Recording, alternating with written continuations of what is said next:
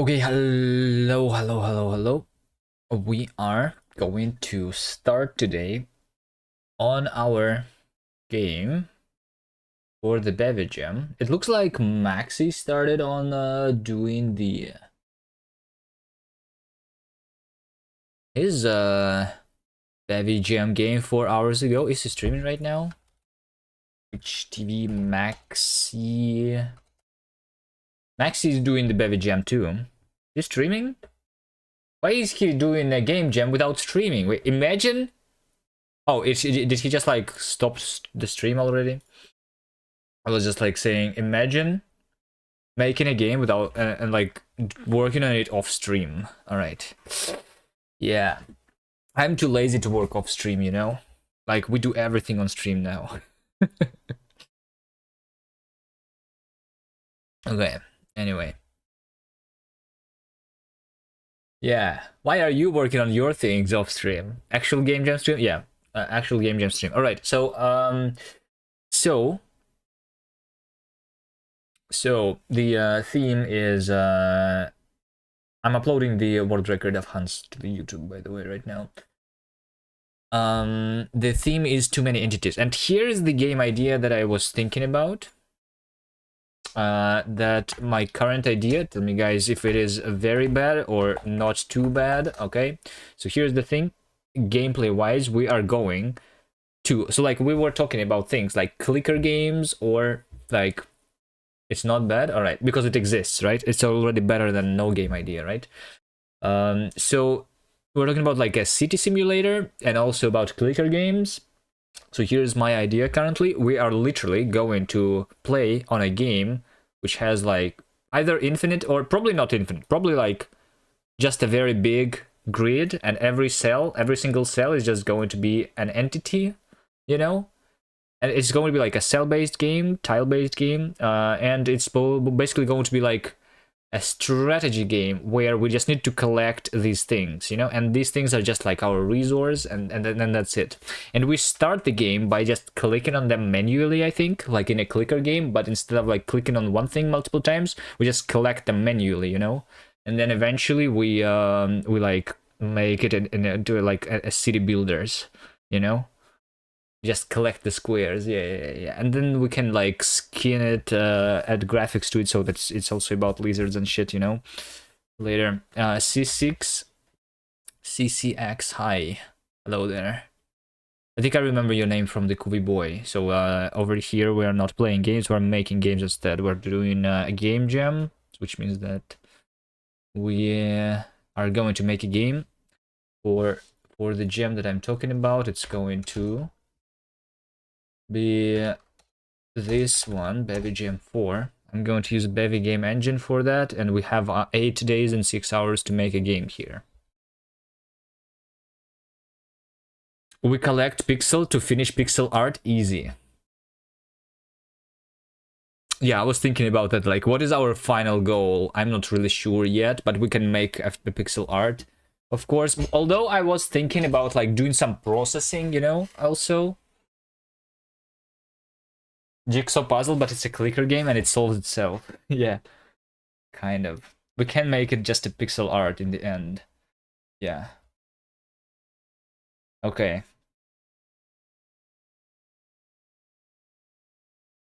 Collect a pixel art of Kuvi melon head. The melon head. All right. But instead of Kuvi, it's going to be a lizard over there.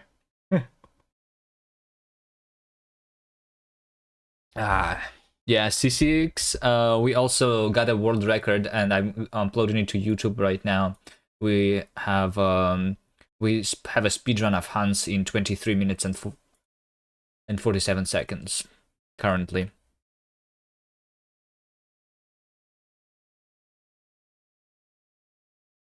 It's being processed right now.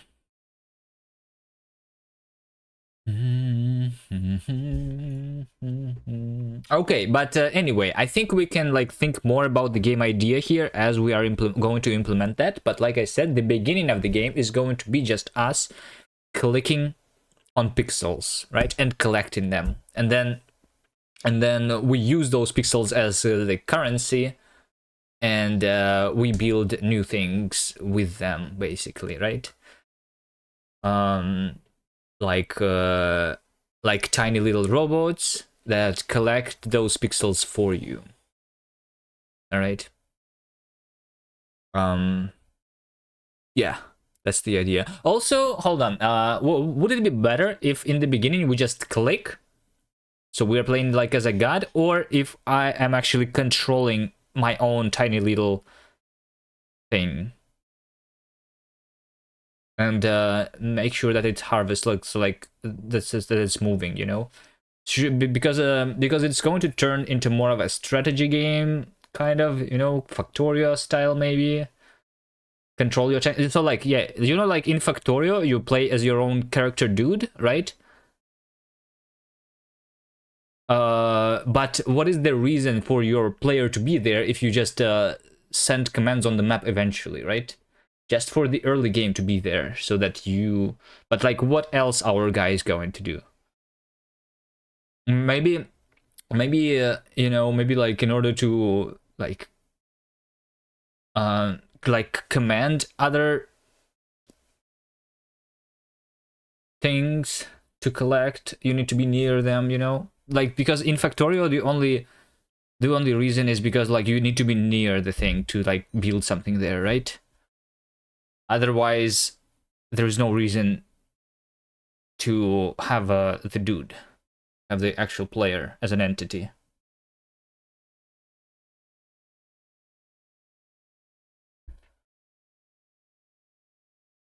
How do you progress as a clicker? Okay, well, the very beginning is you click to collect, right?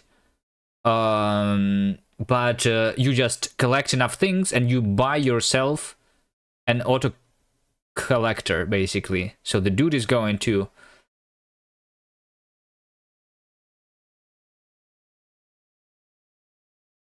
can control yourself to gather additional reward from surprise event. Okay, I don't think it matters too much. We can like get rid of the yourself being an entity at any point in time, right? Let's just start. I think it's not it's like the less of a it's like it's not really like a clicker, it's more of a strategy game, I think. You know? Yeah, and you get a lot of guys to collect pixels. Yeah, so like originally, a lot of entities are like these things that we're going to collect, right? The pixels.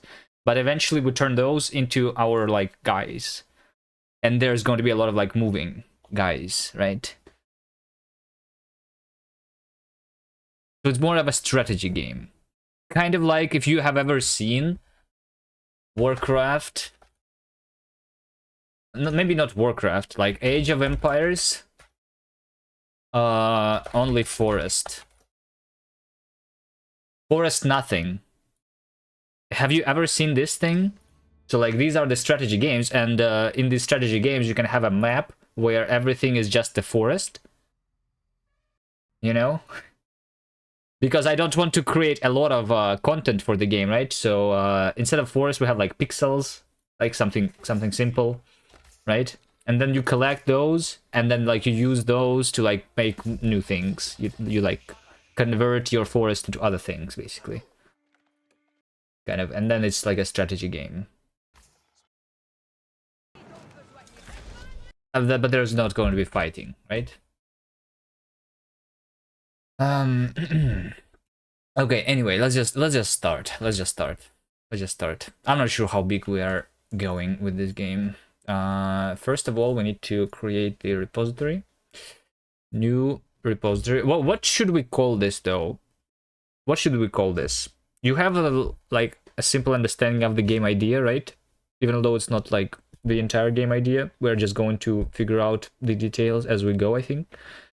But we can try and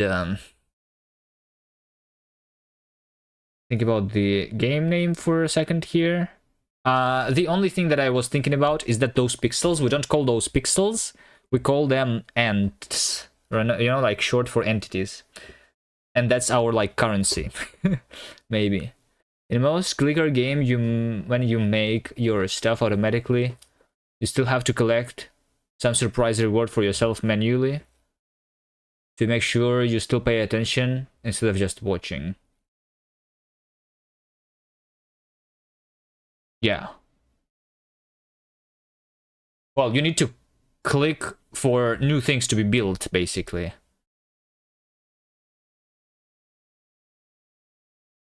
Because new things are not being built by themselves. New clickers are not being bought by themselves. Hello, Ves.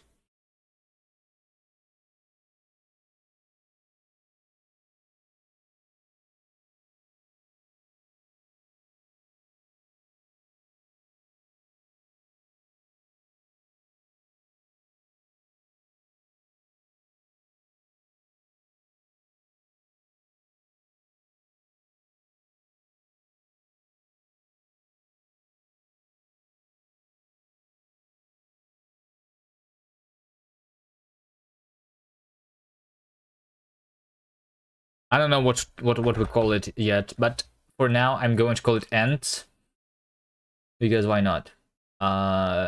Bevy Jam or game create.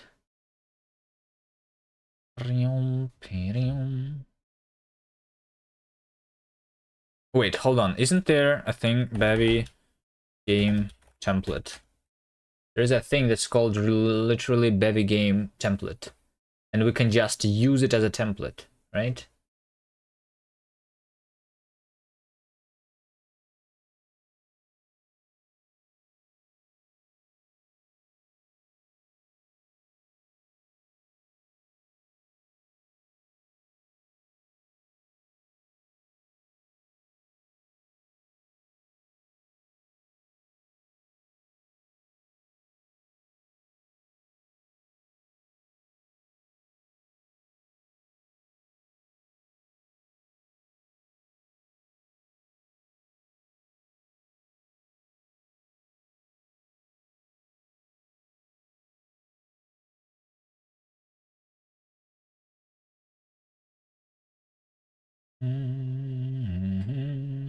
Do I even use that? There's a loading something here. Or do I create the game from scratch? How do we start here? Last time we did it from scratch. There's a menu here though. There's a menu here with one button, which is play. I say we use template. Hold on. Settings. Delete.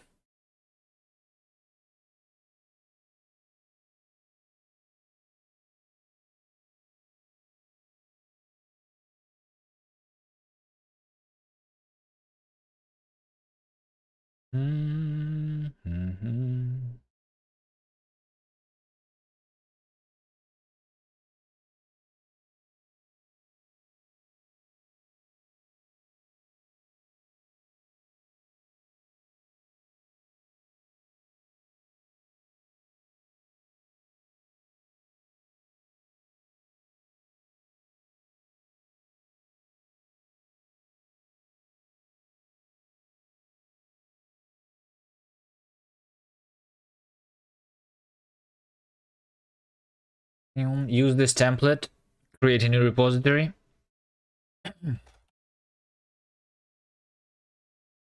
Let's go. Bevy Jam 4 game. Create.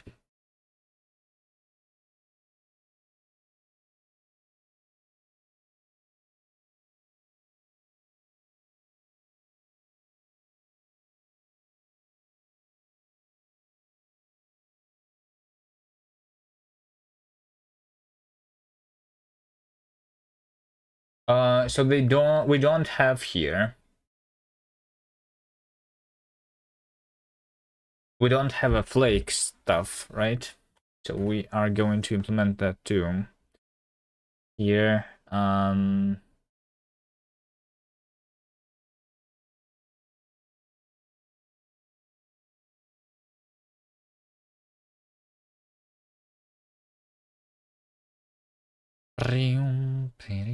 How do we do that? I'm going to copy projects.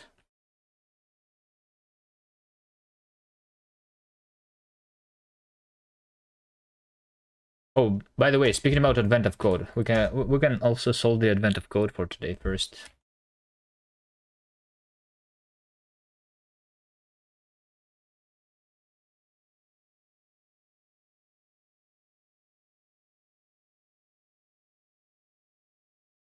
So what do? We use Rust, stable, latest, right? We want targets here to be... How do we configure that?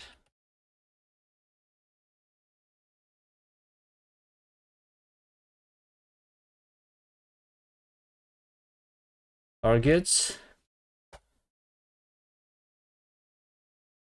Wasm 32 unknown unknown. We like set up building with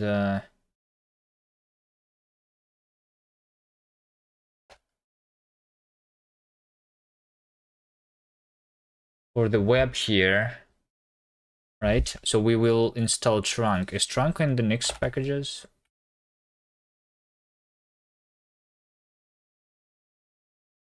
Trunk, yes, it is. Okay.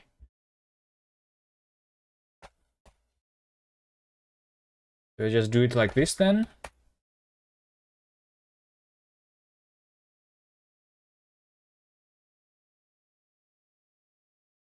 Don't need a description.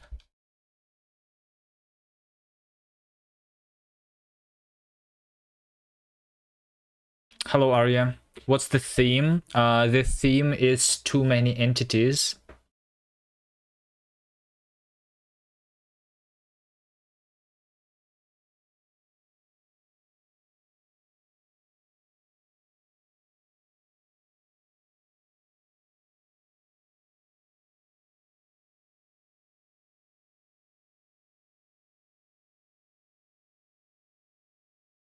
But yeah, I'm just setting up the project here. I copied the Bevy Game template, and I just remembered that there's the advent of code, right?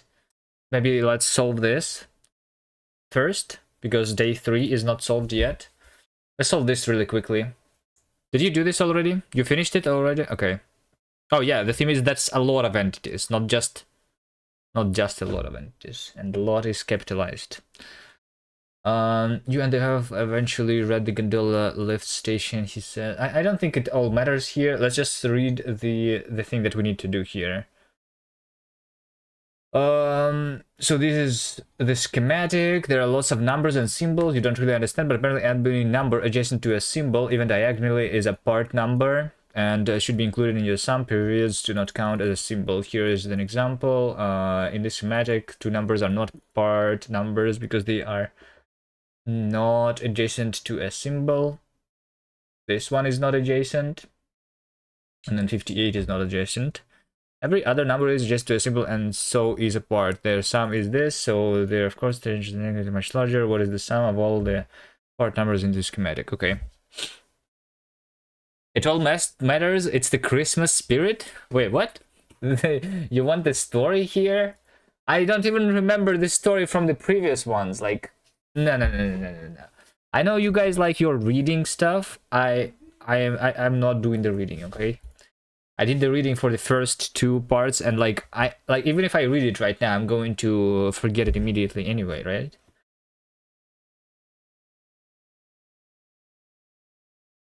Okay, J3 input. Let's go. Let's open code. Advent of code. J3.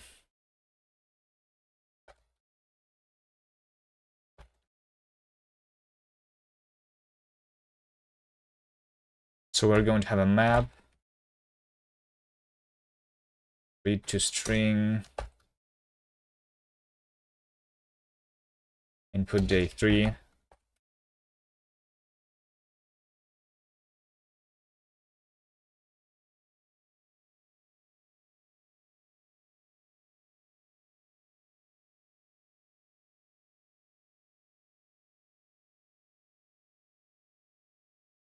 Is my Rust analyzer not working? Why can I not? Ah, it's because we are inside a macro here, I think. Okay, so the size of the input is actually something like this. So we could do a quadratic if we wanted to, but we're not going to anyway. Okay, so what are we going to do? We're going to find all the numbers and then figure out if the number is adjacent to a symbol or not. Hello, Big Orly. Thank you for 10 months. All right, we're just quickly solving here the advent of code before starting on the Bevy Jam. All right. Big Orly. Hello.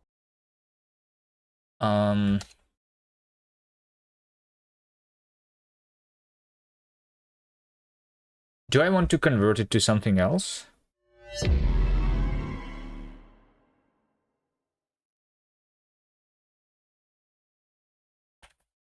I don't know. We can do map lines, map line characters. You know, can we do something like this? Backpack char, so we have a thing like that. Guy codes before even looking at the edge cases. What are the edge cases? Are there edge cases in this problem?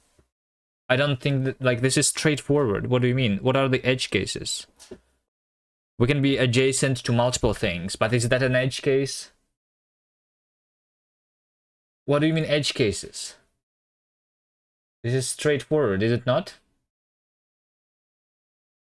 We just want to find all the numbers. I don't know. I guess the edge case could be something like, I don't know, like if the number starts with a 0. But like, is that still a number, you know? Or is that a random symbol? Maybe.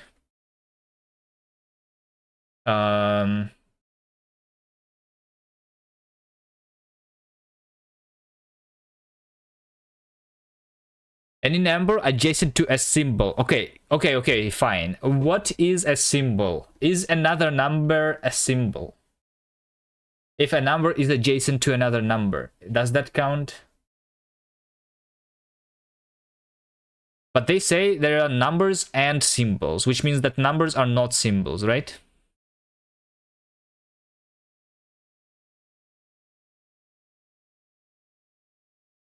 Okay.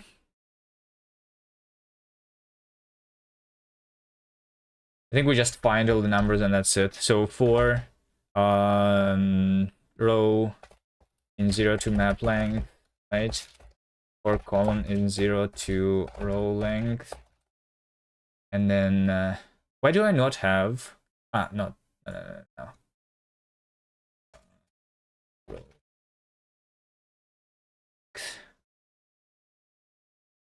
Make this task into a game for Bevy Jam? How?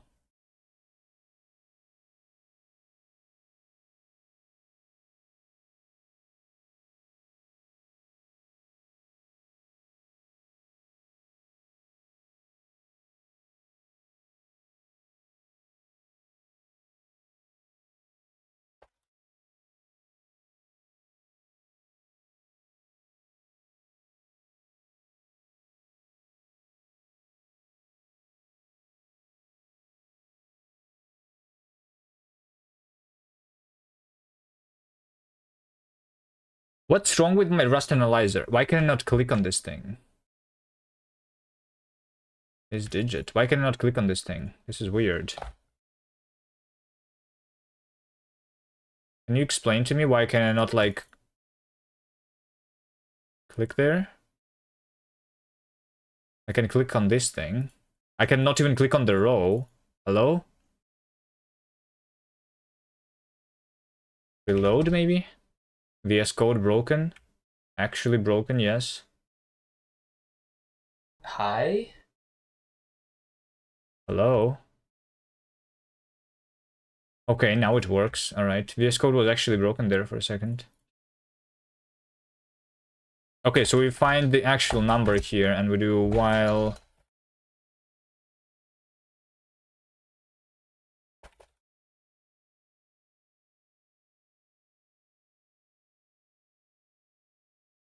map row column 2-digit 10 is something number times 10 plus digit. So like, why is the reward called hello, but you say hi? I don't know. Why not? Why not?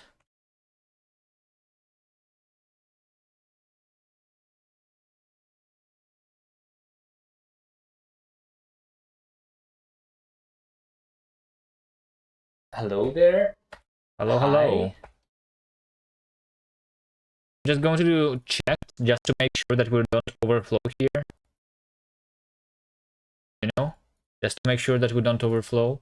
We have a number, right? And we're going to do column plus equal 1 here. So we find the number, and over here we find the start is the current column, and end is the column in the end, right? Now we need to figure out if we are adjacent or not. I thought Scooby hates RNG. Wait, what do we... We were not even talking about RNG, what? Is it your stream breaking up or is it mine? I don't think I dropped any frames. I did not drop any frames. Is my internet not very good right now? Not only VS Code is breaking. Audio is glitching. Is it still glitching? It's my compiling voice. Is it still glitching?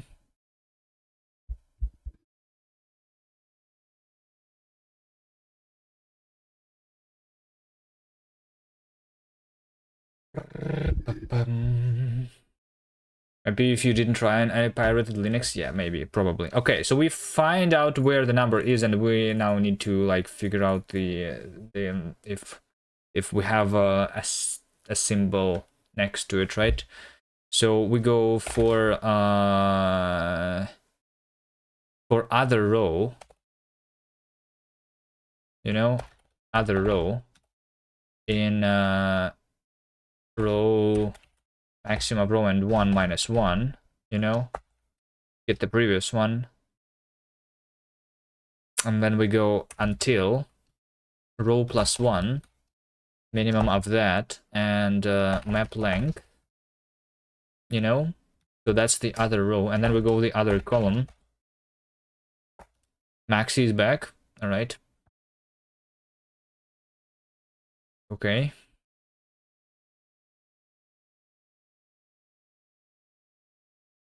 What are we supposed to do now? Stop the stream and all go to Maxi? Okay. Time to watch Maxi instead. All right. Who's Maxi? Just the other person who's doing Bevy Jam, my friend, who's also doing Rust.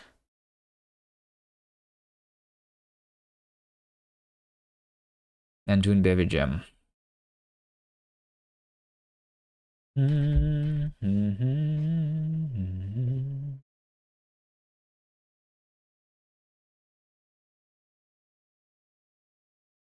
Bad Cup has 97 viewers. Yeah. Bash is popular, right? Apparently. That's how you gain viewers. You just write instead of Rust, you just write Bash, and then you become popular. All right. I'm not going to do that though. All right. We go for column from start -1 up to end +1 minimum of that, and the right side. Okay. So over here we iterate over all the other things, right? Expected semicolon. Oh, 4. Not let. Okay. We iterate and we say that if so the character there is going to be map other row other column, right? And if character is not digit, and character is not dot, and it's a symbol. How do they call them? Part number. So we say part is true, and then we break this loop, right? So then we do if part, then we add the number to the answer, right? Is that what they wanted us to do? I think so.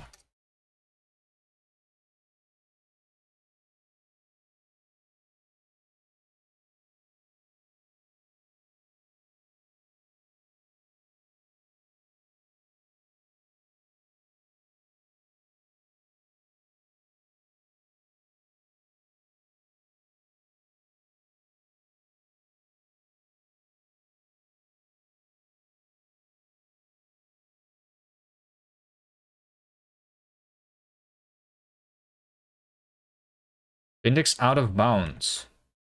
Where? Over here. I guess we do get column copied, and then character to digit. All right, there you go. There is our answer. Let's try submitting it. And it's not the right answer. All right. Did you ever figure out who is Bashkop? No. Edge cases? Are you telling me that there's actual edge cases? All right, let me just try to run on the example. Maybe I just implemented this incorrectly. Let me just try running this on the example. Day 3 example.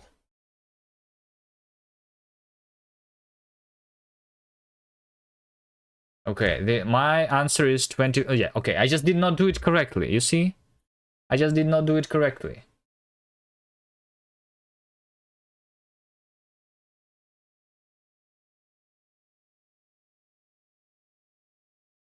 Let's print out all the numbers that we have. We have 35. And then we have 617. So we found this one, but we did not find this one. So it just means that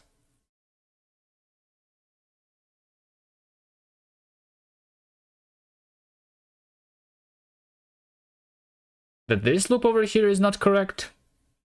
So let me see. The rows that I am iterating over is the current row minus 1, and then until the row plus 1. This should be including, by the way. So plus 2 actually is what I want.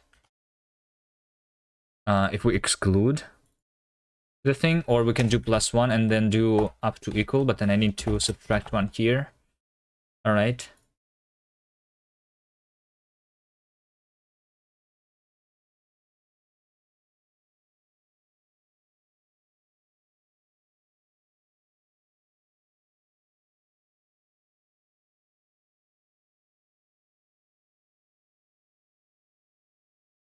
Okay, I think that was the bug. We just did not go to the row after. It seems. Okay. I'm no longer missing the first row. Anyway, no edge cases, but good to check. Okay, there you go. I just made a bug there. All right, and then the part 2 is going to be one of the gears on the engine is wrong. A gear is any star symbol that is adjacent to exactly 2 part numbers. Its gear ratio is the result of multiplying those 2 numbers together. This time you need to find the gear ratio of every gear and add them all up so that the engineer can figure out. Okay, so we find all the stars and then we multiply the 2 adjacent numbers, right?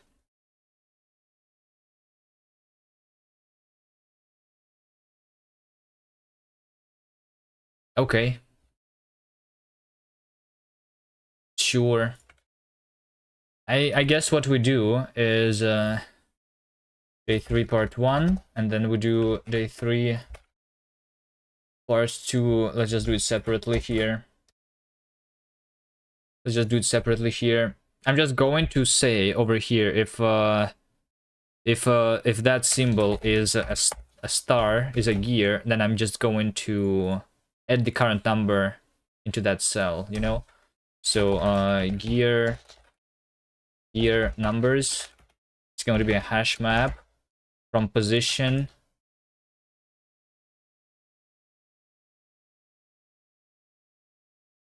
which is just a tuple like this, into all the numbers that we have. Let's just do a vec here of the numbers. U32, sure. Let's just do it like that. And instead of doing part, we're just going to do something like gear numbers, entry for row and column, not row, other row and other column, because that's where the gear is. We're just going to push the current number as the adjacent number to that gear, right? And then we go over all the numbers. So for numbers, for gear numbers in gear numbers into values, because we don't care about the positions anymore. If gear numbers length is equal to exactly 2, right? Because that's what we want. Then we add to the answer the gear numbers, the product of those, right?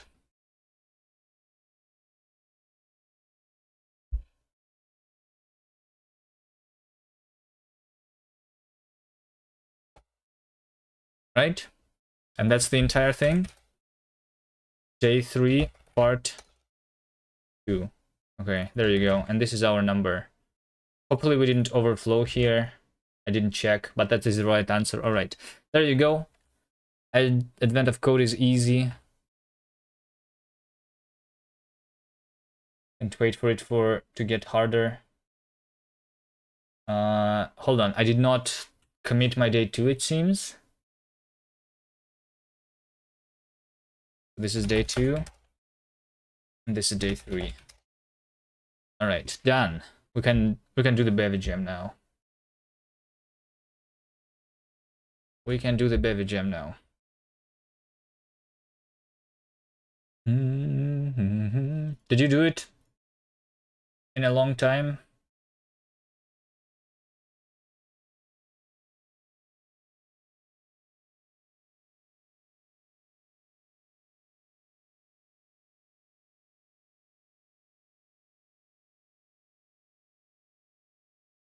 Around 15 plus, it starts being hard. Yeah, probably. Okay, so how are we doing here? We have stuff, right? We have stuff. We have our flake with our rust and with wasm target installed and with trunk, so that we can try for the web. So this is our flake. Let's go into VS Code. Let's also do the env-rc to be use flake. All right. Reload. Allow.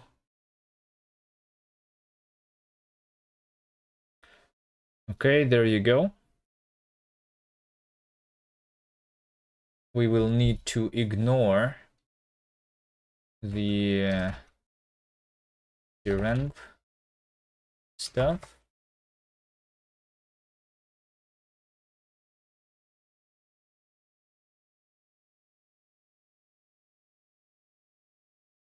Okay, looks like we are starting to compile things.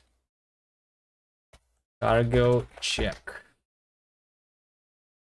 You didn't initially think of finding the symbols first, but that becomes annoying with keeping track of not counting a number twice. Yeah.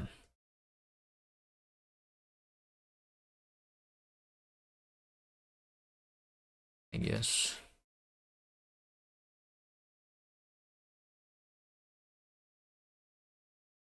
Wait, what? This thing does not even compile? Oh, wait. We need to, yeah, we need to install things for Bevy to actually compile, right? It's not enough to just install Rust. We need to install all the other things, which is, do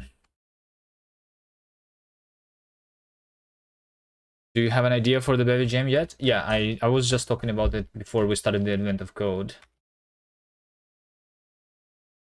The idea is that we are going to basically collect like pixels. Maybe those pixels are going to be something else, but basically we have an infinite and like I don't know if it's going to be infinite, but a very big grid, right? And then we can collect like on every single tile there's going to be like a thing that we can collect, and we are going to start by collecting it manually by clicking on them probably, and then we're going to use them to buy the guys who are going to collect them for us, and we go from there, you know, kind of like an auto clicker game or a strategy game, like something in the middle.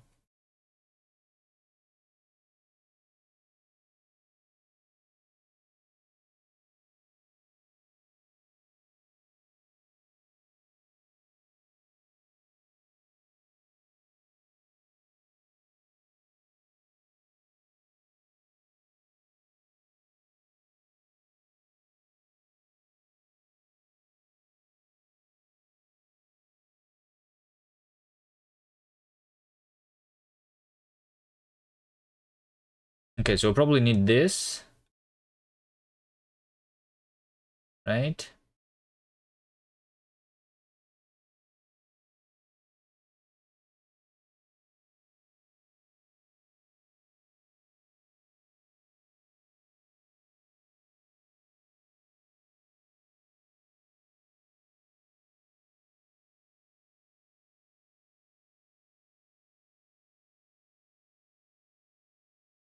Hold on. X undefined.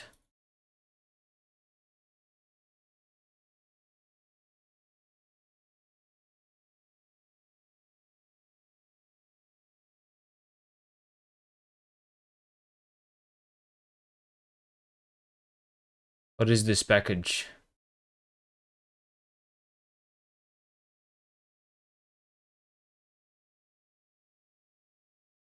I'm not sure.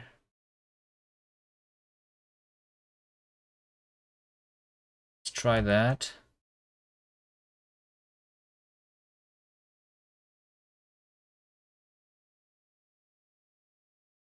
So what did not compile this time? libudev, because package config is not there, right? So we need package config.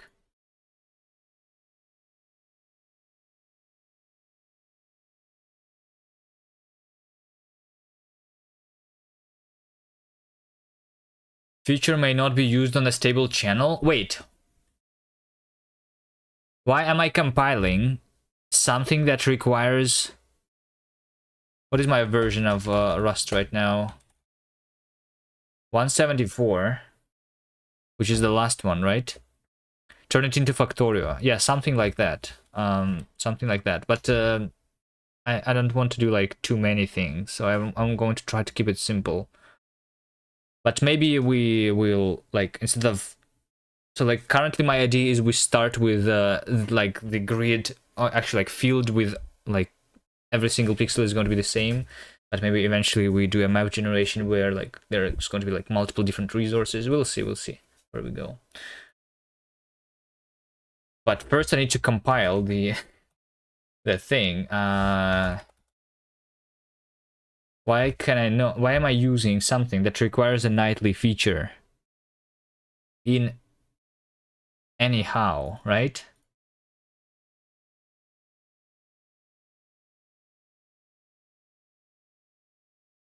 So anyhow cannot be compiled on stable anymore? Is that true? Repository.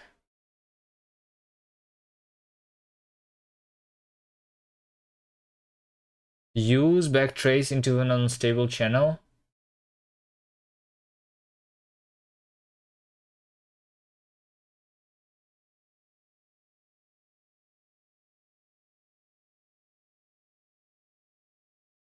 Feature may not be used. Is there an issue like that?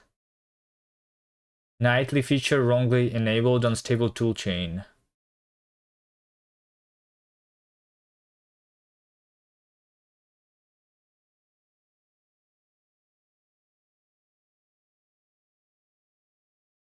I think they introduced a new bug or something. No? Hold on. Anyhow 1075. 1075. That's like the current version, right?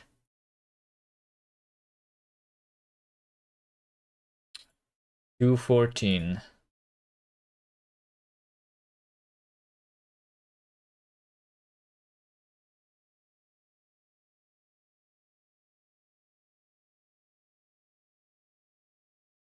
So if we enable the backtrace feature, then we use the arrow generic member access feature.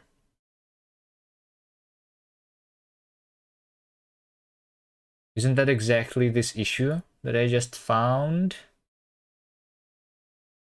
There's no way I'm the only one who's hitting that, right? Nightly feature enabled. Looks like a duplicate of this. Most often, this has been an IDE bug. Oh wait, it's an IDE bug. Alright, maybe I just need to clean.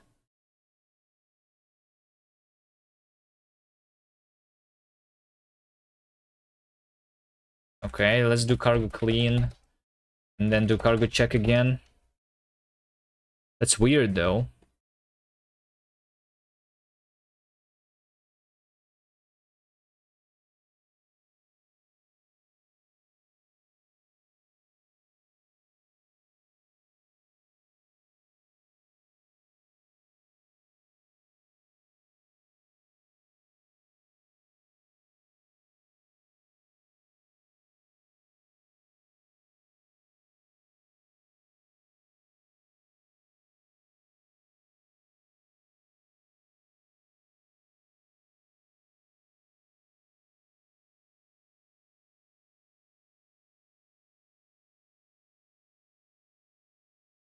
Let's see how long it takes to come to check. I'm checking this.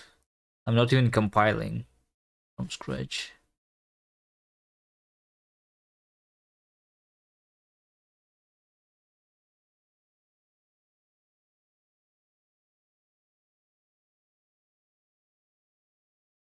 Zero 12. Hold on. Am I using the correct version? 012 is the current Bevy version, right? 1 minute. Alright, cargo build. Let's also build. Bevy. Engine. Get started. Alright.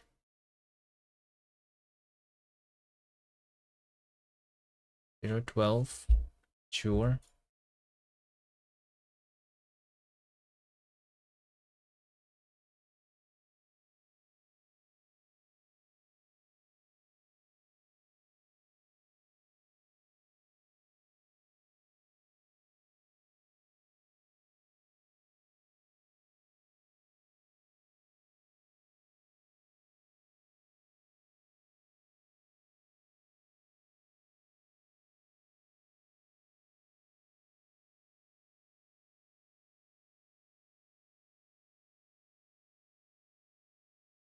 Yeah, building is going to take a little longer, it seems, than just checking. And then we will also compile for the web here.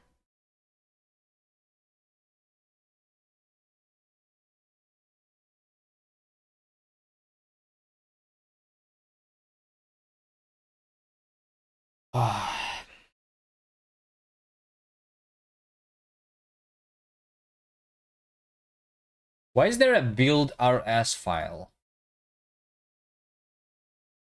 Oh, to embed the icon. All right.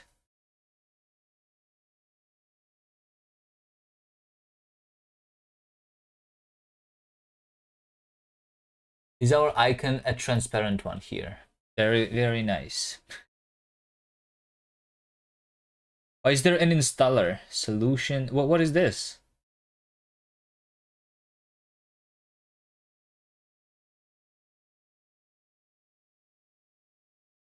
Icon ICO is empty. I thought this is supposed to be the icon.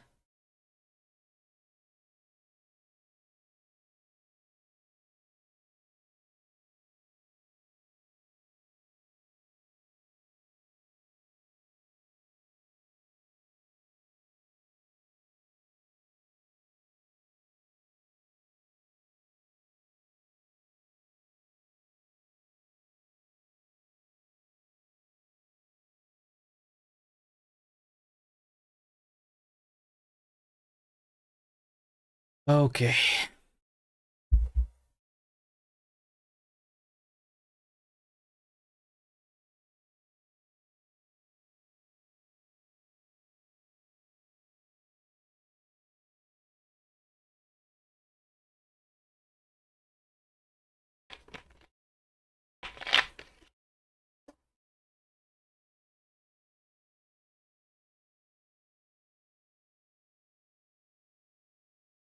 Bevy gizmos.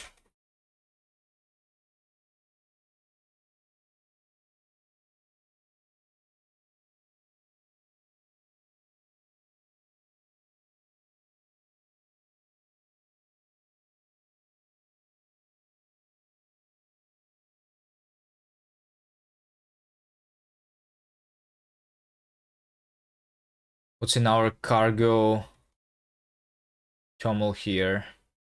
To do, you are the author. To do, yeah, we are supposed to look for to do's here.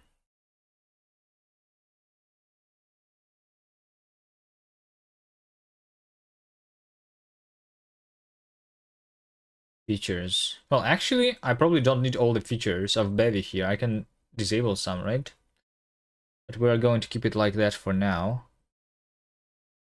Keep the following in sync with Bevy's. Wait, hold on. Why do we have winit in our own dependencies? Why do we have winit in our own dependencies? I don't get it.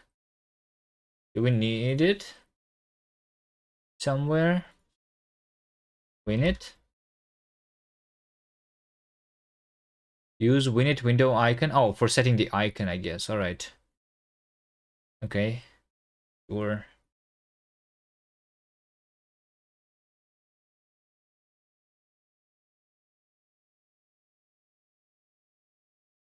Okay, so building from scratch requires 5 minutes.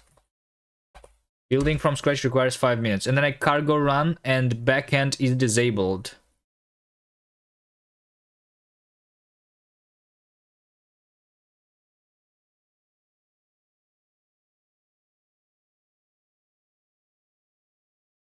Wayland is disabled and X11 status is that we cannot open because libx11 cannot open shared object file.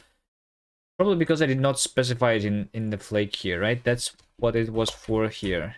Do we do something like this?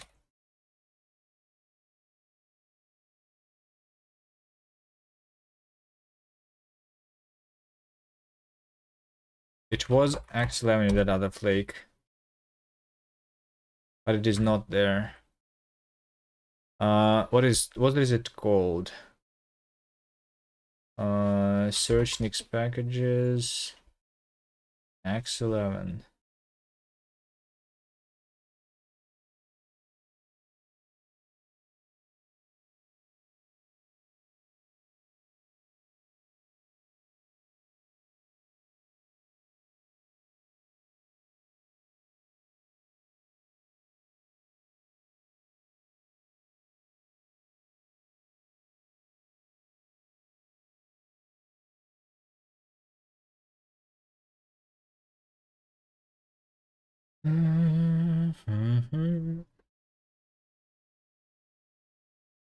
Because it was moved or something, right?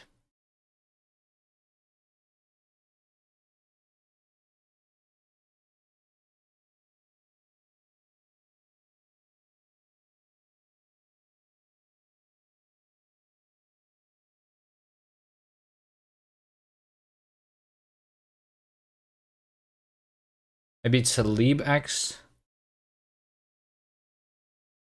Libx. Yeah, this is probably what we want. Right?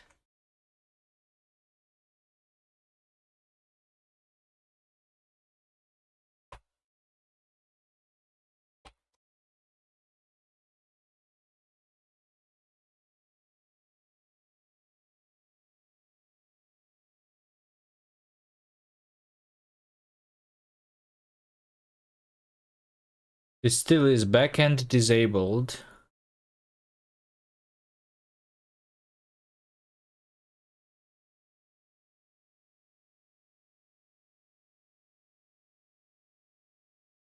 We need Unix backend. Wayland feature is not enabled. But we failed to initialize the X backend because we cannot open the library.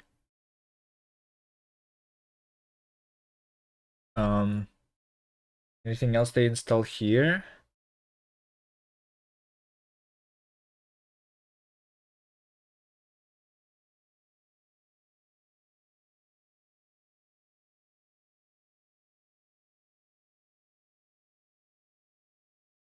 Oh, over here, LD library path is what they did. Shell hook.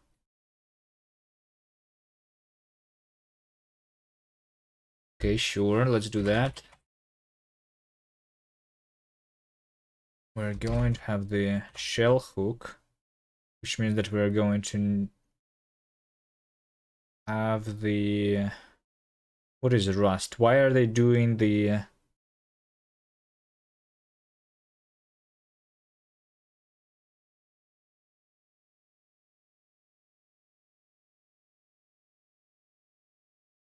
this thing? I don't think I need that.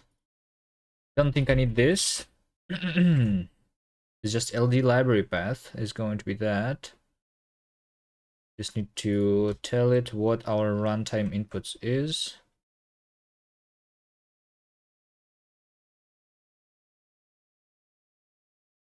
Mold, probably also a good idea. Let's just do it the same as they did it. You know, shell inputs is going to be okay, this is going to be Rust.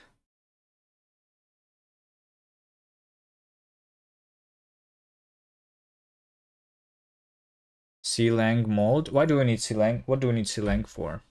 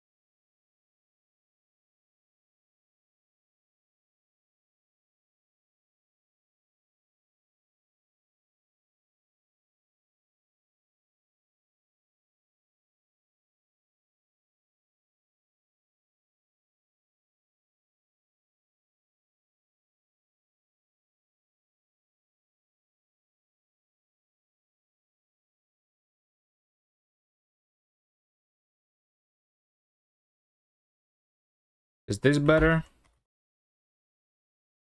Cargo run. Am I going to need to recompile stuff? Okay. Like I'm recompiling the X11 library here, which probably means that we're going to succeed this time.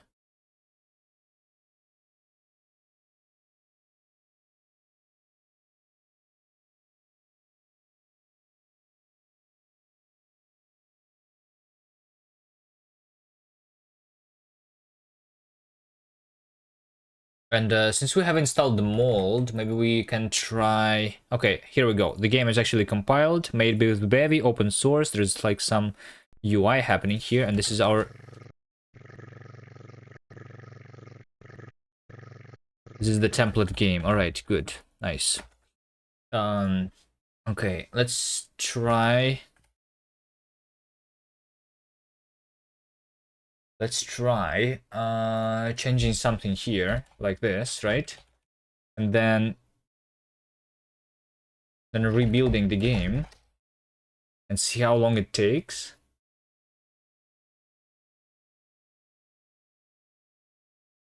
When we do a simple change, which literally changes nothing, which still use 11 seconds. All right, we do not have the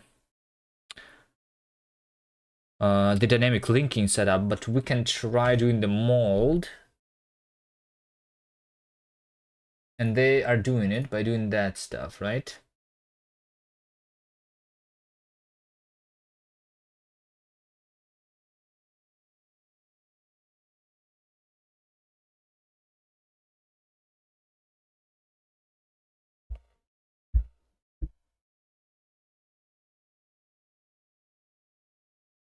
Linker is clang, and then we do the mold.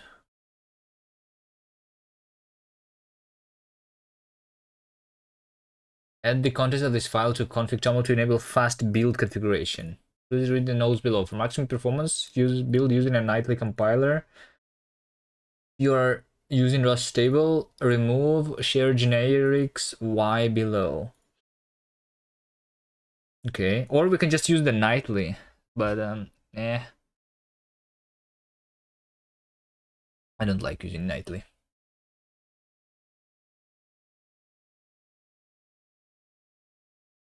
Enable optimizations for dependencies, including Bevy, but not for our code. Maybe also enable only a small amount of optimizations for our code.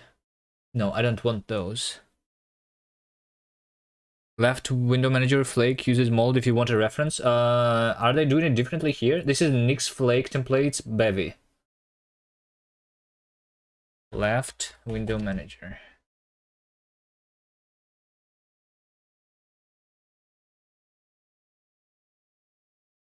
I just want to set up my shell environment. I don't want to like actually build using Nix, right? I just want the dev shell. So that's done. They don't have .cargo here or anything. How do they specify the mold? Oh, Nix C flags link is mold. All right. I see. But that's only when using the Nix build stuff, right? Not in the dev shell, and that's more important.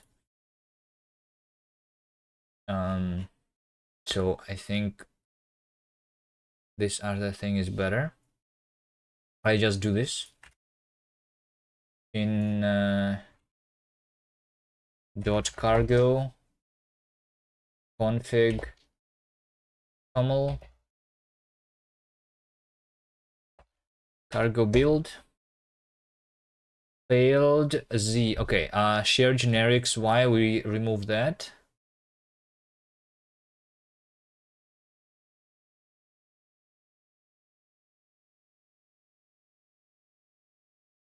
Because we don't want that. Are we going to recompile everything from scratch though here? If I do this? Let me stop the Rust analyzer.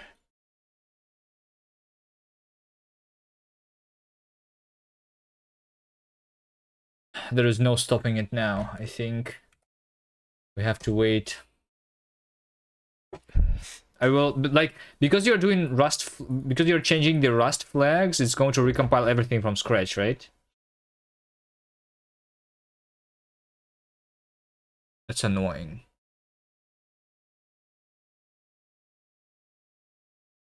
Didn't I read somewhere that they have Hold on, hold on, hold on. What is the latest Rust release notes? What Rust is it? Release notes of Rust 174. There was a thing for cargo, something new. I remember.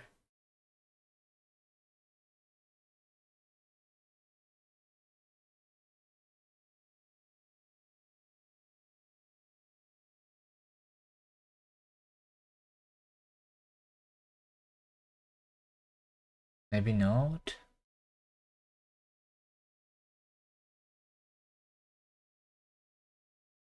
I thought you could like specify your Rust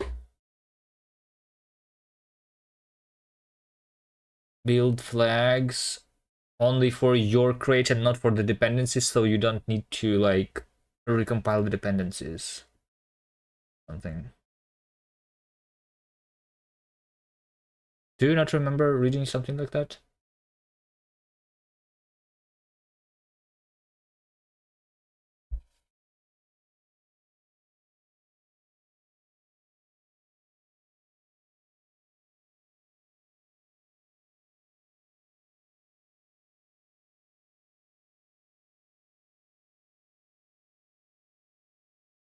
Or like you could like configure the warnings in Cargo Toml now or something like that, which is similar.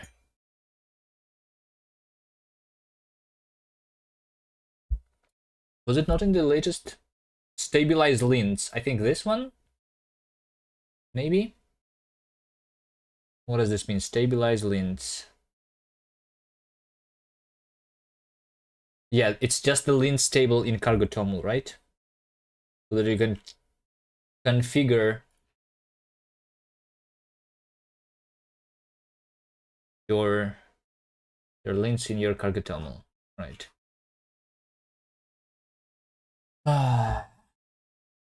Okay, yeah, it means that we need to recompile everything. Okay, fine, let's wait 5 more minutes. It's okay. Last time I tried mol though, it actually did not reduce my compilation time. Let's see if it does it this time.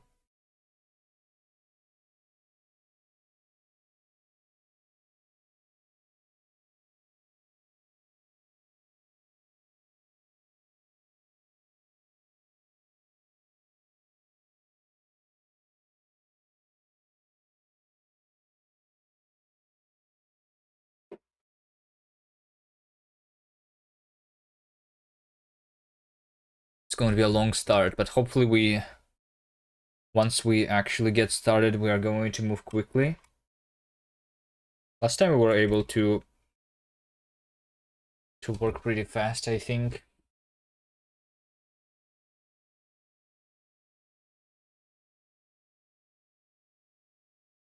If mold is not going to help, then I'm going to also try the dynamic linking. For that, we just enable the dynamic linking feature in the Bevy here, I think, right?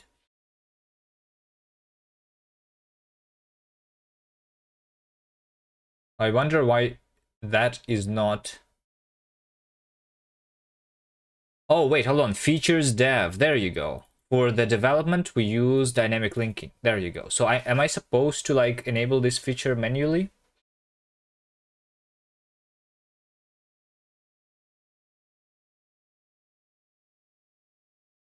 Dev? They're not talking about that in the README here. So...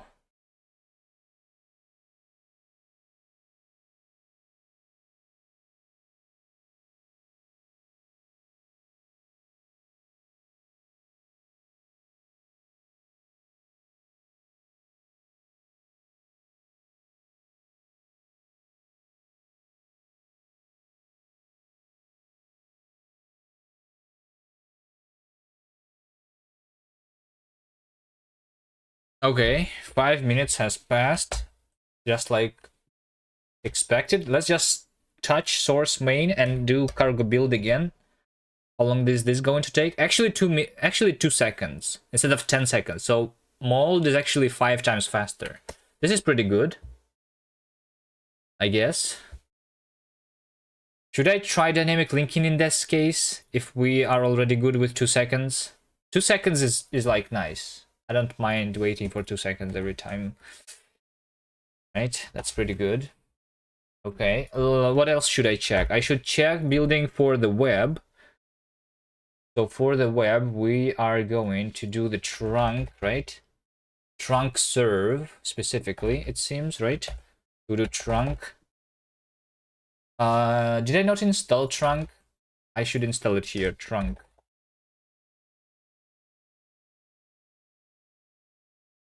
Trunk serve.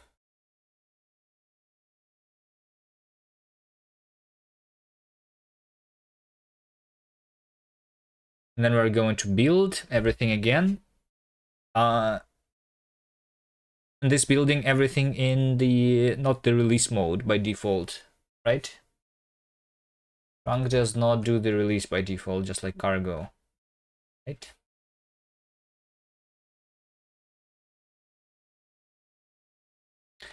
Anything else they tell in the README?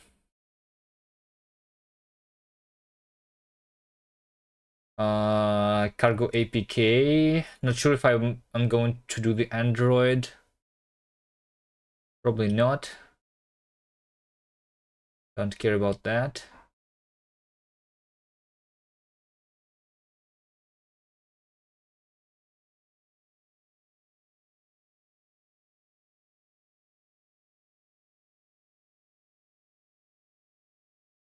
Deploy web build on the GitHub pages. Trigger the deploy GitHub page workflow.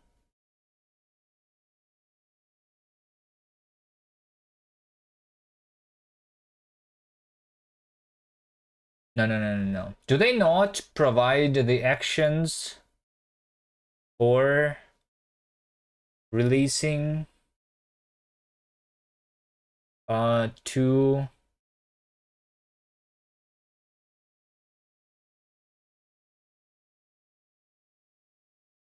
what are we doing? Build Mac, build Linux, build Windows, build web, build for iOS, build for Android.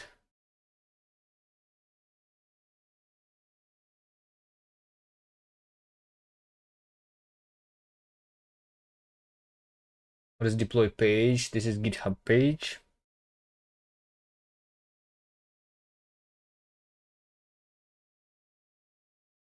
And build release. Wasm opt. Wasm opt is not embedded in trunk. Okay. Release Android Google Play.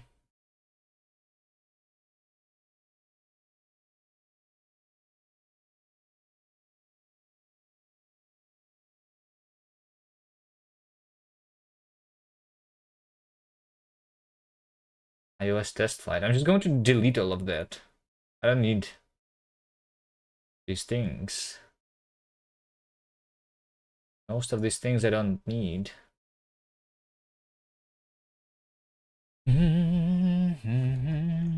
How far are we into the building? Almost done, I think.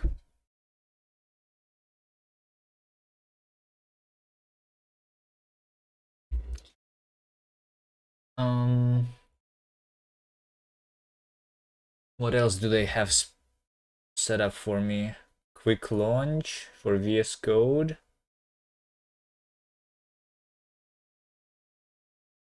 Assets, audio, textures. Build, credits.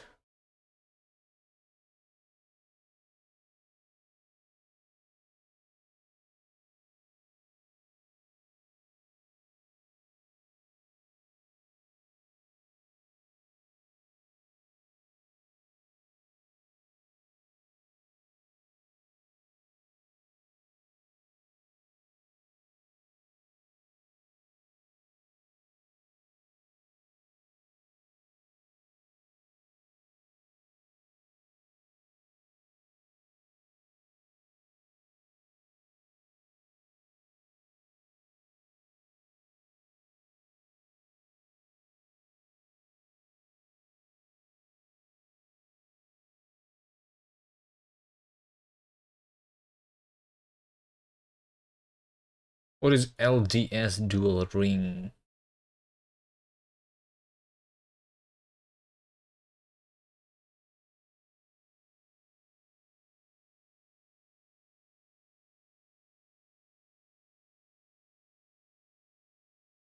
It's like the loader, probably, before we actually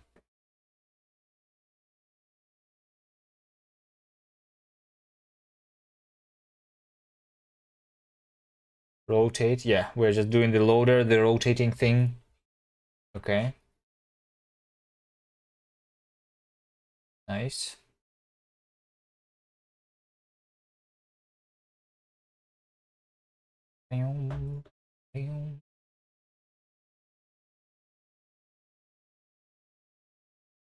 Oh, hold on. We are done. The build is done. The server is listening on localhost 8080. All right, there you go. This is our game. Okay. It looks like the game is not using the entire screen space here, though.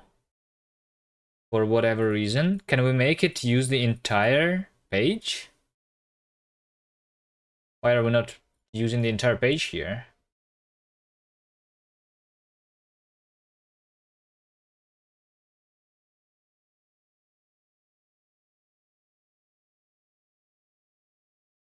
I feel like that should be using just the entire thing.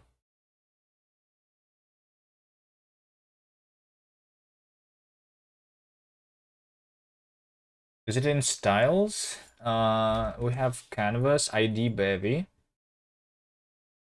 Where's our style? Body. HTML, height 100%, background color, margin 0, justify, game container, width, yeah. It literally is over here, width 100 pixels, height 600. We just delete that, right? Do we just do width 100% and height 100%? Is that what we do?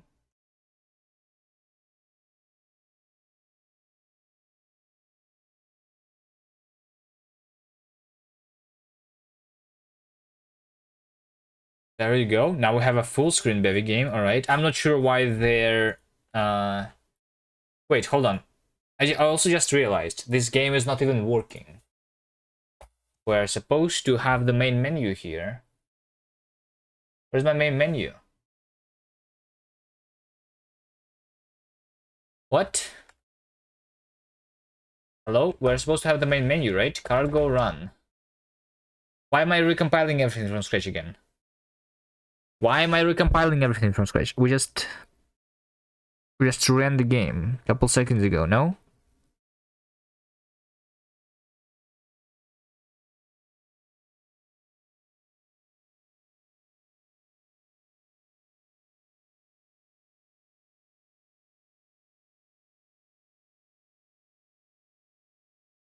How long until we actually start working on the game? It looks like getting started is a process. All right. How many times? Like I remember when working on the last Bevy Jam, we were recompiling from scratch a lot too. I do remember that. It may be because I actually compiled for the web, and because of that, we need to like recompile the native builds or something. It has to do something with this. Oh wait, I think this is, yeah, I think this is why actually. I think because the mold does that. Because of this rust flags, that's what they are doing. They are breaking things. Or are they? Or maybe it's the Rust Analyzer. Rust Analyzer is not using these Rust flags, maybe. And we need to recompile everything. Maybe that's the case. I don't remember.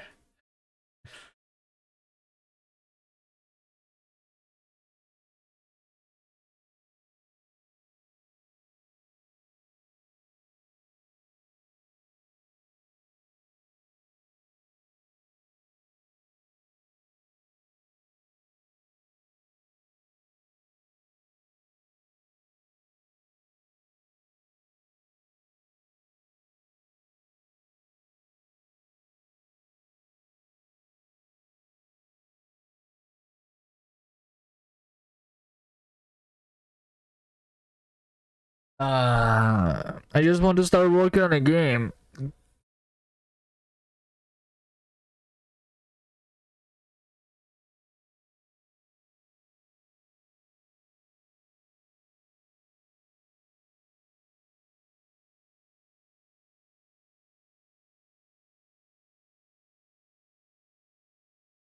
So the first thing that I see is that my web build is not working. And then that we are recompiling everything from scratch.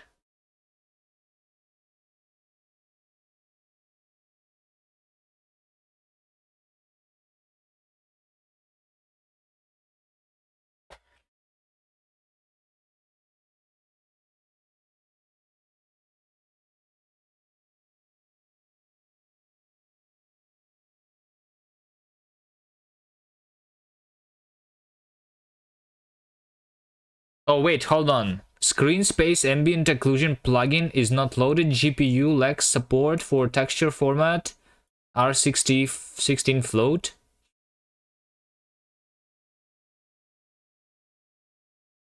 It's Bevy PBR. We are not using PBR for anything, are we? We can disable that, but disabling that means that we're going to recompile shit again. I don't want to do that.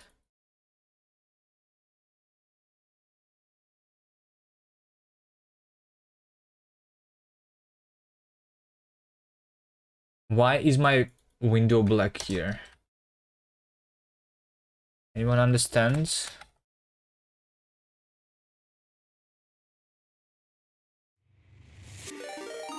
Yo, Infinite Coder, thanks for the raid. Hello there. How's your stream? Maybe there are some issues here. Trunk only shows black screen. Okay, I'm not the only one. Fine. Nice. Alright. Why does trunk only shows black screen? Okay. So that's not my issue. That's actually their issue. But whose issue is that? Eyes up, hi hi. Jesus is Lord, amen.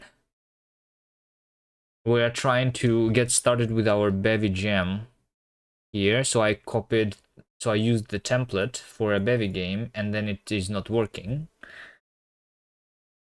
The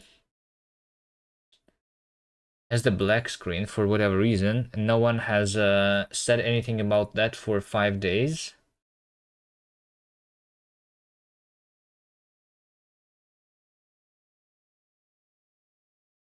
I mean, we will try looking at the code here. Maybe there's something we're doing.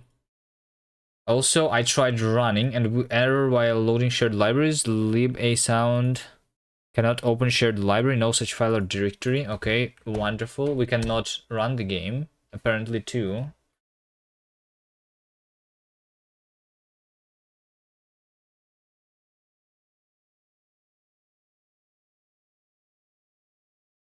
Try to run a web server or have a stream, and then I've tried to do logging between shared objects or the other half. All right. I don't understand what that means, but nice.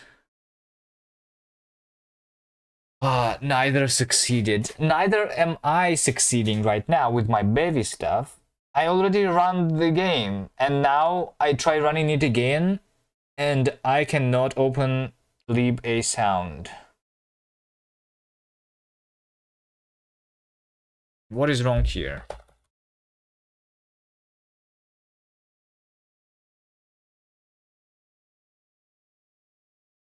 If I reload, then we're going to recompile, okay?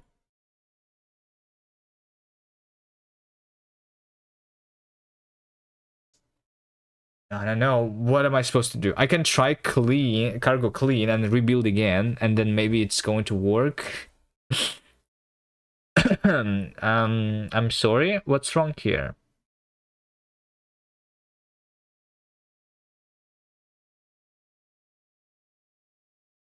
App runtime inputs. I do see that in the runtime inputs we do not have the ALSA.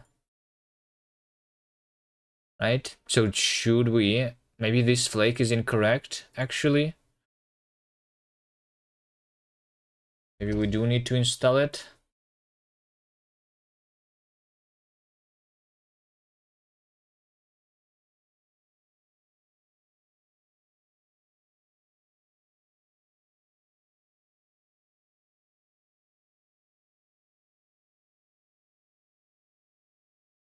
We do need to install it here. App runtime inputs. Let's try that.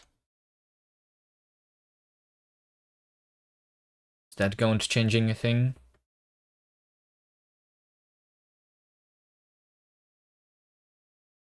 Now I'm recompiling shit.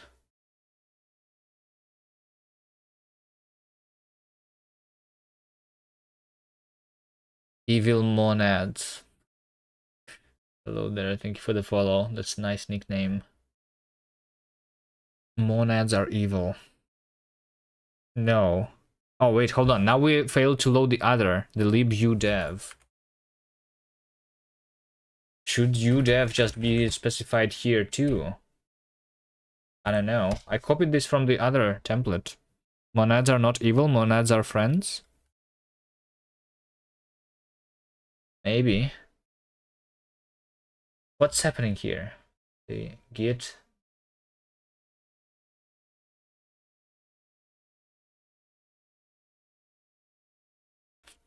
How long until I can actually start working on a game?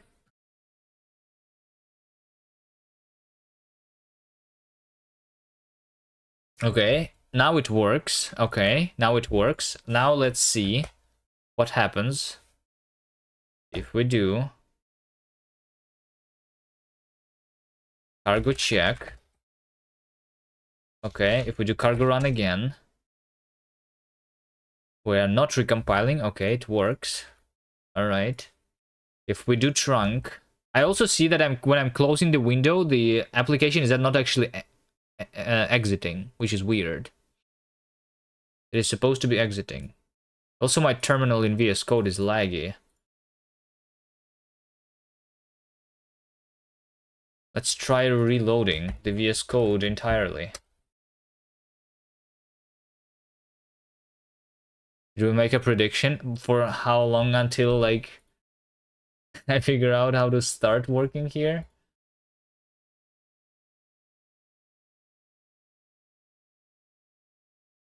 When we did the Bevy Jam last time, was I was not on NixOS yet, right?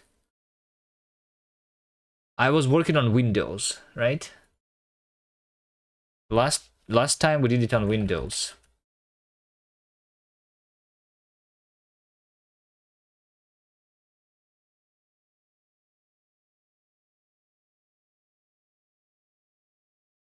Okay, let's try again. Trunk serve. We are recompiling everything.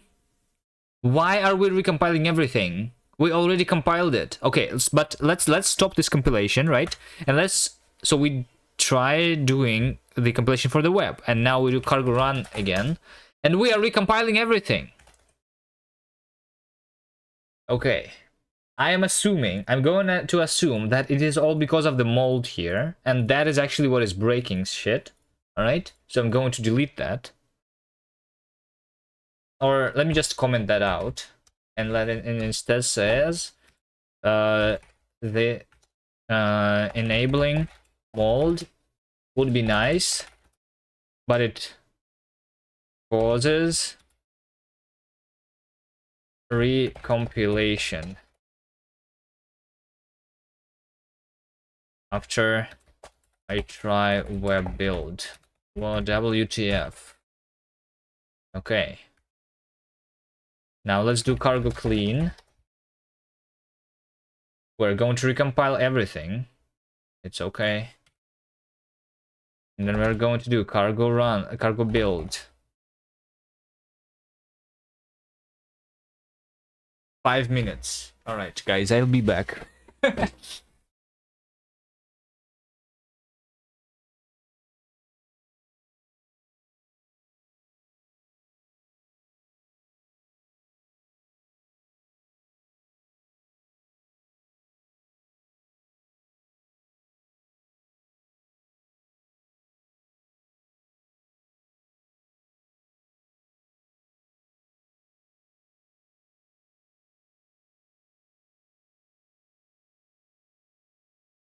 5 minutes. Let's take a look at the code. Let's take a look at the code. Maybe let's try figuring out this black screen issue on our own here. Let's take a look at this repository. Maybe we do source, or maybe we do build web. Maybe there's something here. There's only sound.js and styles.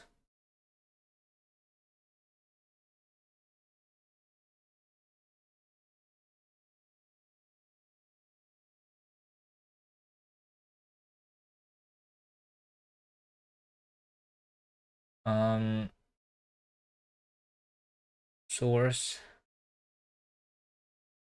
main. Okay, what are we doing here?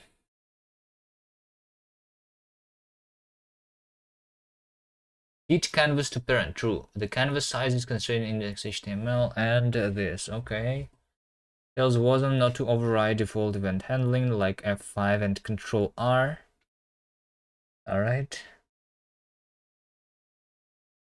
That window icon. Then we have the game plugin from the Bevy Game. Because so we have the library here, the lib. See, have the game plugin. We add state, game state. It's either loading, playing, or menu. So we have 3 states. We start with the loading state. So maybe it's because we cannot do the loading state for some reason. That's so like we're stuck in the loading screen forever. Maybe that's why. So we have the loading plugin, right? Which is supposed to change the state to the menu. Continue to state.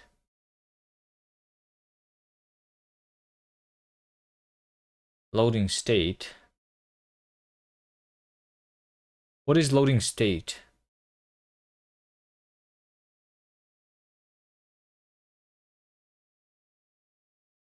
Is it from the Bevy asset loader? This plugin loads all assets using asset loader Bevy plugin. Alternatively, you can write the logic to load assets yourself. Add collection to loading state. Audio assets, texture assets. Okay.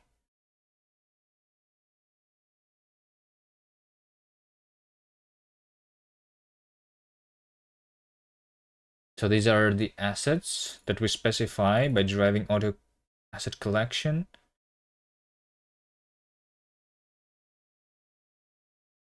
Bevy, GitHub. Maybe we just never loaded it or something.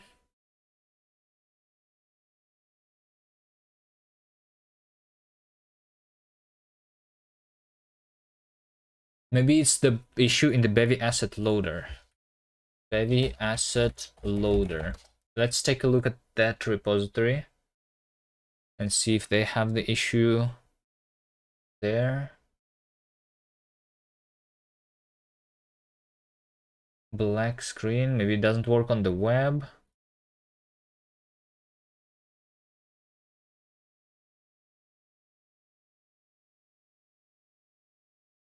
I don't know. I mean, why would it? Okay, the game is almost compiled though. For the native build. Alright. Okay, it is compiled. Now let's try recompiling it again. Okay, done. Now we do trunk build, right? Okay, let's just stop it immediately and do another cargo run.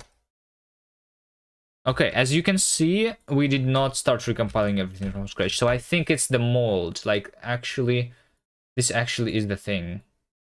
You cannot use the mold linker and try building web and not web builds at the same time.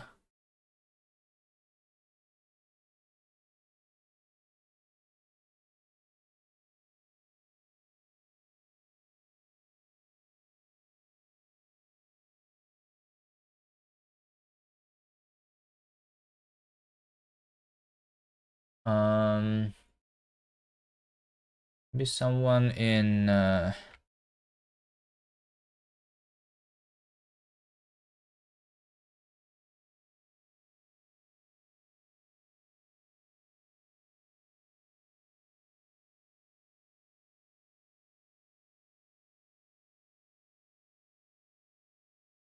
in the Bevy Discord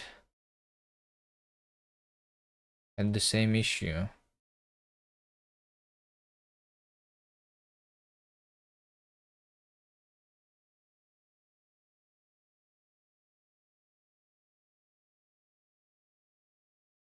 Привет. Привет, Alexander. Super Tramp.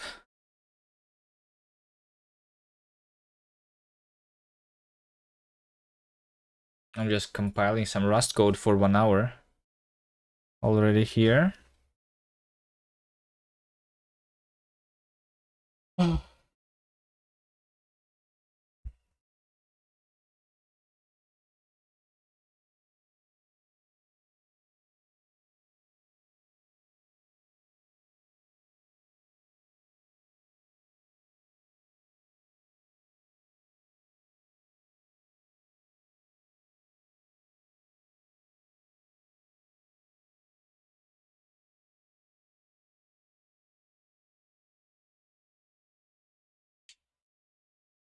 Для чего?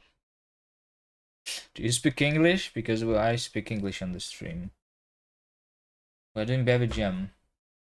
It says in the title of the stream, right?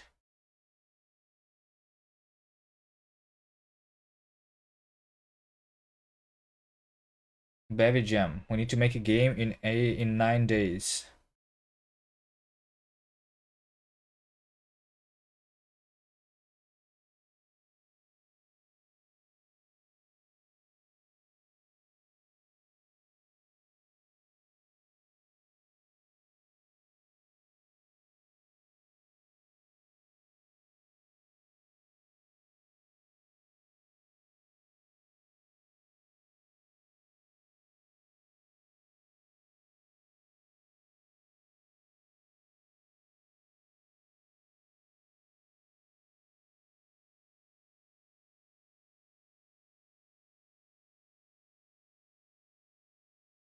Why Rust? Because Rust is good. Rust is best.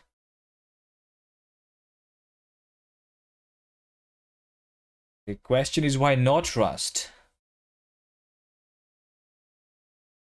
Why would you use anything that is not Rust? Like that is something that I do not understand.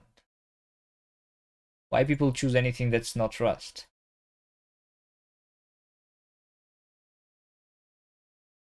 The only reason that I see is that they don't know Rust.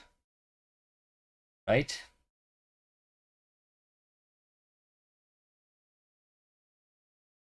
I do see the reason to not choose Bevy though, because it literally takes me like at least 1 hour to get started here. What's my day job? Rust. I do Rust. I don't have a job, but I'm an individual entrepreneur. So like I don't have a job. I'm doing stuff in Rust to get my money. Okay, we have compiled here. Localhost. Okay. I am a free man. That is nice. Yes. I'm a free man.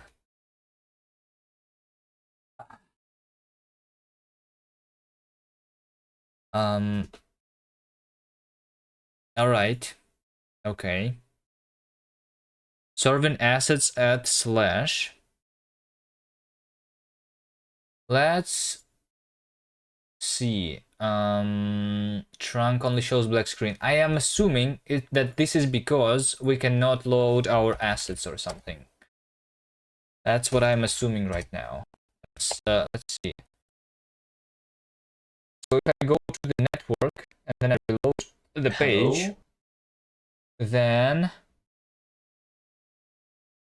hello, have the meta file being loaded, and then we actually wait. Hold on, we actually did load the Bevy PNG, GitHub PNG, line OGG. These things are actually loaded.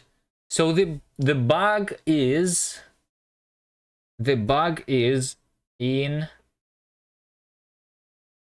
in the loading in this library then, right? In the Bevy asset loader. That's the library that I did not use before. Because it is supposed to continue to state game state menu, but it didn't, right? Is that right? Cargo check. We also need to run the checks. I wish I didn't have to fix the bugs for people here who made the template.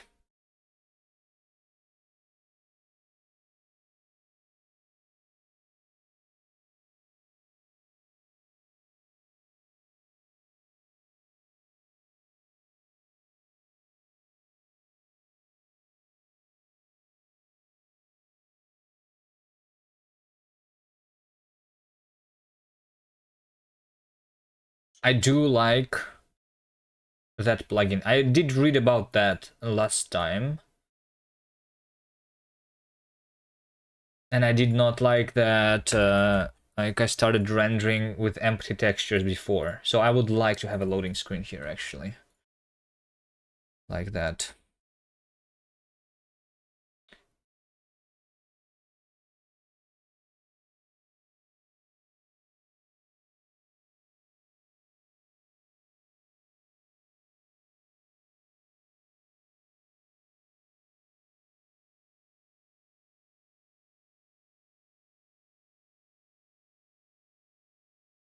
Okay, let's see. Thing compiles, but doesn't really work yet.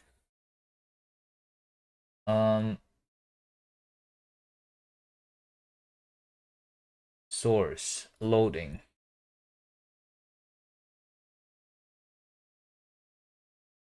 Rust analyzer.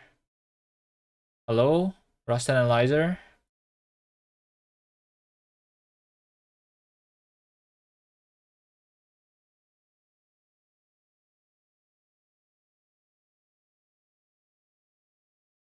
Okay, it's here.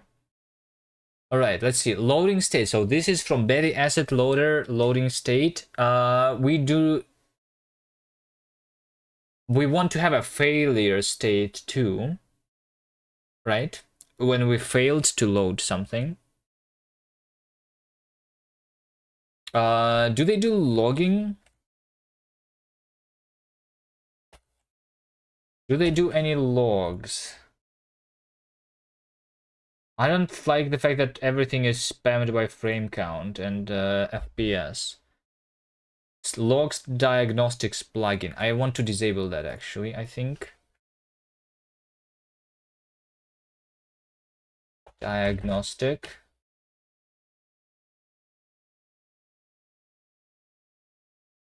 Log diagnostic plugin.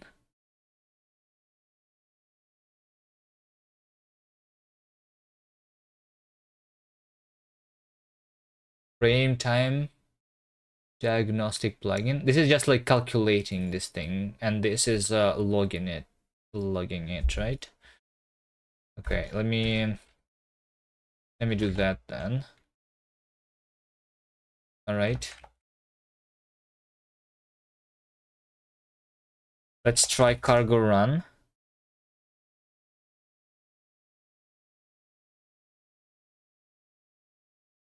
And make sure that I don't.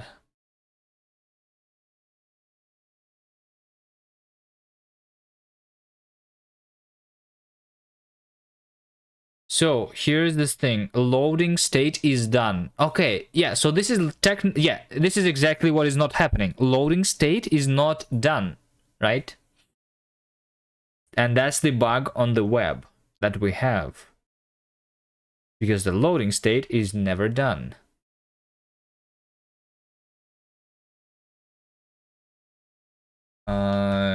Disable log diagnostics plugin.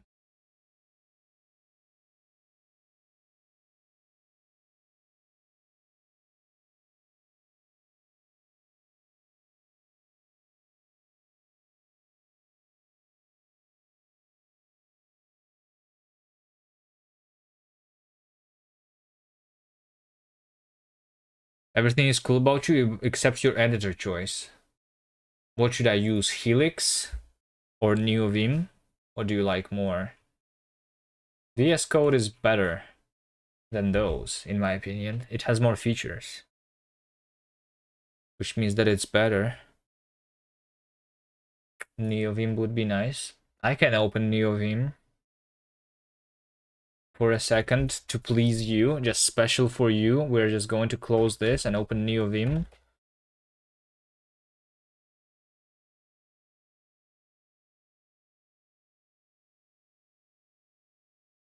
What VS Code has that NeoVim doesn't? Like screen shake when I type, for example. It's one of the examples. Another example is multi-cursor, and the plugin for NeoVim that exists works very badly. So like Helix has multiple cursors, Vim doesn't, so Helix is better than Vim in that regard, for example.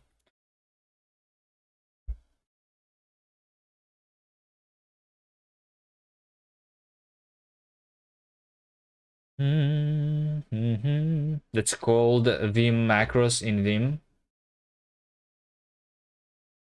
What, the multi-cursor? Yeah, I know that you can do stuff with macros. It's not the replacement though. They are more powerful, but they are not a replacement. It's easier to do stuff with multiple cursors than it is with macros.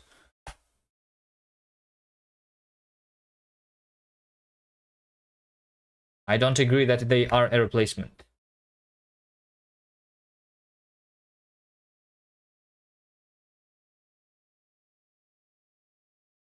They are more powerful, but it's like saying that you can write like a Python script to modify your source code or something because it is more powerful. Just write a program that changes the source code the way you want, right? Because it's more powerful. But, you know, that's not how you work, usually.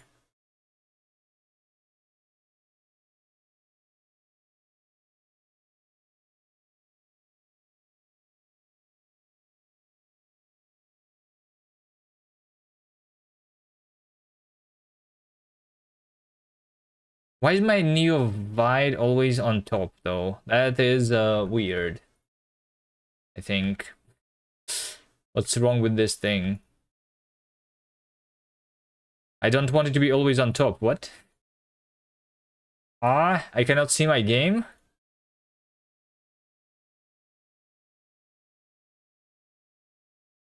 Because of that. That is weird. That is weird. I guess if I move the game over here, then I will be able to see it. Okay.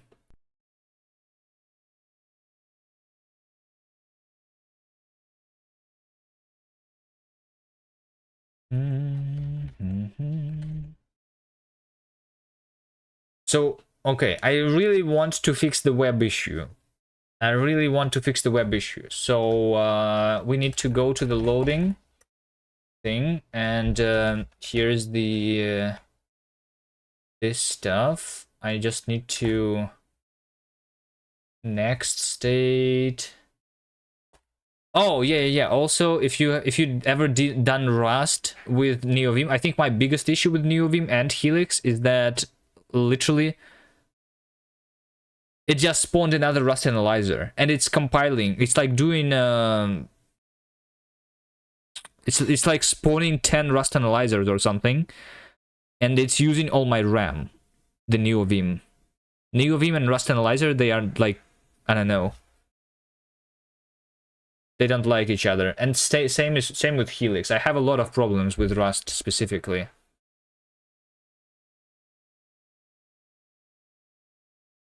Because the only way I use, like, my PC has 32 gigs of RAM, and the only time I ever used all of that RAM is because I was using NeoVim.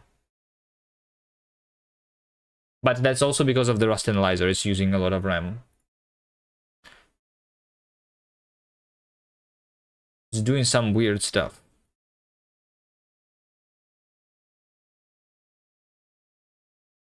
Okay, I want to take a look at the Bevy asset loader library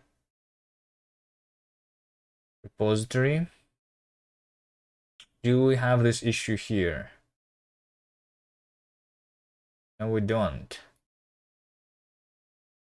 Bevy asset loader. This is what we do. Loading state new, continue to state.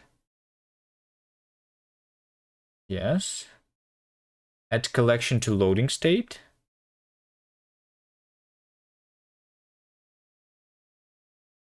Add collection to loading state, audio assets, texture assets. So like we want to load these collections, right?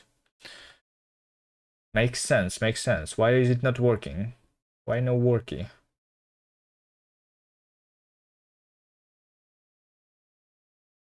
Argo Toml here. Wait, hold on.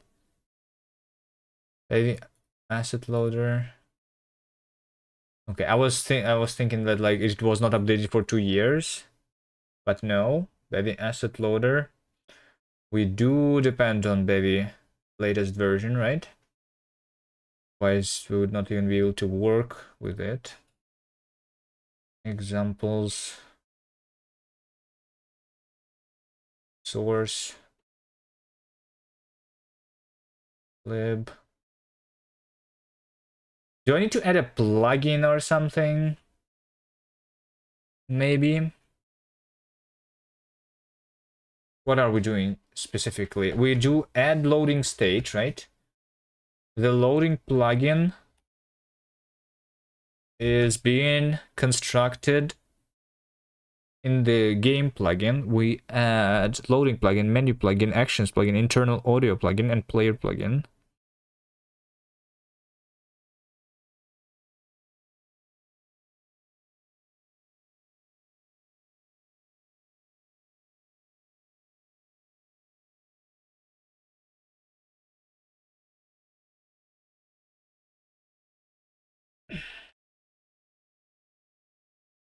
I could also just wait for people to close that issue themselves and work on my game instead.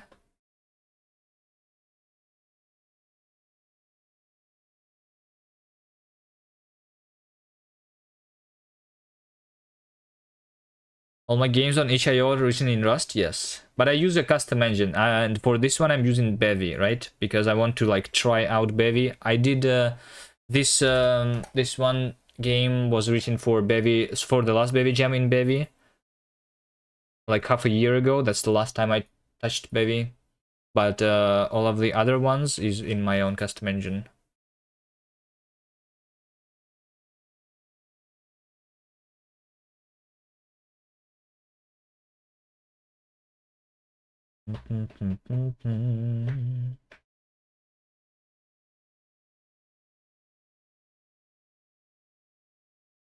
I just want to see the implementation here. Or maybe we search for WASM. Oh, wait, hold on. Look, take a look at the README here. Take a look at the README. They said WASM. Loading folders is not supported for web builds. If you want to be compatible with WASM, load your handles from a list of paths instead. If you want to load a list of asset files with the same type into a vector, you can list their paths in an attribute. In case you do not know their types, or they might have different types, the handles can also be untyped. Oh, it's just because it's just for the collections. All right, we don't really do collections here, so that doesn't really matter for us.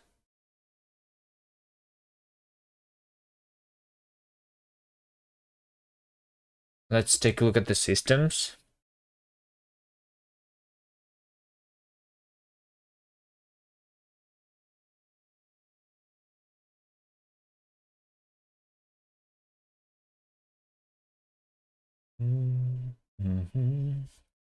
Maybe we should search for the next state.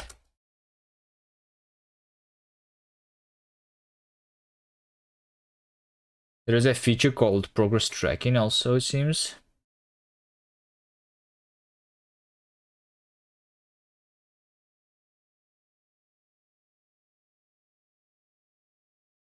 Take a resource for the next state and we set the next state to be next. All right, makes sense. This is where we actually change the game state from the loading into the normal one, right?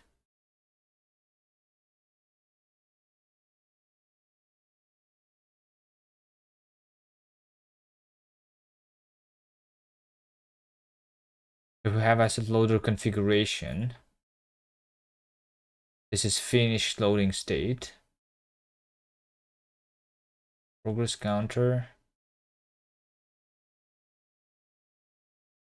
Info loading state is done. Oh, hold on. This is when loading state is done. And we do not even get the loading state is done here, right?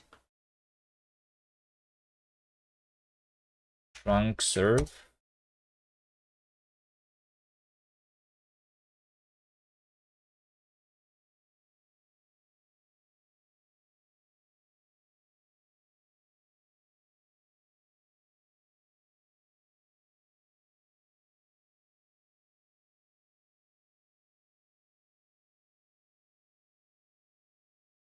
Yes, we do not have that there.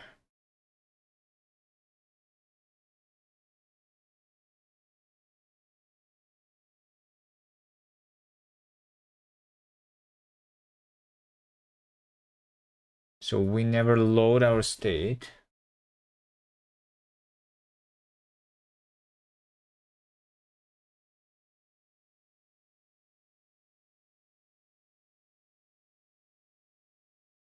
Finish loading state.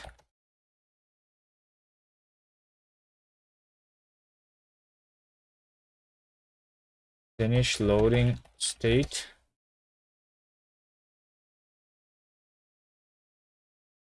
In set, internal loading state set finalize. I think I don't have enough knowledge here. Why is everything commented? Oh, that's the doc comment. Okay, finish loading state. We just add the system in set internal loading state set finalize. Okay.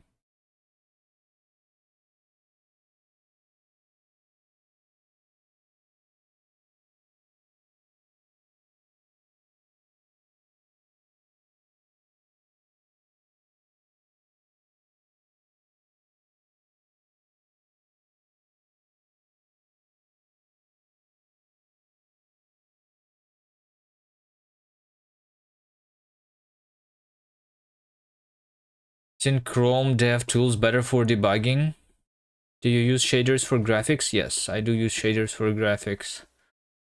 Chrome DevTools better for debugging. It's not so easy with Rust. If we were doing JavaScript or like TypeScript, I guess it would be pretty simple. If you like imagine compiling your Go code since you were doing Go, right, for the WebAssembly, and you want to debug that.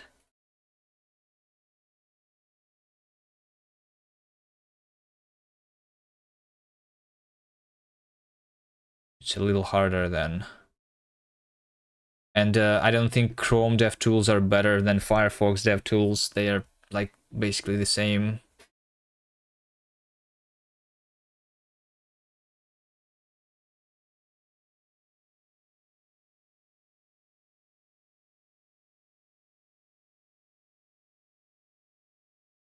So let's see, finalize.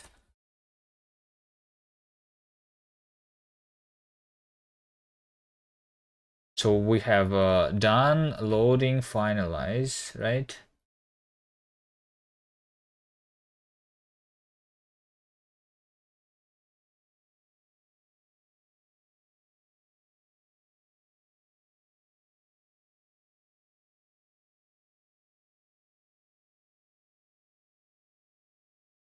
In its schedule.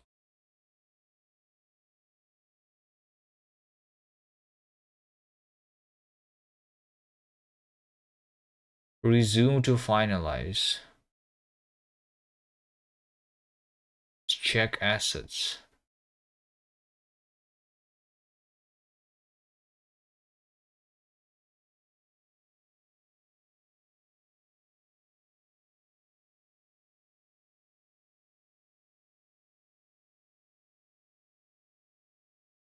Resume to finalize is inside the settings. Resume to finalize. This is the system.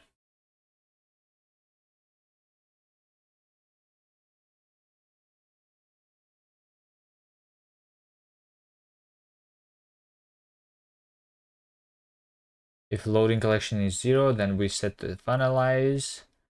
If loading failed and failure is some,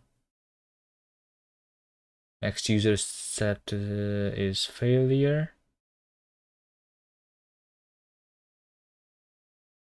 Maybe it's because we have a failure actually.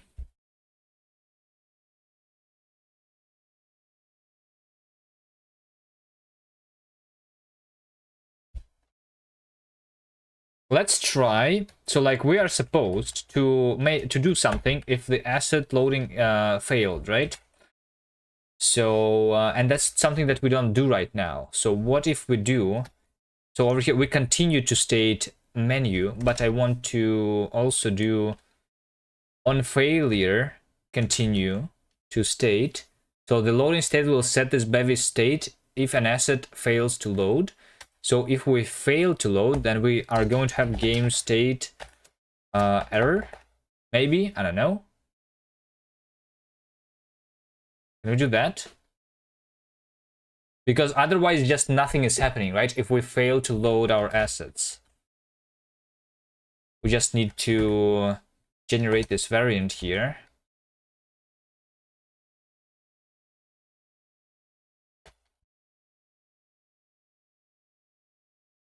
And okay.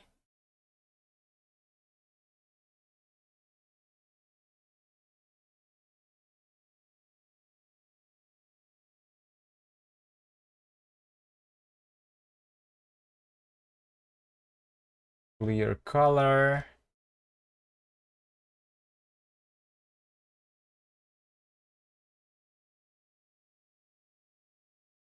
Like, what do? I want something. I want to do something. In the error, right?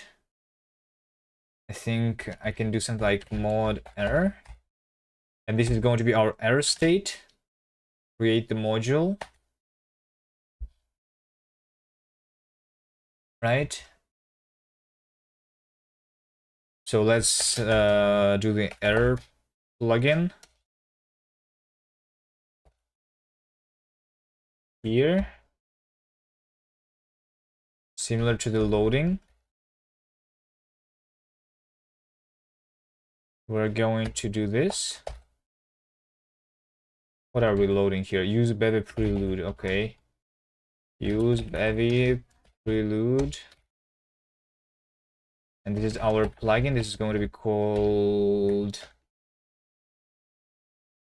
our plugin.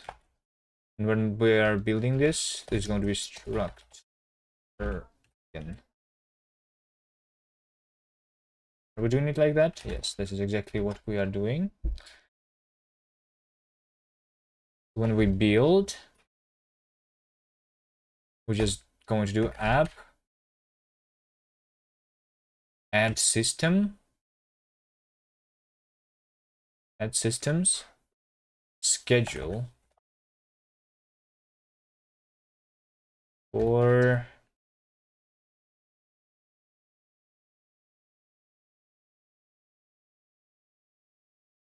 what is it? The player plugin maybe? Add systems. Oh, yeah, I think we want to do something like this. On enter, game state error, right? So we do on enter, game state error. So when we see the error, We do like, let's do the just panic system, right? Panic system. Nice. A function panic system. Panic. We errored. Have I done command line interface games? I mean, probably my first project when I was learning programming was a command line game, like guess a number or something like that.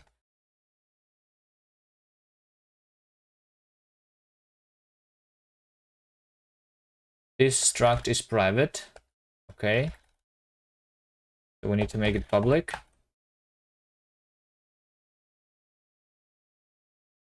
Let's do the trunk serving again. So now if we have an error, then we should be panicking, right?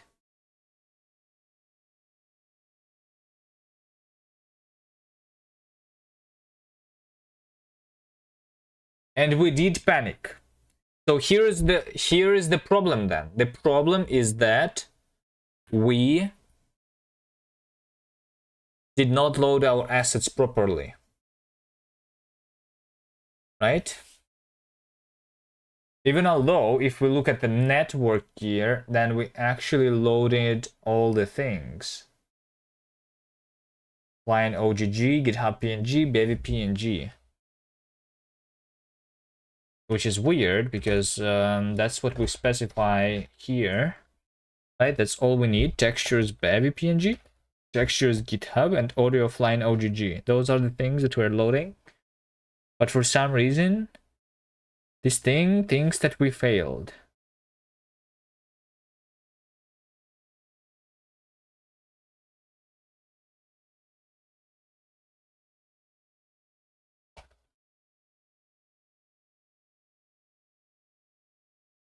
This thing thinks that we failed.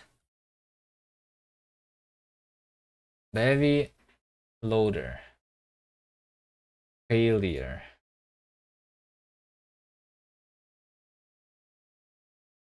Loading failed. Like, what exactly failed? Loading failed is true over here. Count loaded handles.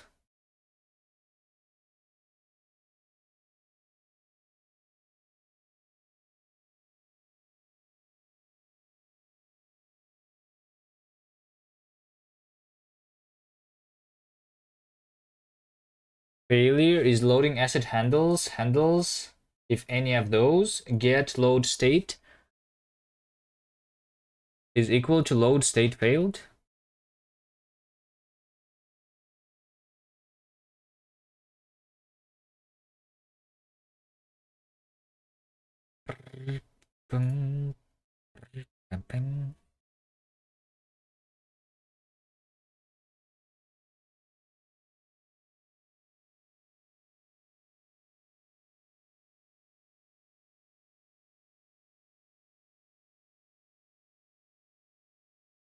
Count loaded handles.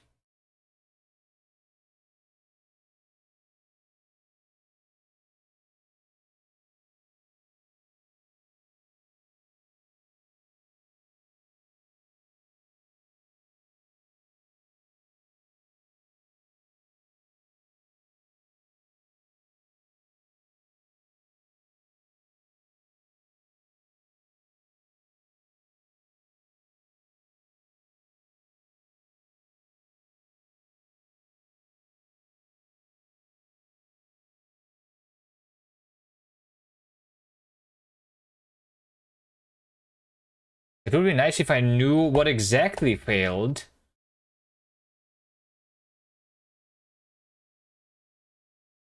Can it be this one? Screen space ambient occlusion plugin not loaded because GPU lacks support. So because of that, but that's for like the Bevy PBR.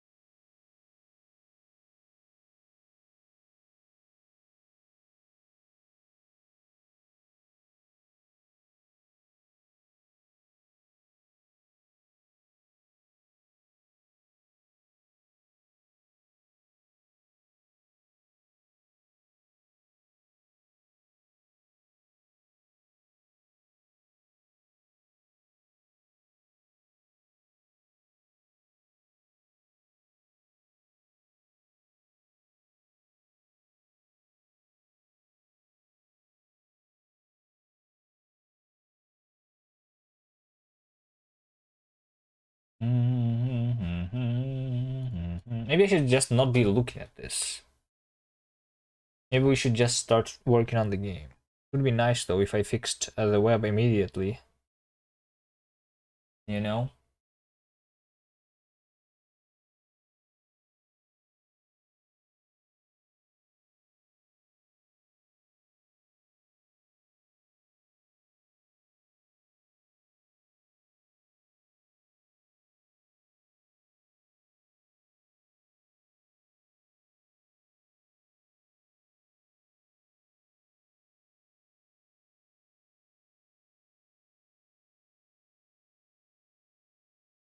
Okay, let's search for other to-dos here, maybe. To do. What are we supposed to do?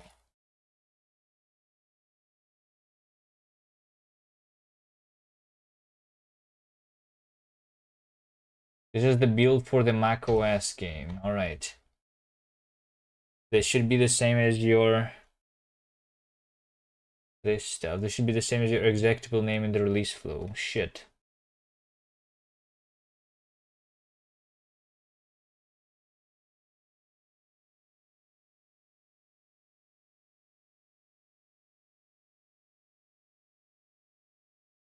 This is for the Mac OS. Do we even care about that? I think I can delete that.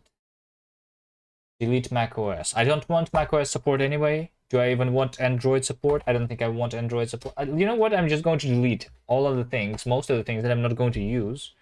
I'm not even going to do Windows.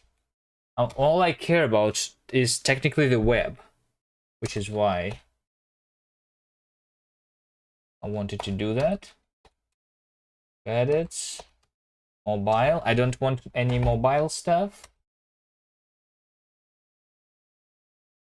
You know?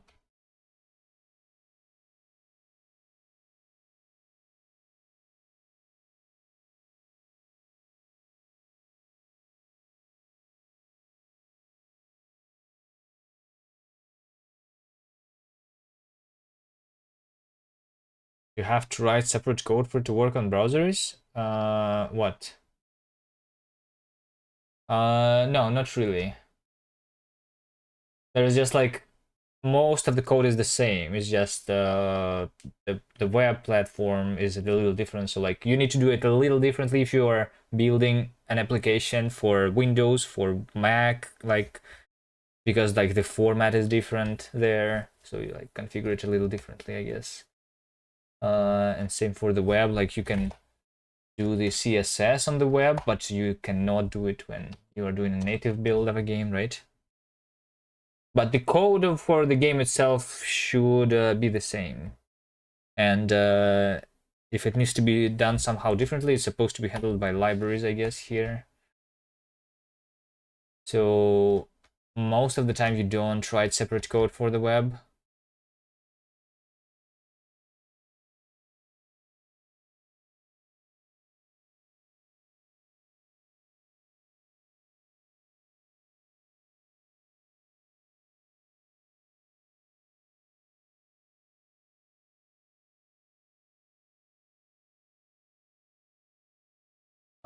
Release Android Google. I'm going to delete that. I'm going to delete that. Deploy page. This is for the GitHub pages, which can be done here. Sure. The CI is just checking on Linux running tests. Okay, sure. For the release, we are going to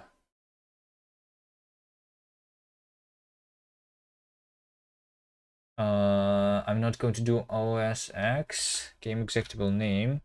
I'm actually only going to build the web here. I don't even care about the Macs, the Linux, and the Windows. I don't even care about that. I'm just going to build the web build. That's the only thing that I want.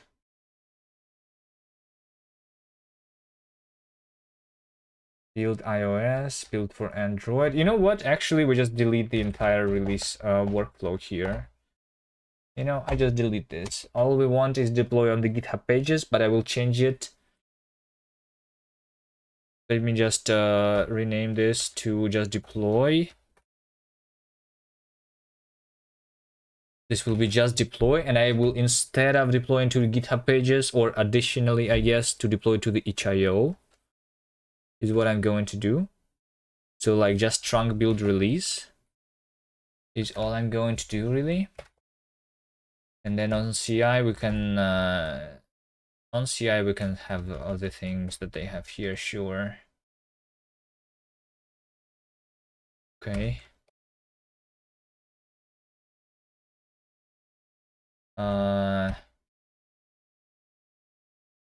Don't care about anything web. Okay.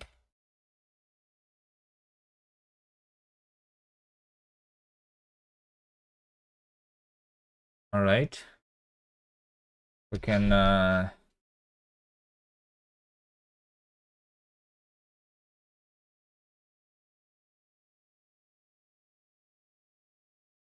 push here. Okay, you know what? Let's just start working on the game. Maybe I will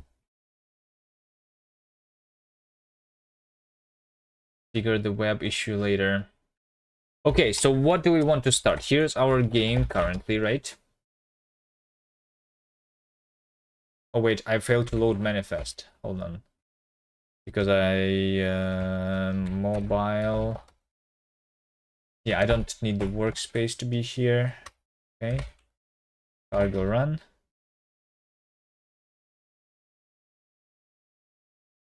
Should be good. Okay. Icon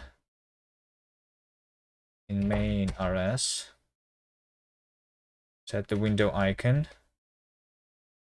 Okay. Since this is for the Windows and X11, I'm just not going to care about that. Too. Just delete that. Okay. Remove all unused imports. Hello? Remove all unused imports, I said. It does not remove all unused imports. Okay, that's amazing.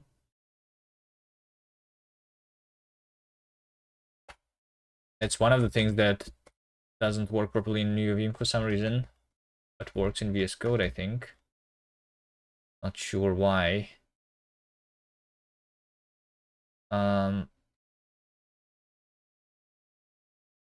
So what do I want to do?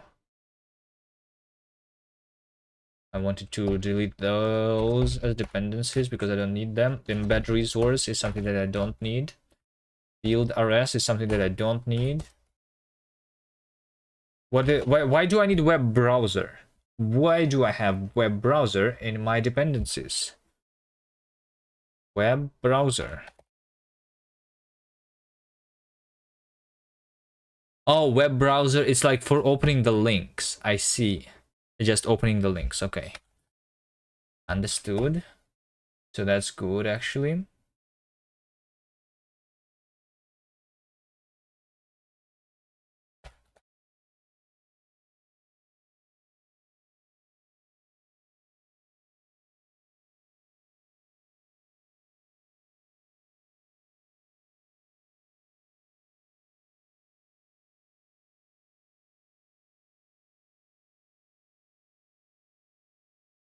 Took us 20 seconds, though.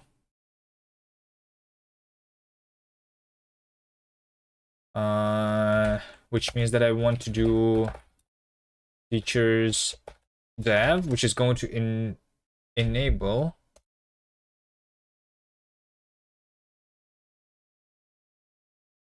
the dynamic linking feature, right? Because I'm not using the mold linker now. I want it to be faster. Shit, starting out with Bevy is so slow. Was it that slow last time? I don't remember.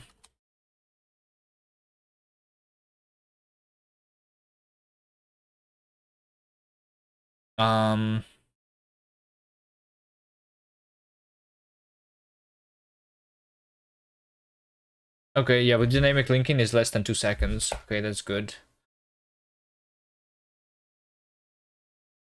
Okay, that is good.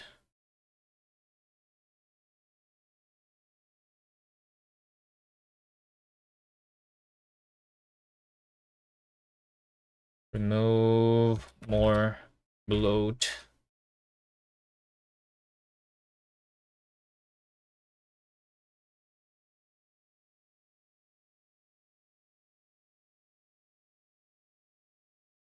Okay, now we can finally start working on the game, right? Finally. Player. Okay. So this is the template game, and we are spawning the player, and then we are moving the player,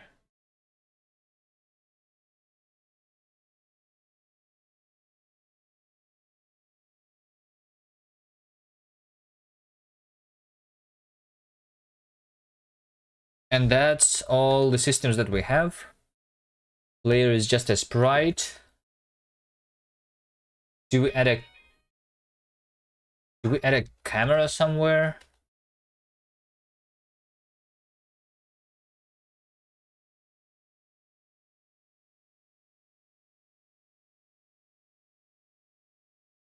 Where is my camera? Camera is here. Apparently, we spawn our camera when we're setting up the menu, which is weird. Can I not use this different cameras for menu and the game? Davey is here too. What do you mean, Davey? What do you mean? Node bundle, a menu with children. Is this Bevy UI system? I guess so. Click play button. Run if menu.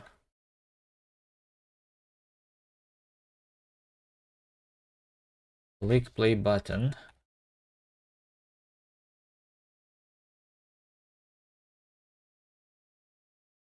We go over the interactions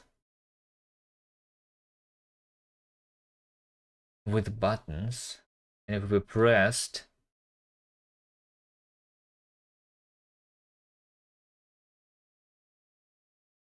then I have open link.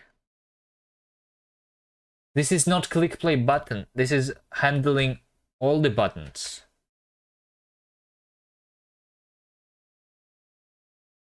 So the button can have the change state component, or it can have the open link component.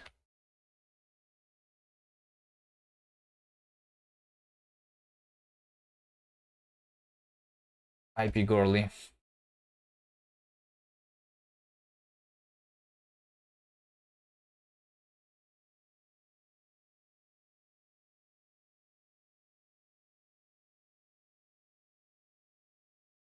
Okay, whatever. It's just okay, whatever. We'll figure it out. What I want is there is audio plugin, start audio, internal audio plugin. We will figure it out. I mean, hopefully, yes.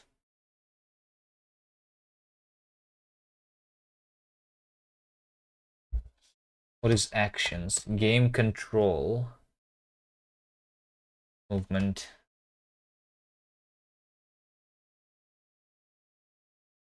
Game control. Rest. Oh, I see. See what they do here.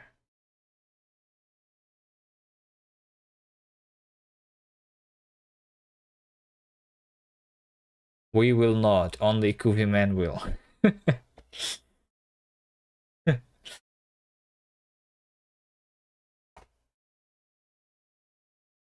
Get movement.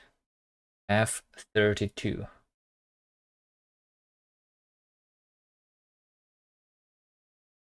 All right. Well, that's weird how they do it here, but sure.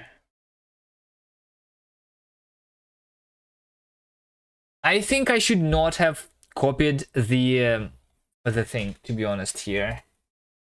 I think I should not have copied the template. I don't like it too much. Should have just started from scratch like last time we did the Bevy Jam.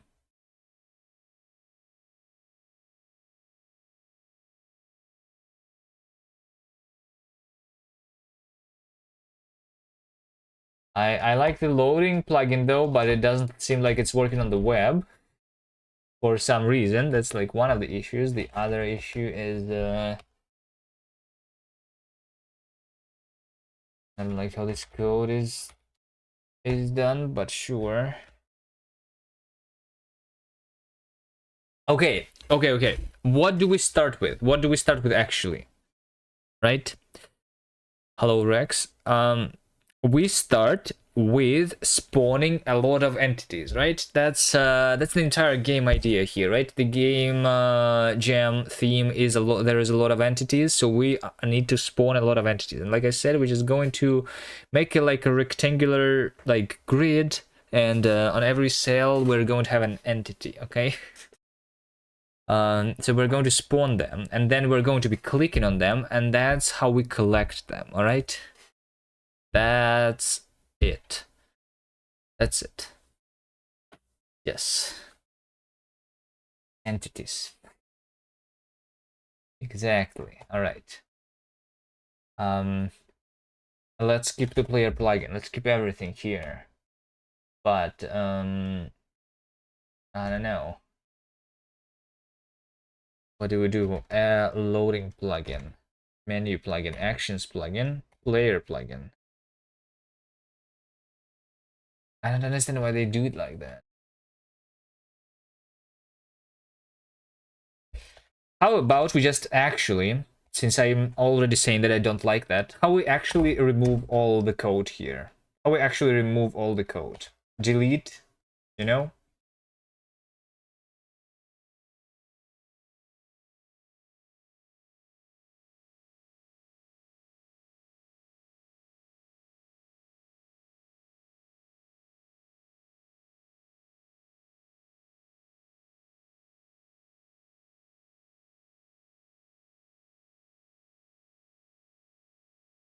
Or do we not?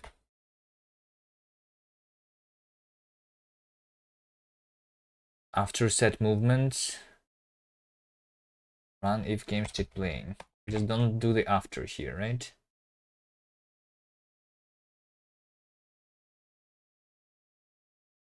What is the error key here currently? This stuff, the actions. Just don't want the actions. Control flying sound. Yeah, we don't even want the flying sound. You know what? Hello? We just delete that. Delete that. Hello, Pigorly, hello. Okay, amazing. Yes. Okay, amazing. We have errors in our yeah, okay. The NeoVim started to like spit out errors, so we stop using NeoVim now. And we go back to the actual editor that works. And we continue deleting everything. I think I will keep the game state loading, playing, menu error. This thing is something that I will keep, right? I will delete all of the other things. Bevy app. If it is this thing not in the prelude, I don't know. Allow clippy type complexity. Okay. Um.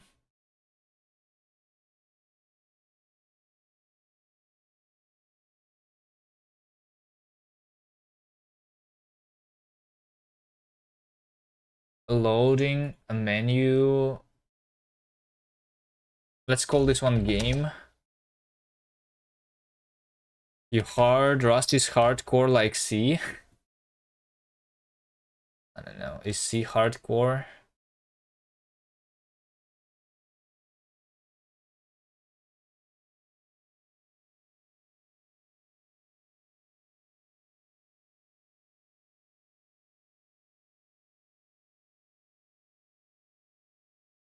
Okay, I'm just going to use qualified things here.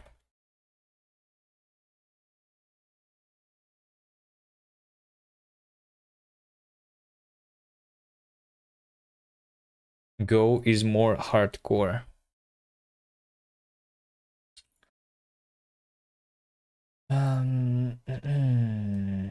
Okay. Okay, so inside the game, let's just remove everything. Let's have the game state. Let's not even have the player component. Let's start from scratch, all right? Let's start from scratch.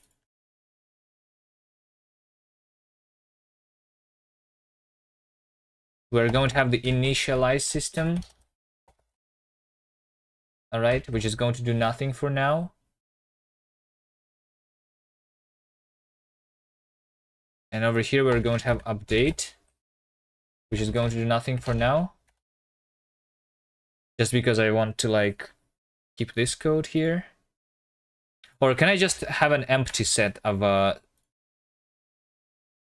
no, empty tuple does not implement. Yeah, fine. Or I can do like, empty system. We can do something like that, just placeholder. Just placeholder. We do empty system. Like that. So we don't have any of that stuff. Game loading.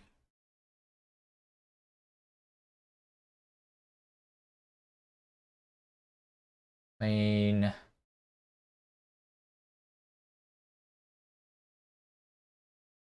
Replace Bevy game with your new crate name. We will do that later.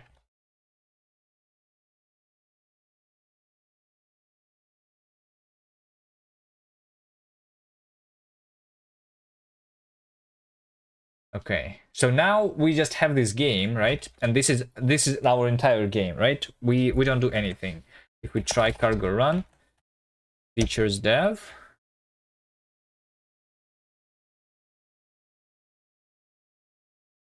then we actually panicked. We errored. Hold on. Why did I panic this time?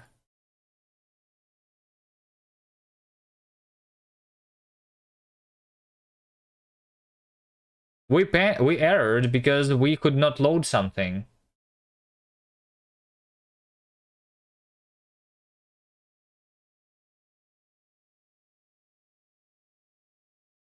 It's over here. If I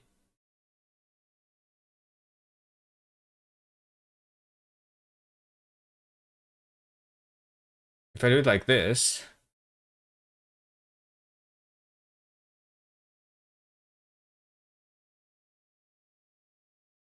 expected semicolon. There is a semicolon.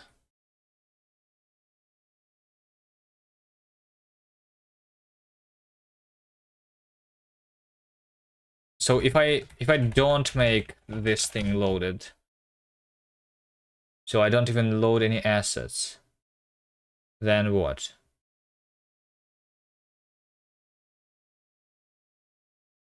Resource requested by Bevy game setup menu does not exist.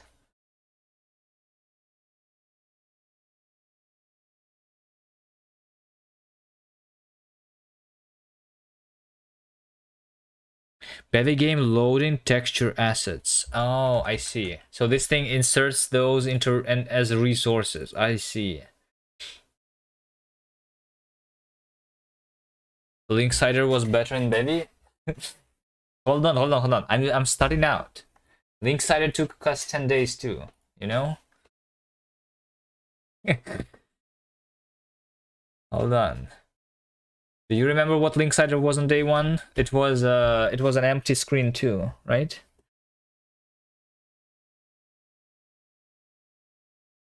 I'm just figuring out how to start here.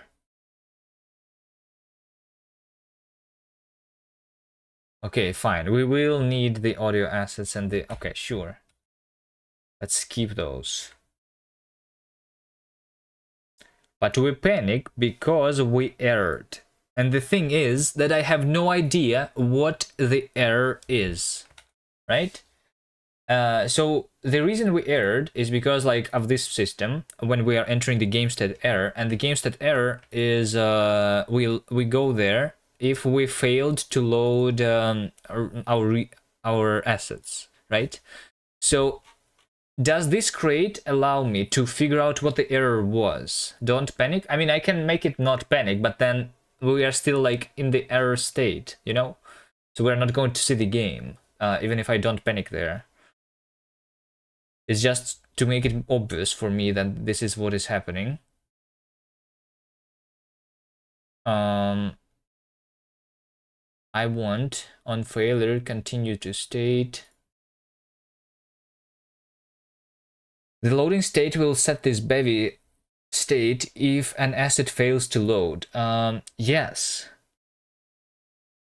Can I know what failed to load?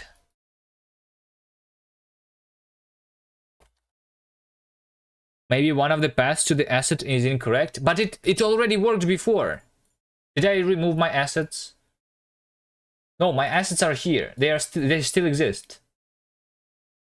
Maybe it's because I removed my build file.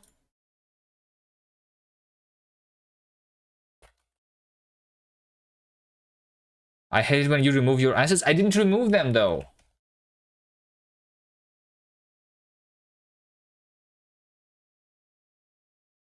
Let me see.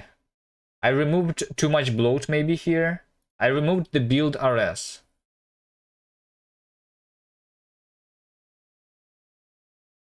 Build RS. What was there? No. We only did embedded the icon. So that's not it. That's not what failed. I did not break it. Why can we not load the things now? Why? Okay, so we have this loading Bevy asset loader, right? And it errored, right? And it errored. Let's do this, you know. Let's do this, for example. Let's do it like that. We have a black screen then, right? And we don't know what's wrong.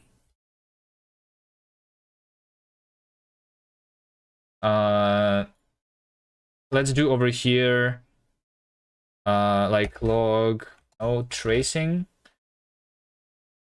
info yo. Let's see if we see the yo in the command line here. Also, when I'm closing my window, the app doesn't actually exit. This is so weird. So we are, yeah, we are in the error state here. And like, so this plugin doesn't even tell me if we errored on the console. All right. This one is not the default. This is a third-party plugin though. So maybe that's why it's like not very good. Doesn't work on the web. Doesn't tell me what's wrong.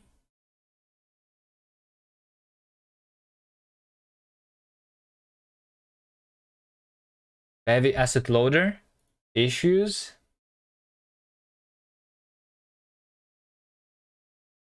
Maybe you have to pay for the full version.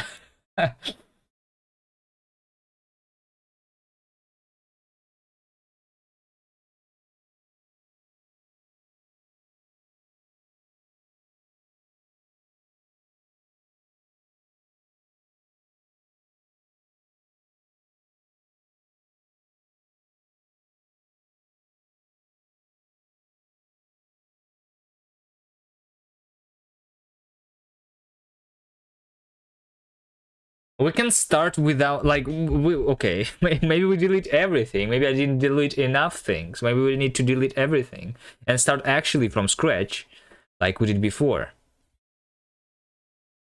At least we can start having something relatively quickly, right?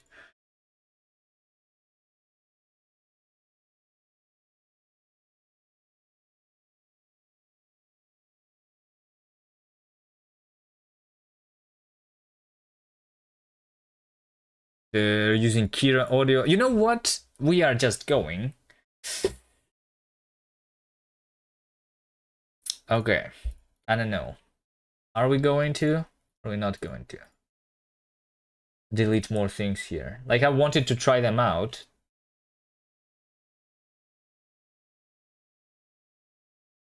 Bevy asset loader.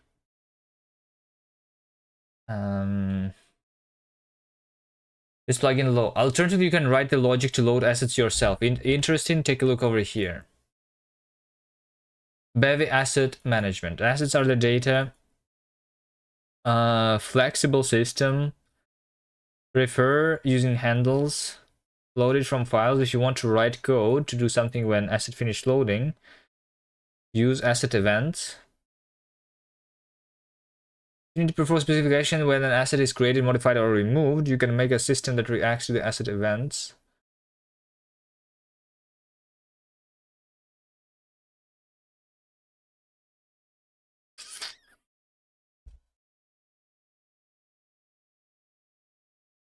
I don't know. I wish just this worked. I wish this just worked. Okay, hold on. Okay, hold on. I will try a little more. I will try a little more. How do we figure out what is wrong? On failure, continue, right? How do we know what exactly was the failure? What exactly failed?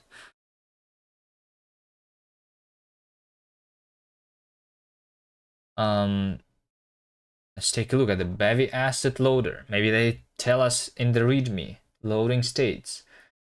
We are responsible. Set up. Continue to state. Compile versus runtime. Dynamic assets. Asset configurations like their paths can be given at compile time or at runtime.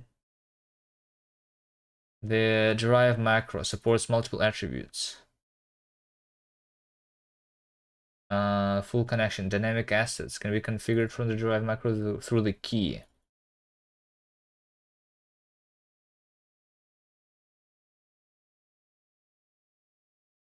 And then we have a dynamic asset file for the collection, which is going to look like this. Using a dynamic asset like file from low and loading run files requires standard dynamic assets feature to be enabled. I don't care about that. Collections, I don't care about that. Standard materials, I don't care about that. Texture atlases, I don't care about that. I care about working. What about error? Failure state. There you go. You can configure a failure state. And in case some asset in a collection fails to load by calling on failure, continue to with a state. See failure state example. Okay, they have a failure state example. Let's take a look at that. If no failure state is configured and some state asset fails to load, your application will be stuck in the loading state. Amazing. Amazing. That's a very good idea to make an API like that. All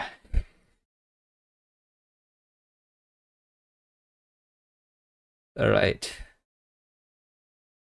Of course.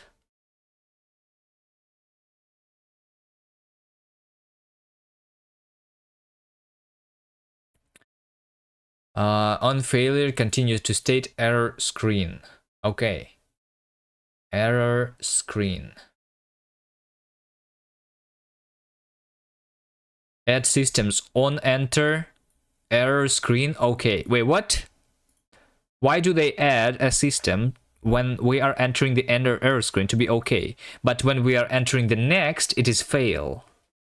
Fail. Panic. The library should have switched to the failure state. Oh, I see. It's because of an example. All right, sure. Okay. As expected, Bevy assets switch to the failure state, quitting the application. All right. How about you also tell me what exactly failed?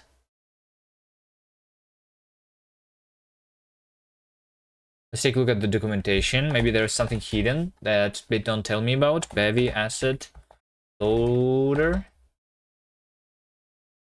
Is it? No, not Bevy asset loader. Bevy asset loader. All right. Asset collection. App world. Dynamic asset. Nah, loading state. No, I don't think they tell me what happened wrong, right? Okay, issue.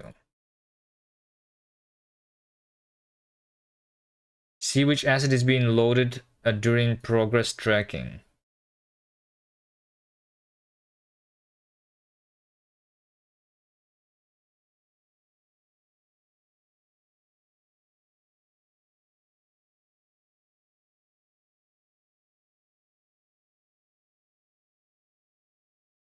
Better error messages. There is literally 0 error messages though right now. What do you mean better? Like include error messages? Use a GPT. I don't think Chat GPT is like going to know about this stuff.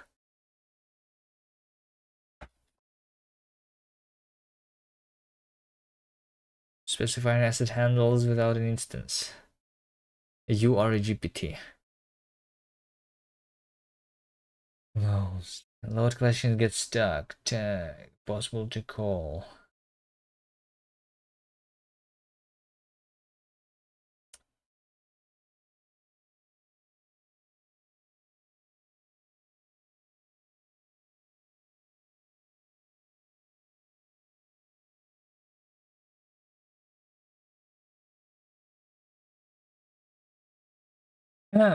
Alright, fine. Here's the last resort. Like, when we cannot figure the things out, we can ask in the Bevy Discord, right?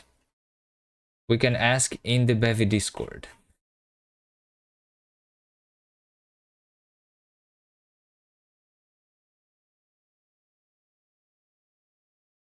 I don't know. I don't know how to ask my question. I mean, I know.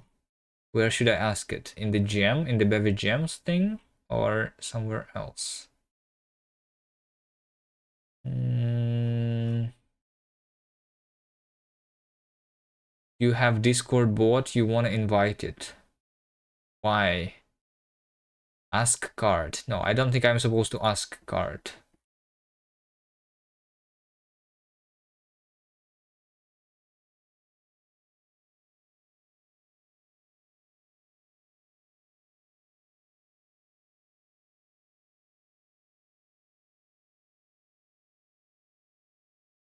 It was working, like, also, like, the thing that is making no sense to me right now is that it was working before and now it's not working.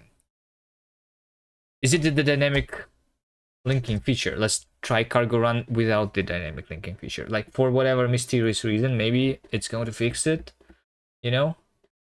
Ask Maxi. Oh, ask Maxi. That's a good idea. Twitch TV Maxi.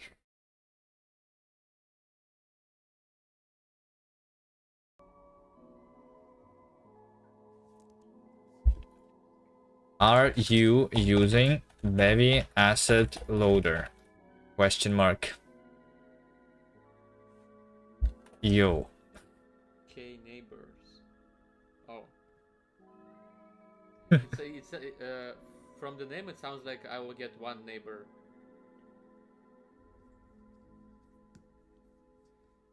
Yo.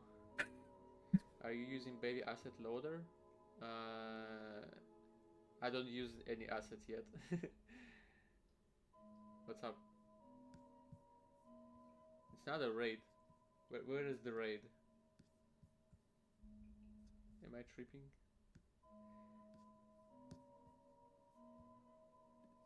There's no raid notification, but you're all suddenly here. Oh, what are you making? I didn't know you're gonna participate. Weren't you gonna do like the fucking big mode gem?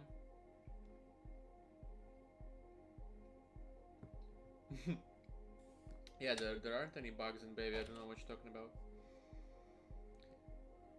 But I use Baby. I think I use it in my other game. Isn't there like dynamic assets? Yeah. I use it. I use the dynamic assets with it. And it fucking annoys me because it doesn't say in what file I have an error.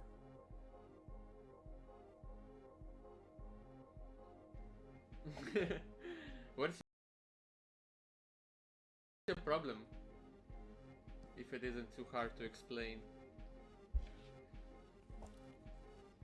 I'm also kind of starting to feel demotivated a little bit because I'm not sure exactly what I'm making. But I think it's gonna be fine. I'll just try to make something playable in these like 2 days and we'll see if I get inspired or not.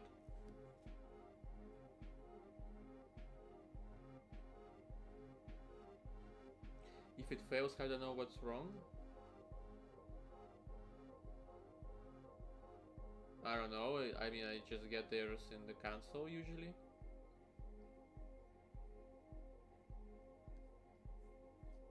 What do you even use it for exactly? Do you also use like for... Because I use it for dynamic assets because I wanted to load everything from a folder. And then I have a weird thing with errors. So why does it not work?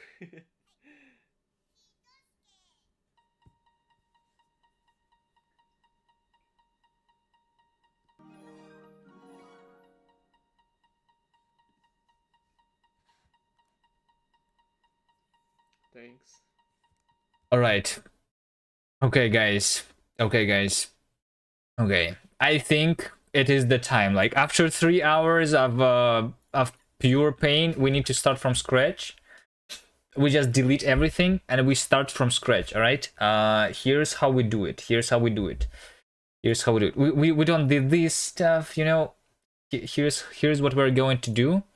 I'm going to like delete like absolutely all the code, Bevy default plugins. You know, we're just going to MSAA off. Yeah, we can do that. We can do clear color, and then we are going to do default plugins, window plugin. We're going to set the thing. It's going to be called ends. That's my working title for now.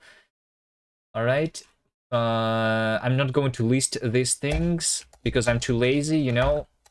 Yeah, let's just do this. Default features 012. That's the entire thing that I need to do here, right? Dev is going to enable the dynamic linking. Sure. Kira audio, Bevy asset loader. Fuck that shit. Doesn't work. Delete everything. Okay. All right. What is this profile? This no idea. Delete that is what it means. All right. Authors. We don't need this thing in the authors. Delete that. Movie man. All right. He's the author. All right. Exclude. Dist build. Assets, credits. I don't know what that is for. Whatever. Bevy game ends. Right. This is done. Okay. Then inside our main, we are going to add the game plugin, right? Add the game plugin. So I'm just going to have the mod game here. And then I'm going to delete everything else. Everything else is deleted. Okay, nice. Amazing. Game. All right. What else do I need to delete? Credits. Assets, Bevy icon. I'm not going to use Bevy icon. Delete that. Build. Delete that. Actually, hold on. I cannot. All right, hold on. Error game. Assets. Yeah, I'm going to remove the assets. Error.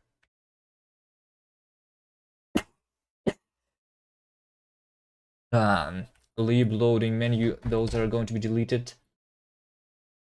We're going to have flake, index, HTML, build web sound. Okay, you know what? Build web sound. I'm going to make that go back. All right. Build Windows icon, ICO. We're not going to have the icon. I don't care about the icon. Credits. We don't care about credits. Assets. To do title. All right. JavaScript support isn't required. Save that. What else? What else do I need to delete? README. We delete that. Yes, delete that. All right, license is not going to be Creative Commons. We just delete that. Okay, build web. All right, VS Code.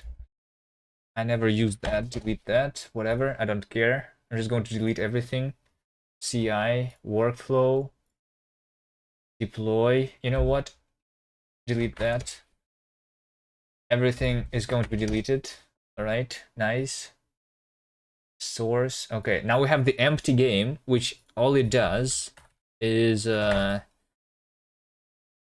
nothing. You know, that's the entire game. We have the empty system. App, add systems on update.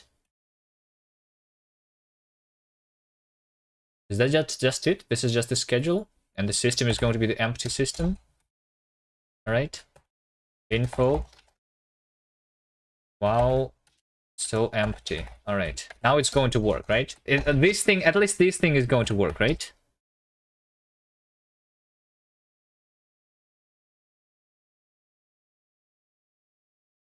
We're going to recompile everything, but hopefully it's just going to work. And also the dev features, so that we use the dynamic linking. All right.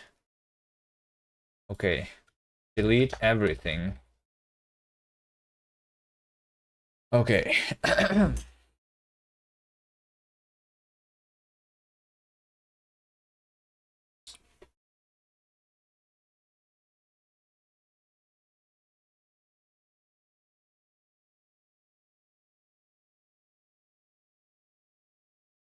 Mark San is on Boosty. Who is Mark San?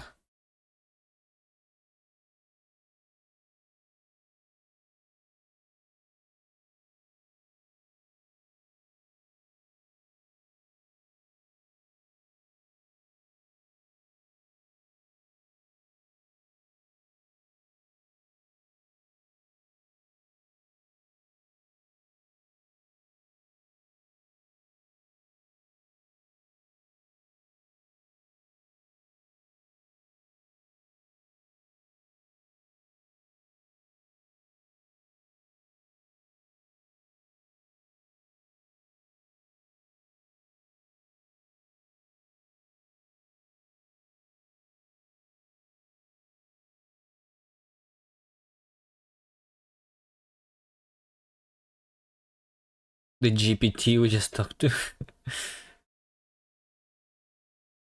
All right.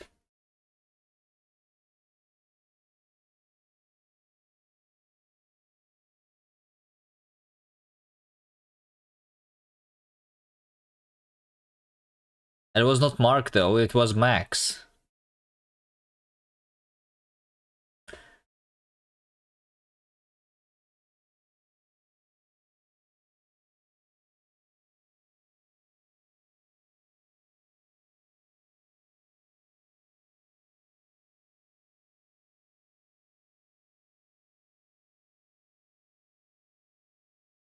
Long compiling time. Yes. It's okay though, we need to compile these things only once. Unless we change things like we just did. So like we're not going to have the same long compile times anymore, hopefully. So we need to do it once here. Okay, and then game plugin could not be found here. Because I want it to be specified game game plugin. Okay, there you go. We have a game, and we have in our logs, it says wow, so empty, right? Every frame, that's what we are doing. And now let's also try trunk serve. So this also we're going to do once here. We're going to wait a little bit more to make sure that the web builds work, because like at least an empty project should work, right? If the template doesn't work, then an empty project should work. And then we will figure it out one by one thing. Maybe we will re-add the Bevy asset loader later.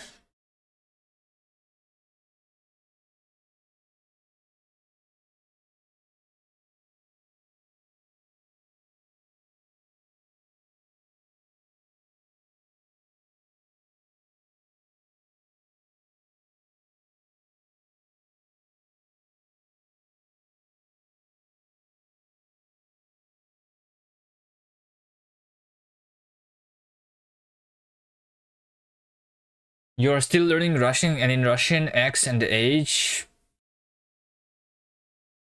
X is H. Yes.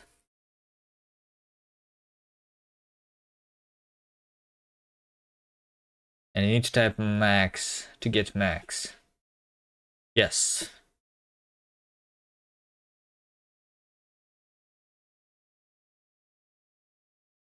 Although not CS, but KS usually. I guess. Makes sense.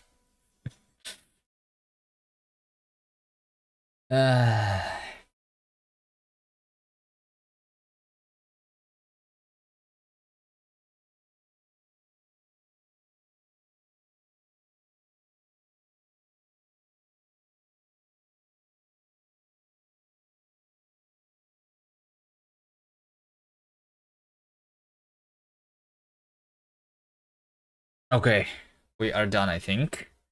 This is the last thing to compile here. Processing, calling wasn't bind gen. Yeah. Success. Here's our thing. And we open the console here and we see, wow, so empty. Amazing. It actually works.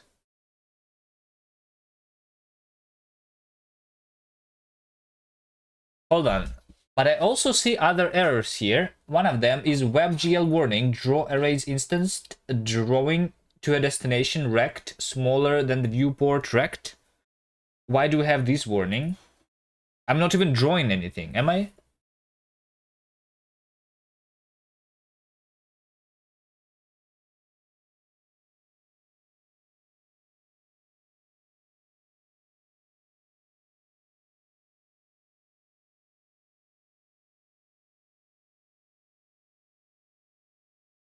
I learned slowly, so you can pat me on the back.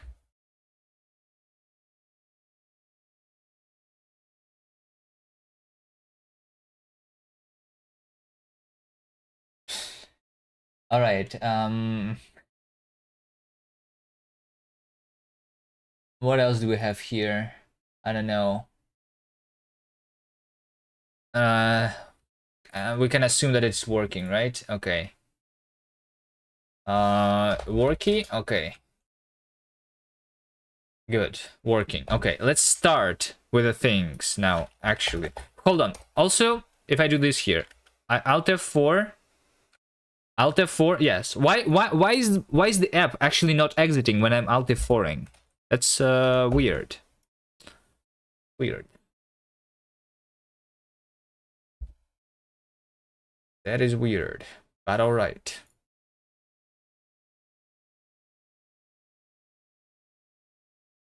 Clear color. Okay, now we actually start with things.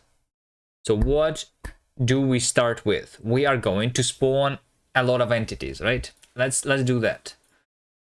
Let's do that. So app, add system, startup, right? So on startup, we're going to do spawn a lot with capital LOT of entities, right? That is what we're going to do, right? So spawn a lot of entities. This is going to be the thing that we're going to do. And we're going to need commands for that, right? Commands. Is that how we do it? I think that is how we do it. All right. So a lot of entities. Let's see. So 4x in -100 to 100, and then 4y in -100 to 100. Let's actually make those into the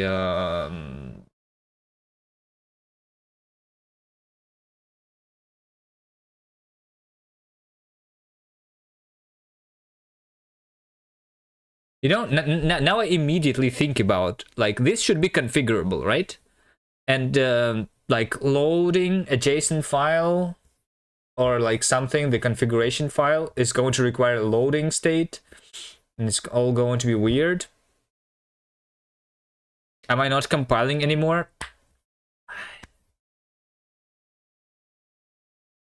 I don't even know what I'm doing. All right. I have so like I was trying to traitor. What do you mean? You are yourself You have betrayed yourself, Batco, because you are not the one who is not working on the big Hello, Mo Jam. Batco. Not sure what you mean by the traitor there. All right. Your whiteboard doesn't work. Didn't you fork? Did you fork a non-working whiteboard? Anyway, yeah, Pock Paint works, by the way. Yeah, we have the other thing. But anyway, I also forked something, which is the Bevy Game template, which is supposed to work and it doesn't. So I am like, after trying to figure that out for 3 hours, I'm going to start from scratch. All right.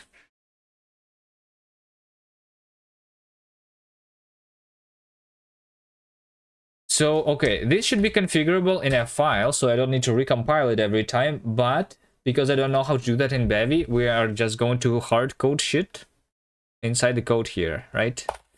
Yes, that's what we're going to do. How many entities is a lot? Can we spawn 1 billion entities? Let's see, let's try. So we are going to do command spawn batch. Oh, we're going to spawn batch. I guess spawn batch is good, right?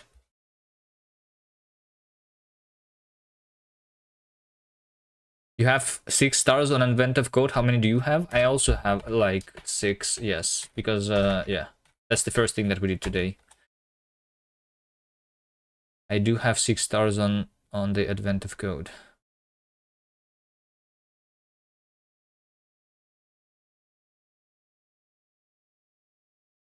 So we just do something like this.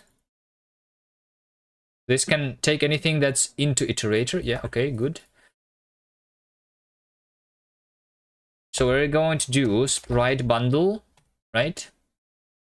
Wait, hold on. I don't actually want this sprite bundle. Can I just draw a color using Bevy? Draw sprite, color bundle, color mesh, 2D bundle. No, I don't want a mesh. I just want a quad.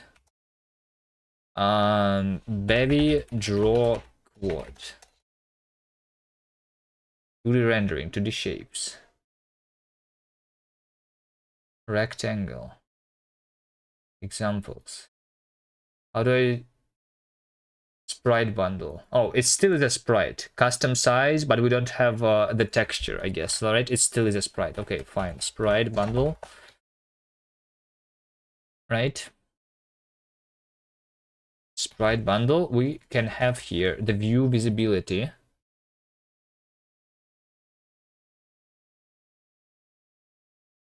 We can have texture. We can have visibility, inherited visibility, global transform, and transform. And sprite. So sprite is going to be sprite. We can do color, flip X, flip Y, custom size, rect. An optional rectangle representation of the region of the sprite's image to render instead of the rendering the full image. Okay. Anchor. Anchor point of the sprite in the world.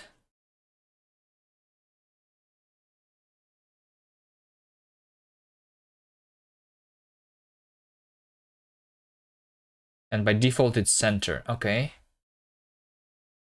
Okay. Anchor is going to be Bevy sprite anchor bottom left, because I think that's what I want. Custom size. If I don't do any size, what size is going to be the default? No idea. Custom size. Sum. Back to. What do we do? Back to new. Back to splat 1. Color. Okay, color. Color. Color is an enum. RGBA linear. We can do HSL. Can we do random? RGBA. Can we do HSL? Hue, saturation, lightness. Day 3 was painful in Bash.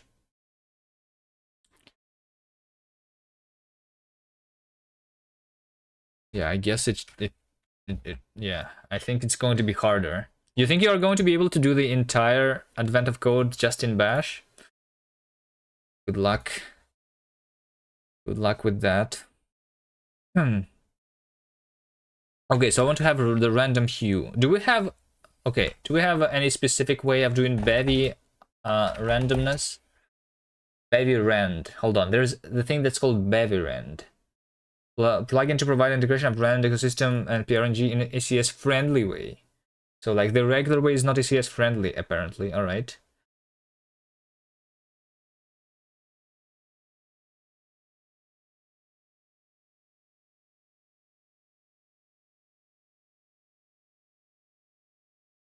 And then we have RNG dot something, right? We have the global resource, which is actually the random number generation. The res mute. But doesn't this mean that if I have multiple systems that want all to use the thing, then they're going to not be able to run in parallel, so that's actually not very good?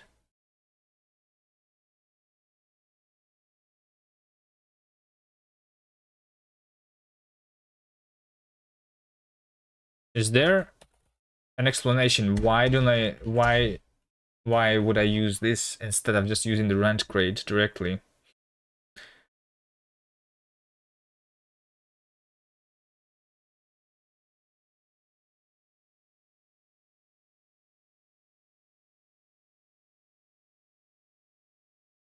There's also Bevy RNG, Bevy Gain Engine Random Number Generation plugin. You tried to play Flashdark but failed to load a ghost. You can try reloading the page. Maybe it was a failure on itch.io side. Should be working. There's also the Turbo Rand, a plugin to enable random number generation in the Bevy engine buildable Turbo Rand. It was a from Bevy Deterministic RNG RFC. I mean, why not? Bash can do anything any other language can. Yes.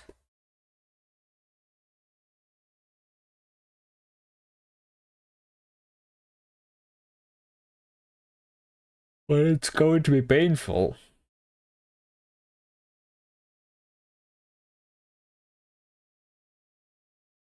Okay, I'm just going to add the rand crate then. I don't know. Rand.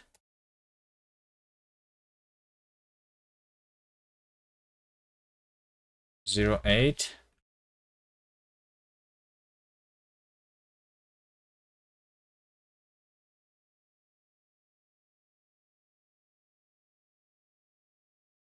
We need to do something for the web though, I remember.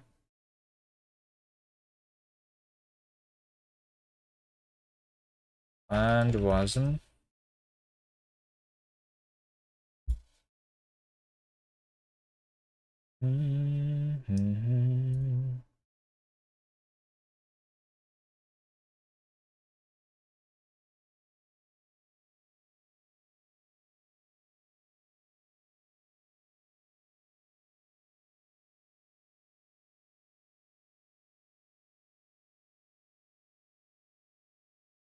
I don't know. What if we do cargo run? No, hold on. Let's just start using it first, right? I just going to use the random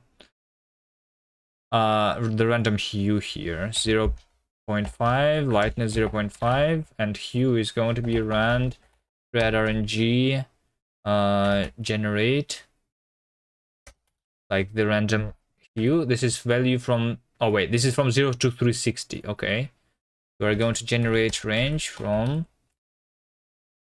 generate range. It takes a range, sample range. Okay, from 0 to 360. Okay, random hue, there you go. And then we have the default, and then we leave the rest here with default. unreachable code because this is a to do. Okay, so transform is going to be transform from translation, and translation is going to be vec2. Oh, we have function vec2. Okay.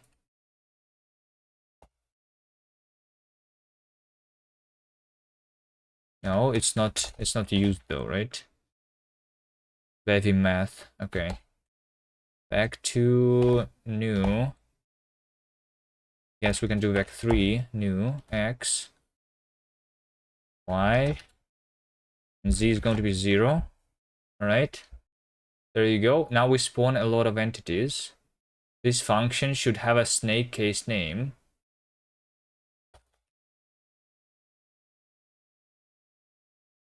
No, no, no, no, no, no, no. You cannot do it in bash. It's because I don't know how to solve the problem.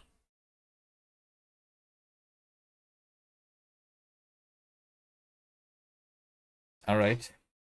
Good luck with that. Are you actually going to do big mode though? Or are you going to be doing bash? Because like I feel like if you're going to do advent of code in bash, that's going to take all of your time. And then also working on your whiteboard stuff.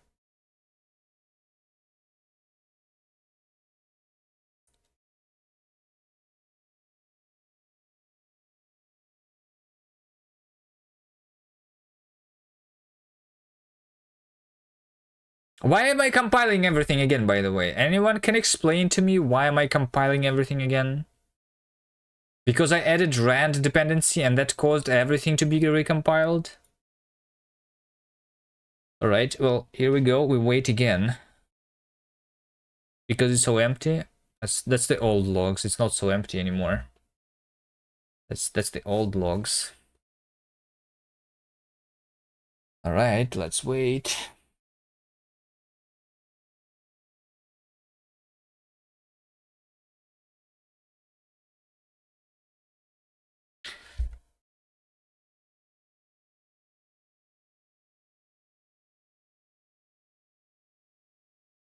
It's the Bevy render. Maybe because I enabled, by doing this, some default feature of rand, and it was not enabled before, so like everything needs to be recompiled probably, right?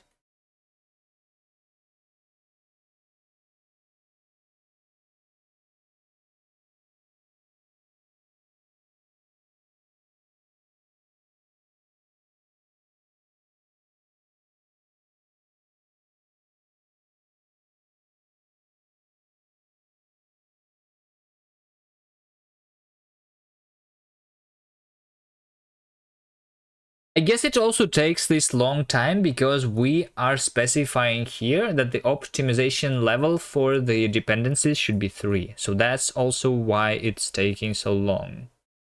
Because we're actually enabling some optimizations, like a lot of optimizations here actually. It's just not supposed to compile the dependencies 1 billion times. Right, let's just hope that we don't need any new dependencies, because every time we add a line to this file, we are going to wait 5 more minutes.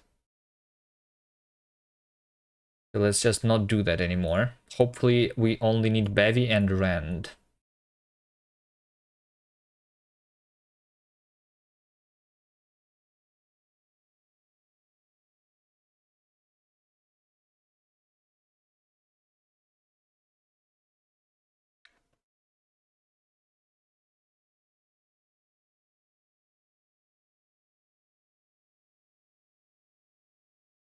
Okay, is it working? Oh wait, look at this. No windows are opening, exiting. Why was this not here before? Every single previous run, we did not have this. So was our bug fixed by introducing the run dependency? This is how we fixed the bug? Of not exiting the application? All right. I did not see anything, and I think the reason we did not see anything is because the Z here is 0, right? Or maybe we needed to add. Yeah, we probably need to add the camera. I'm pretty sure that we need to spawn the camera. Commands, spawn, camera. Camera 2D bundle. Let's do camera 2D bundle. Camera 2D bundle. Anything here? From world, default, new with far. Create orthographic projection camera with a custom Z position.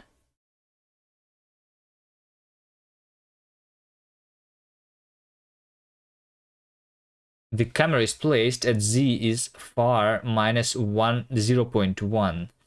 Why is this so weird? Why is it a 0.1 here?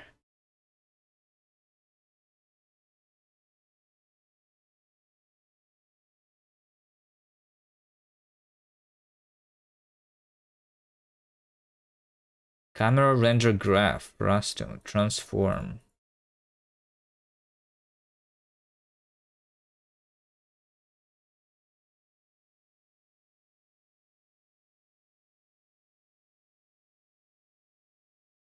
Bevy camera. Cameras. Camera 2D bundle. Just spawn an entity. Okay. Zoom in the camera. Do not use the transform scale to zoom a camera. It just stretches the image, which is not zooming. Use the projection to zoom.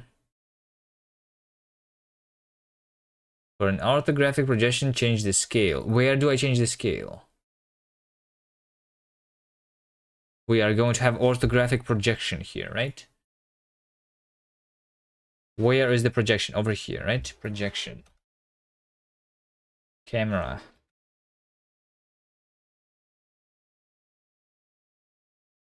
Camera. Viewport order, computed target, output mode, HDR. I guess we don't care about that. D-band dither. Tone mapping, camera 2D. Why is camera 2D separate from camera? Why can I not hover? Okay, because this, okay. Global transform. Camera 2D. What is camera 2D? It's just a clear color. With clear color config. Clear color config. Clear color taken from the world's clear color resource. Or a custom color. Okay. Camera 2D. Camera 2D. With clear color. Clear color custom. Color. Black. Amazing. Nice. We can just do this thing. Global transform. We don't need. We do not change the transform. Those are going to be default. We are just going to change. What is visible entities? Visible entities. List of entities. Collection of entities visible from the current view. This component contains all entities that are visible from the currently rendered view. I probably don't need that. Oh, maybe we are going. Maybe we will be able to query this thing. I mean query. Roll camera render graph. Okay, projection. Orthographic projection. Near far. Scaling mode. Area. Fuck. Scale. Scales the projection in world units. Default to 1. Say it again. Query. Query. Query. Viewport origin. Defaults to 0.5, 0.5, which makes scaling effect opposite size equally. What? Far defaults to 1000. Near defaults to 0.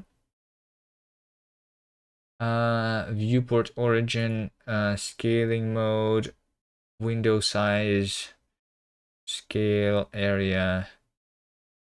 The area that the projection covers relative to the viewport origin. Automatically updates this value. Okay, I don't care about that. Okay. We're going to just take everything to be the default, right? And scale is going to be scaling mode.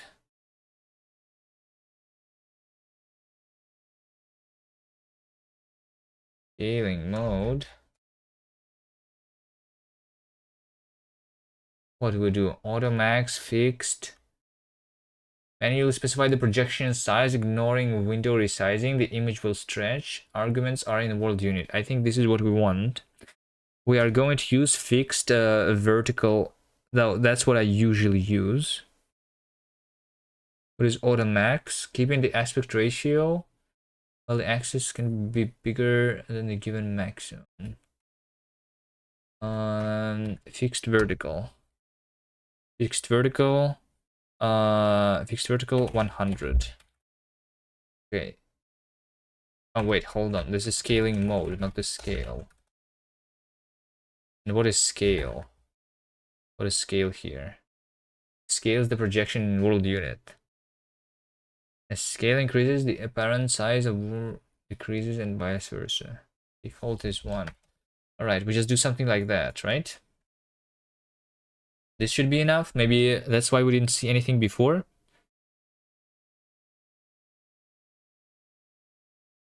I don't like my thing is still black. My thing is still black. Okay, I am going to assume let's change my score to 100 because I think we spawned a little too many entities there. Let's change the transform to be 1.0.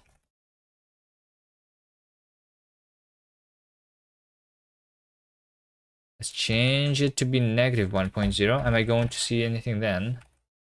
And by the way, yeah, okay, it should be negative 1.0. Then we see it. Okay, there we go. We have a lot of entities, guys. Finally, we have something on the screen. Why did it have to be negative 1?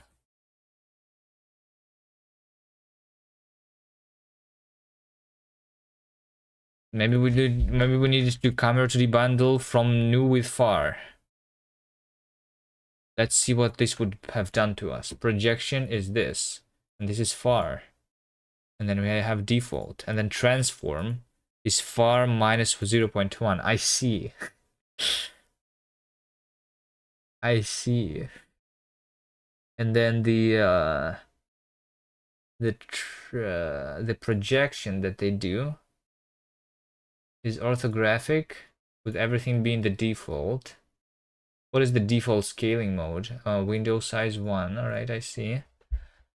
Okay. Flat mode. Camera is this. And then we'll say camera projection be this. Let's have far of 100. I don't know. Should it be 100? Maybe. I don't know. Let's do this and then we do camera. Maybe that's how we do it. Camera projection expected. Camera projection scaling mode. You see, the bug is back. When I Alt F4, by the way, now it's broken again. Now it's broken again. Hold on, no windows are open exiting. But hold on. You see this? No windows are open exiting. But the thing doesn't actually exit. Is that a bug or a feature of Bevy? I don't know. Bevy is good. I don't know. People like it. Maybe it works for them. Why does it not work for me? So like new with far does not work.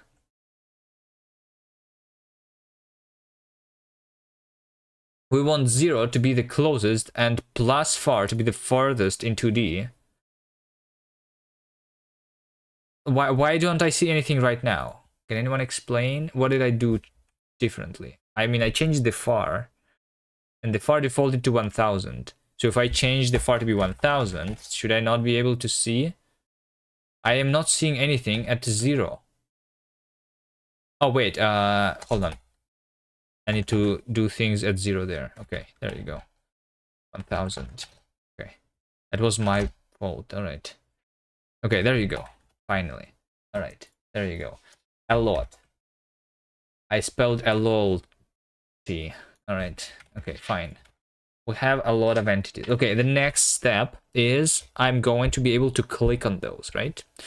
I am going to be able to click on those. So we need to add system, right? And system is going to be on update. What are the, hold on, add systems, schedule label. What are like 22 implementations? We have the label, update assets, asset events.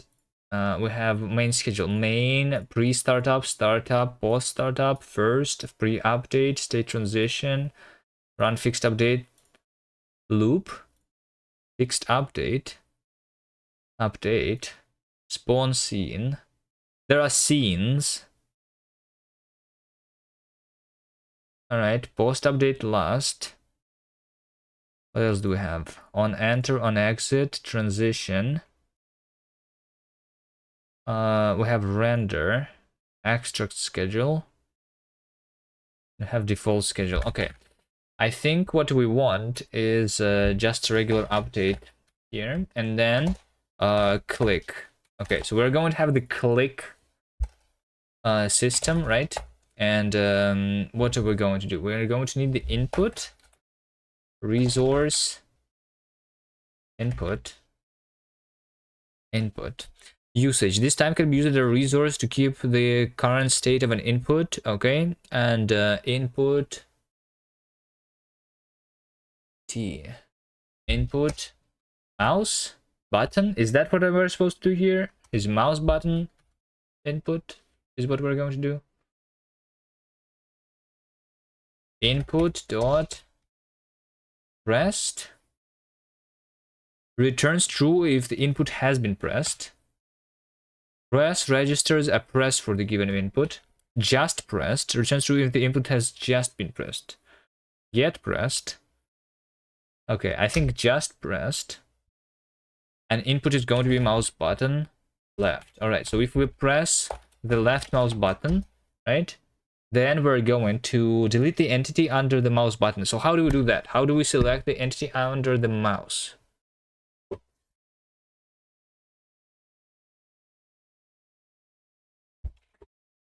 How do we select the entity that is currently underneath the mouse?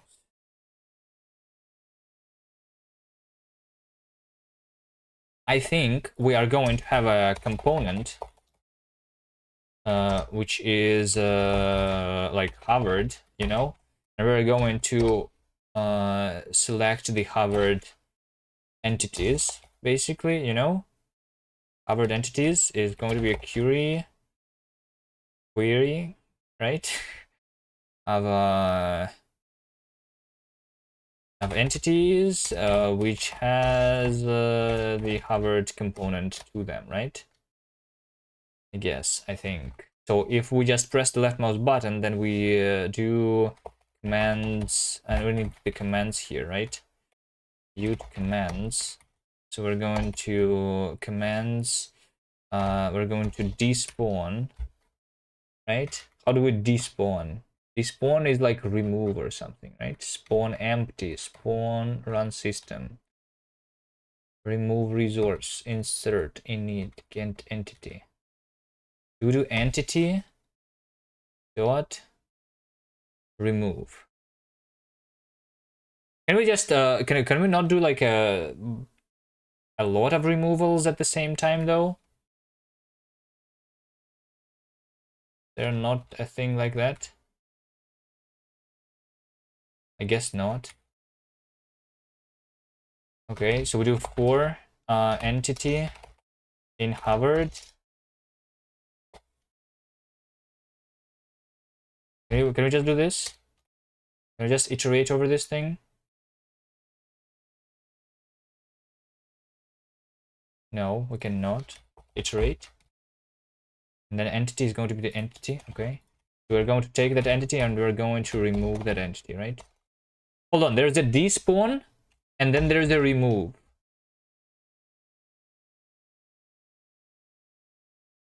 Oh, remove removes a bundle of components from the entity. Okay, and it's not the same as despawning. Okay, there you go. We just despawn this entity. Easy. Now we just need to figure out the hovering system, right? App, add systems. We're going to, on every update, we're going to be able to hover on things. And when we are hovering things, we're going to like also maybe like scale them up or something, right? Hover system. We're going to just have commands, right? But we are going to take the current mouse position. Bevy current mouse position. Mouse buttons, mouse motion, mouse cursor position. Games typically only have single window. So we have the primary window. We query the windows, query the windows, and we get the cursor position from there. And it might not be there. Okay. Can I get the mouse position, which is like in world coordinates? Camera, query of camera. Camera define command for camera entities, storing information, camera 2D.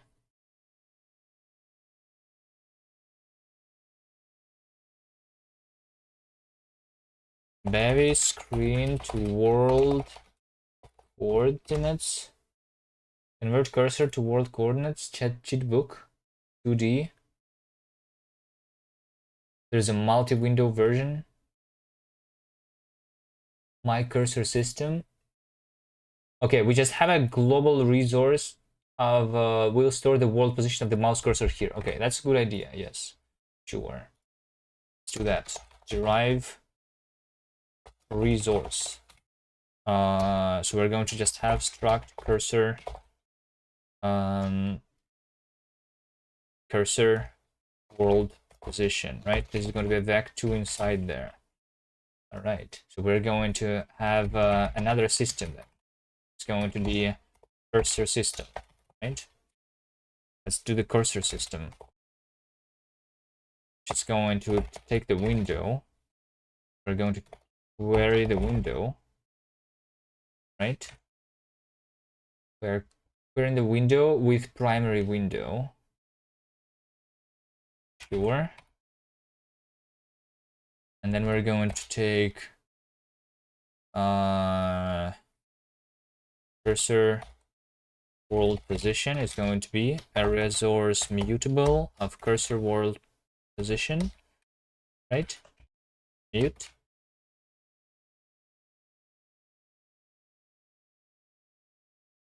Okay. Cursor world position. Do window single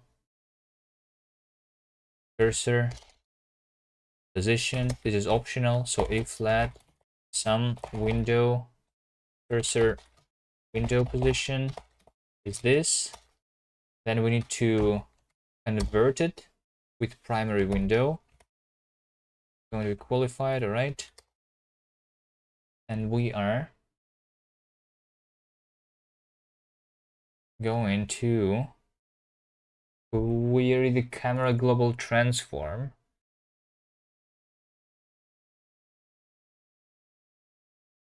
Array. Window current position. And then cursor camera viewport to world. Oh, there's a thing that's called viewport to world. Okay.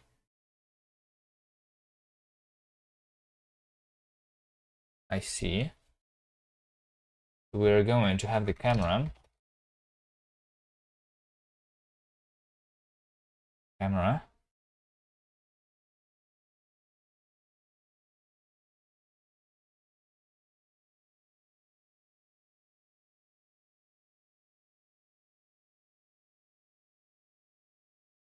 camera.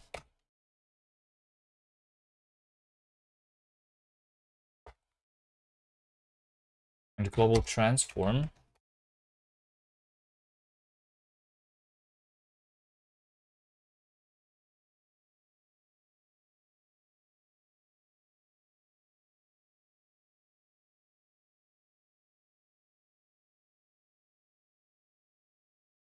Camera single.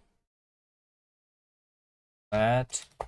Camera and camera global transform. See this. So camera viewport to world. There is a viewport to world 2D specifically. And then there's a viewport to world. So viewport to world, this is for a generic camera, which is not necessarily 2D. And 2D is 2D world position, computed from a position in the camera viewport. So orthographic projections pointing along the z-axis to get the world space coordinate. You should use NDC to world, just not if any of these conditions occur. Logical viewport size can be computed. Viewport position cannot be mapped to the world. Do we just use viewport 2D? So camera transform is going to be camera global transform. And viewport position is going to be cursor window position. So this world position, if this is that, then cursor world position dot set if not equal, set changed, set last changed. Do we just dereference this and set to world position? Is this how it works? Mismatched types.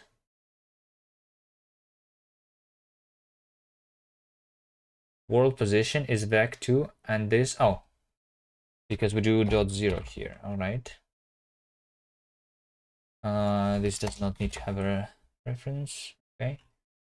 Okay, so this is the cursor system. This can be like in its own like plugin or something, because we also need to initialize the resource. We are going to add a resource.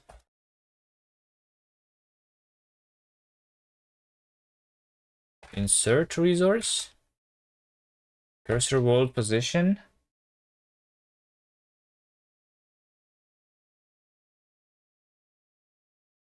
Hold on. You know what? I actually think that it should not be a resource even. I think I'm going to add this as a component to actually the camera, so that we can actually work with multiple cameras at the same time. So here's what we're going to do. Have the window and then the camera. We're going to have the entity itself here, right?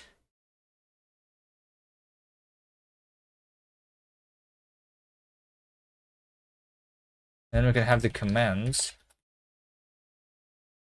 like that. So we go just for camera and camera global transform and camera entity in camera iterate commands entity or camera entity insert.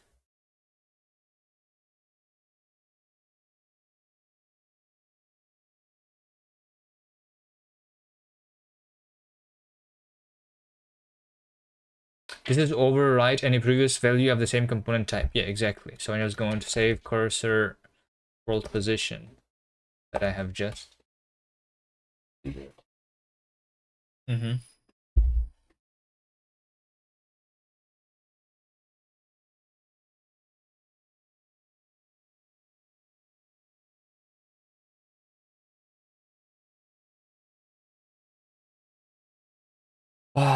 So we're just going to add another component to the camera itself, which is going to be the cursor world coordinates in that camera. And this is a 2D camera, right? Camera dot. I guess we do this only for 2D cameras. So camera which like has a camera 2D or something like that, right? We're going to take the camera entity and we're going to insert the cursor world position, and this is something that we're going to calculate here. So if world position is this, then we do like that. Server position, world position. All right, there you go. There you go. I think this can be like cursor. Let's have this.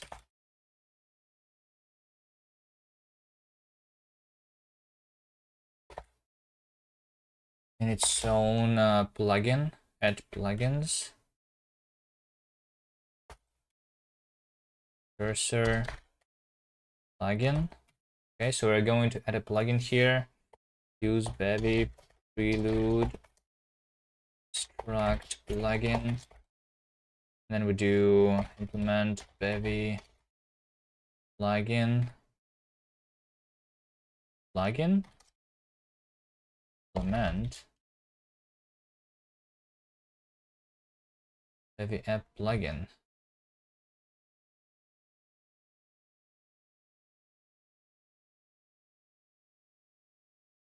Build. And we just move this here.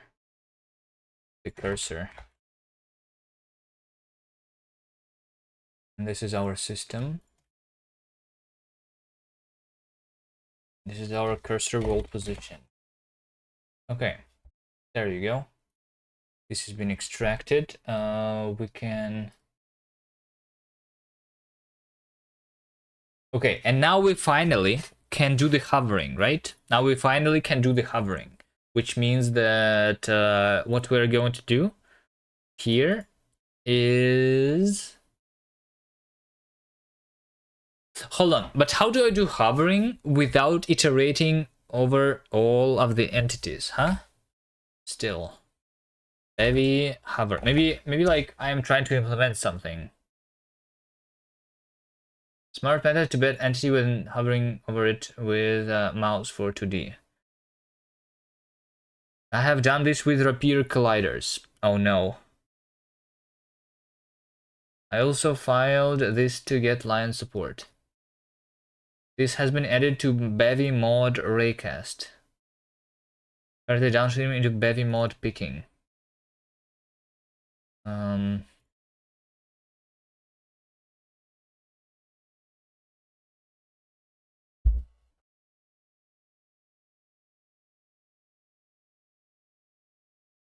Bevy mod raycast.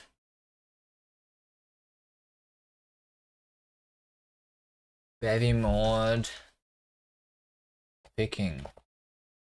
Bevy mod picking. Picking and pointer events for Bevy.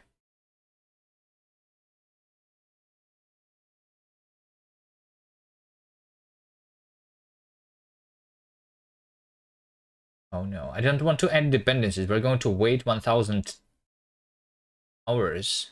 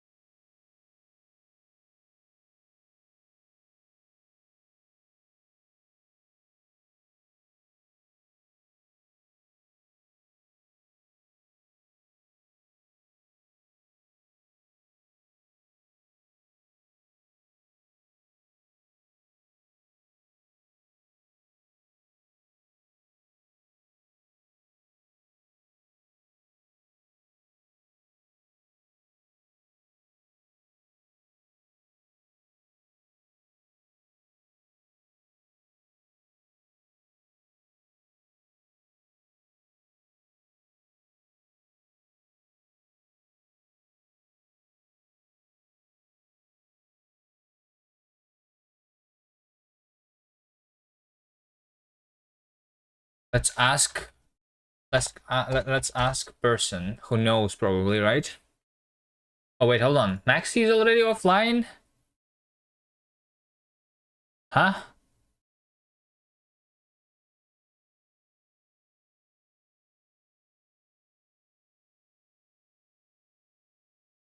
All right. He's just like doing 10 streams a day. Okay. Noob in need of help.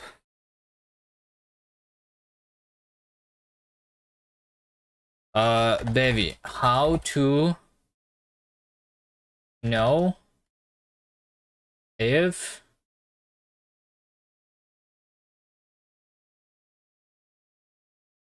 you know what? We are going to make a grid-based game anyway, right? We're going to make a grid-based game anyway.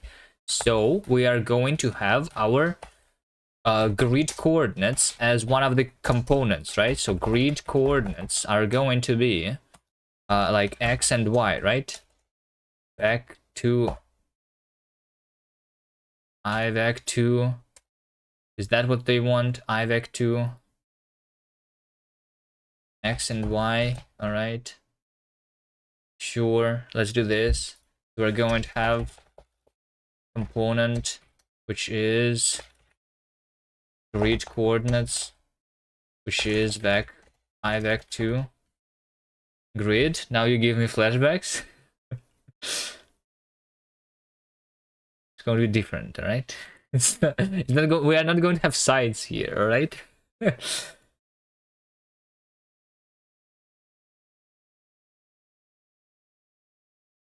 It's like pixel coordinates, all right, which are integers, and like the sprites in general, they are not necessarily integers.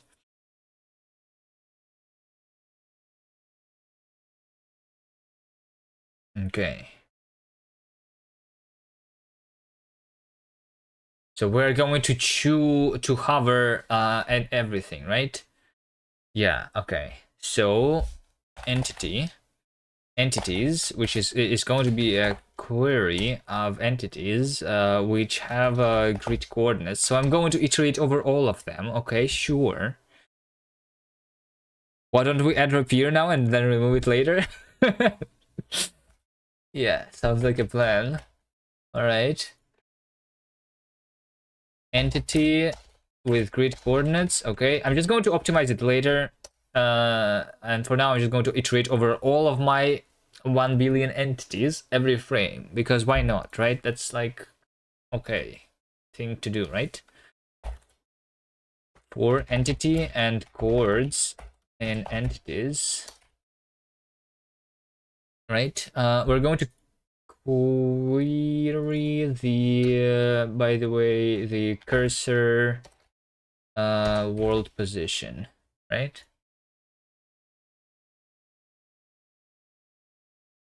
Just call it world position, cursor world position. So let, this is going to be cursor. That cursor is cursor single, like that. So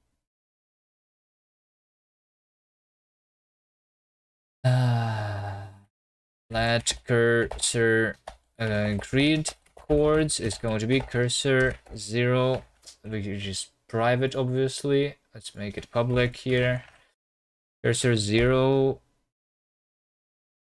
as IVAC casts all elements of self to I32, and this is just casting, right? But I don't want to do casting. We're going to do map first. Can we not map? Hold on.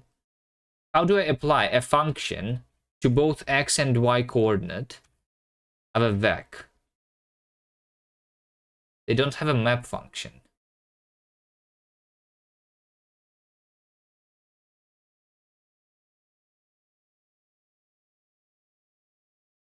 I have lerp,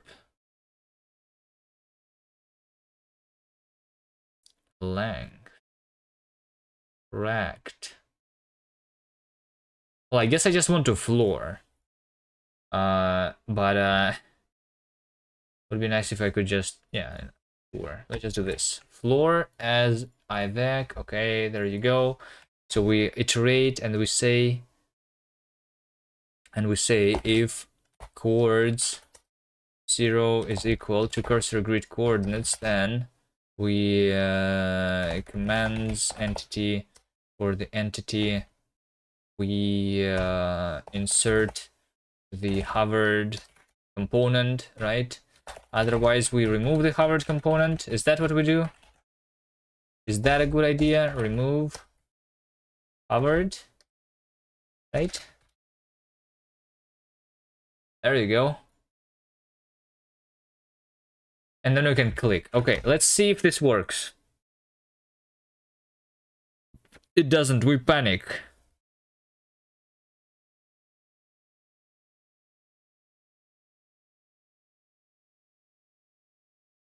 We panic over here because there is not a single thing like that. Okay, sure. Um,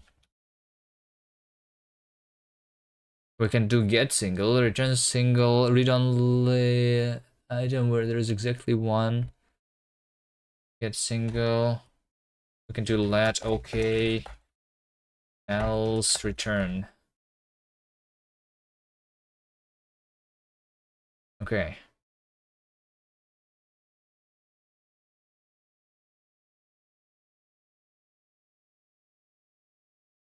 I click. Oh, could not insert a bundle for entity because the entity does not exist in the world. Wait, what? Alright. I'm having so much fun with Bevy right now. Hold on, what is happening right now? We cannot insert a bundle of hovered because that's what we're trying to do, because this entity does not exist in the world. Because we despawned it, but it was not despawned properly or something. Is that it?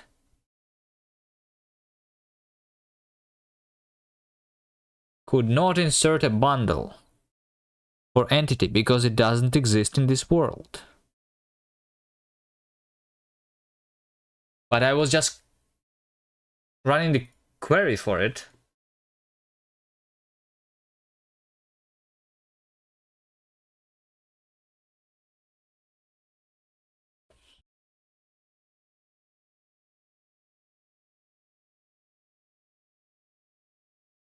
The entity does not exist in this world.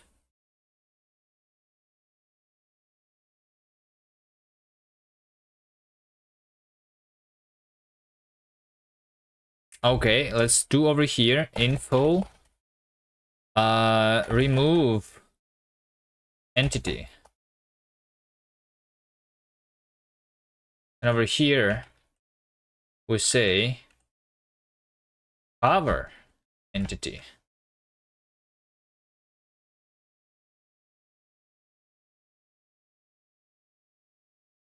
Well, we remove a lot of those, by the way. We remove them all, it seems. Hold on, why am I removing this much? It's like everything is hovered.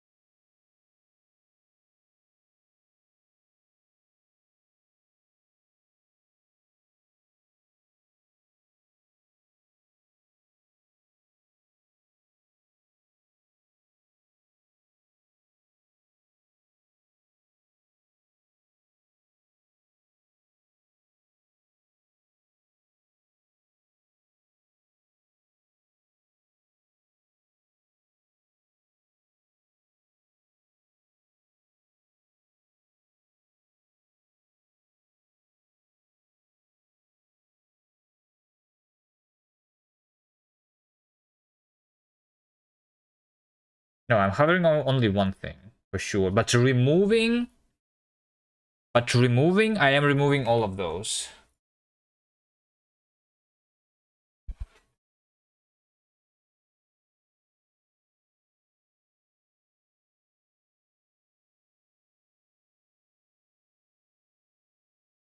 Hover is entity that has the hovered thing.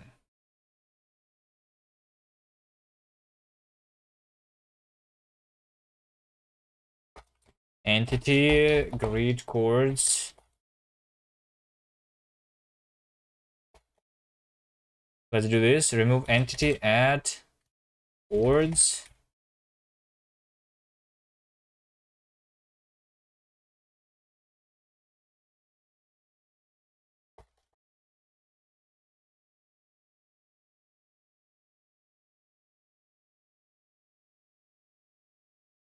Yeah, like why am I removing literally them all? It's one of the things, because hovered are those that have the hovered component, right? And there should be only one of those like this, right?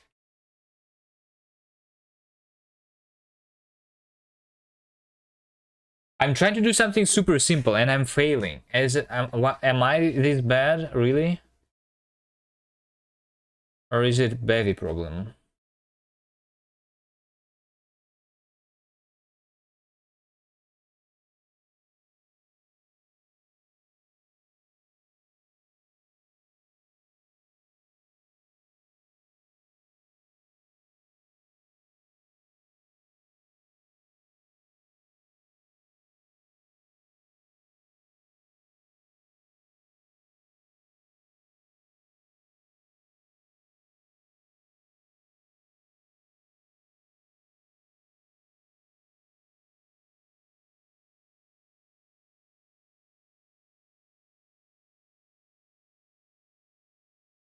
I don't understand.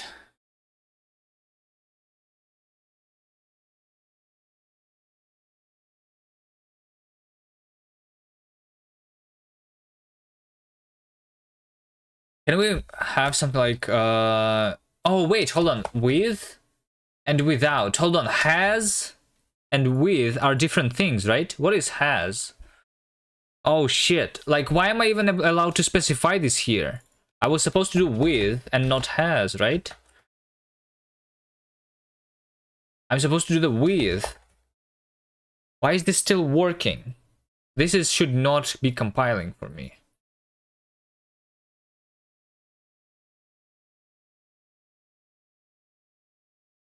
Okay, now I can click. Look, it works. Amazing, right? Amazing. I can click and I can remove pixels under my mouse. Wow.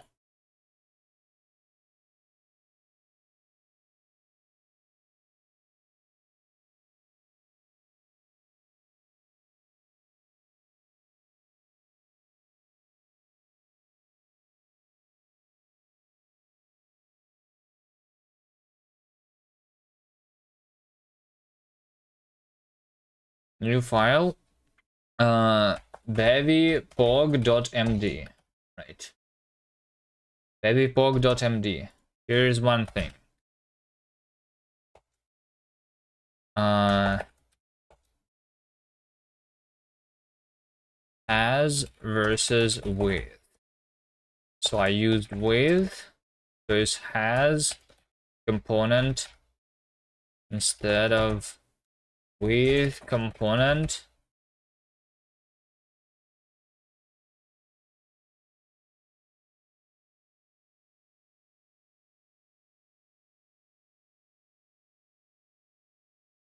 It took me 1 hour to find the problem.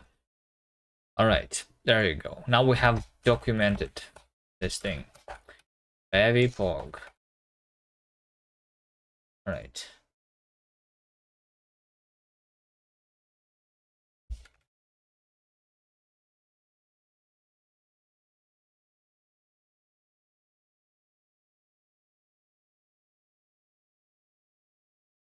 All right, here's another one. Here's another one. App does not exit. In logs.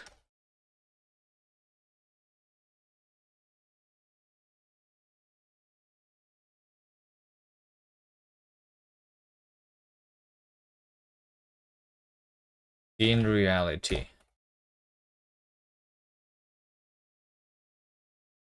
need to control C. All right, there you go. What else? Remove, hover. Okay. Chords. Unused variable chords. Yes, it is unused.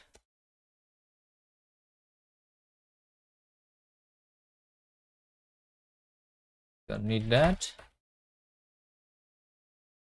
Okay.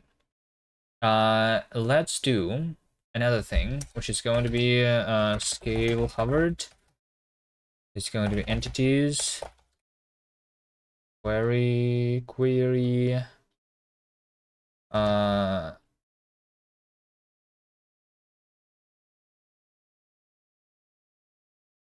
So I'm going to query has hover. So this is how we use the has then to get a boolean out of that, I think. We query the has hovered, and we also query the transform. And we're going to mutate the transform. It's going to be mute entities here, right?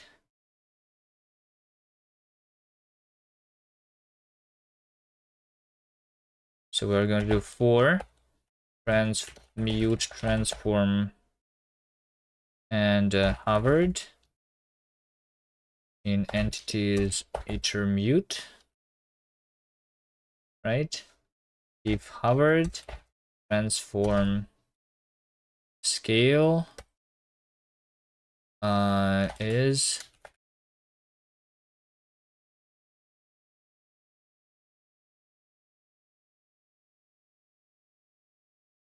this. Otherwise, transform scale is just the default scale of 1.0, right? And scale hovered is another system. Scale hovered. Right, there you go. Okay, so now it actually doesn't work. Oh wait, it does work. Hold on. We need to make that entity to be in front of everything, right? So it should also be transform translation z is equal to 1. And over here we say z is 0, right? Which is the default. Why do I have to control C every time? Alright, looks like it didn't work. It didn't work because z is 0 is invisible, I guess.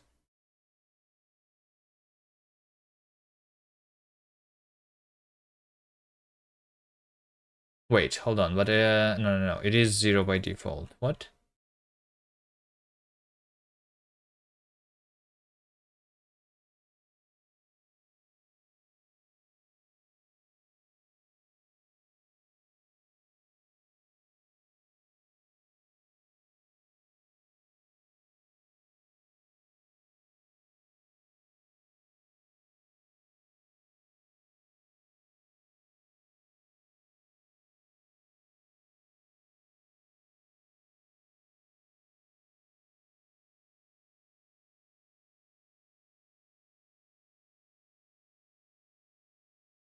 Cannot insert because it doesn't exist in the world now. Hovered or scaled. That's what I want to do. They are scaled, but they are scaled around 0 anyway, right? So it doesn't matter.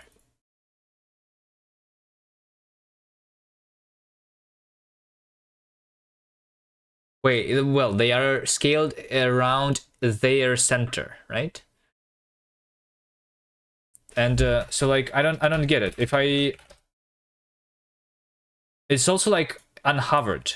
So it means fuck, how did I close that?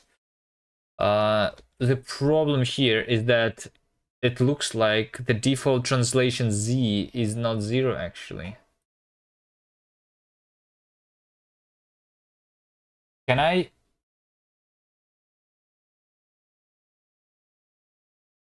Let me print this out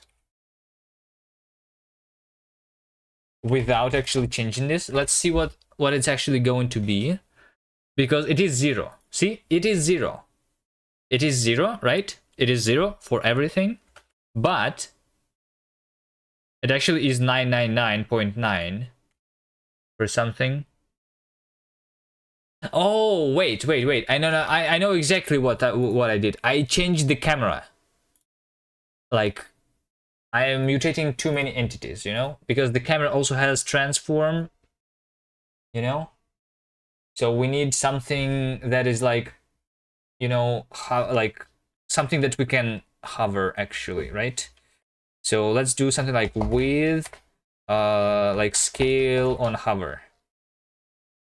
Maybe we're going to have the component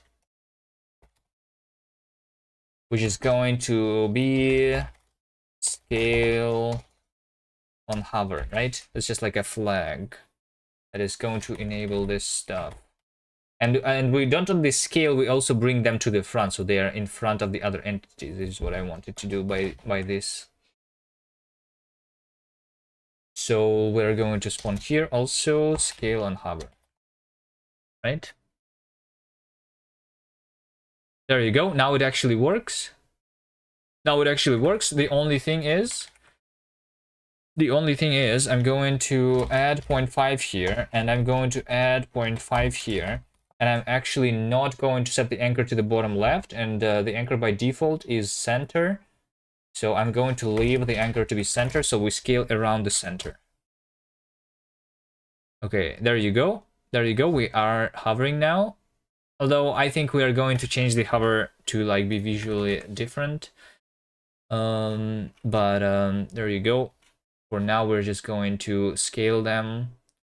Maybe scale to 1.5 actually, like even bigger. There you go. Now you can kind of see it, right? Now you can see the pixel that I'm hovering on. And then we cannot insert a bundle because it doesn't exist in the world. Can you explain that though? Why am I panicking? Why am I panicking? Do you know, Bevy, how 9? It's because the order of the system is random, so sometimes we panic, sometimes we don't. Actually, like, maybe it's not random. Oh, wait, it is. It is random. See, like, this time I can click and they get removed, right? But then I restart. And then I panic. No, complete noob trying to learn. I don't think Bevy is very good, to be honest. It makes me do all the bugs that are really hard to understand why. Like, I don't know. I don't like what's happening here too much. So I assume it depends on the order of the system. If we... Can I, like... you know, I still don't understand it. Like, even if the order is, like, wrong... Can I, like, do try insert? Try insert. Let's do try insert. Tries to add a bundle. This will override.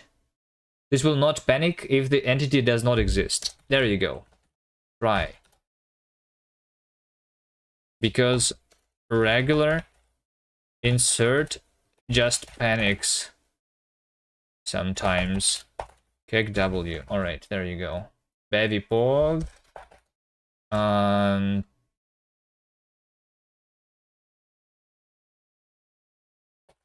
Insert, like, running commands on despawned entities because of system order, which is RNG.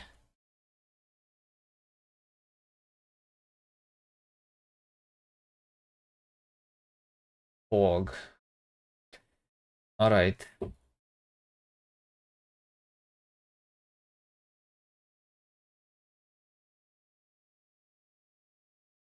Remove. I think remove also should be try remove then, right? No method, try remove. Remove. Is remove going to panic? Try. There is only a try insert. Unlike self insert, will not panic if the associated entity does not exist. What about removing? Is it only inserting that's panicking, but removing never panics?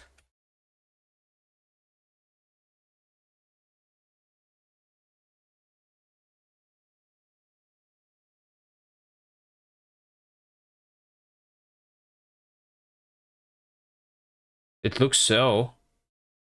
It looks so. Let's add to this thing. Inserting entity spawned entities.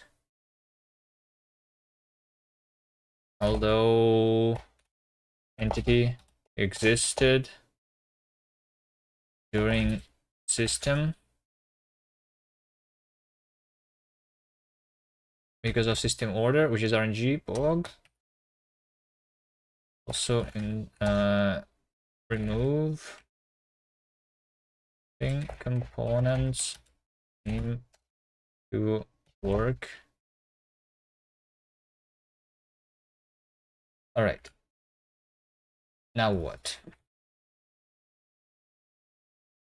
Now what?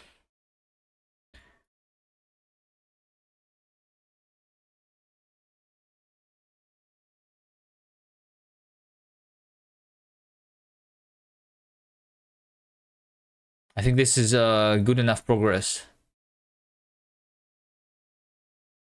Maybe for now. What should be the next step? So we are deleting things, right? And we are supposed to like we are collecting those, right? And this is basically like our like money maybe, and we can like buy stuff so that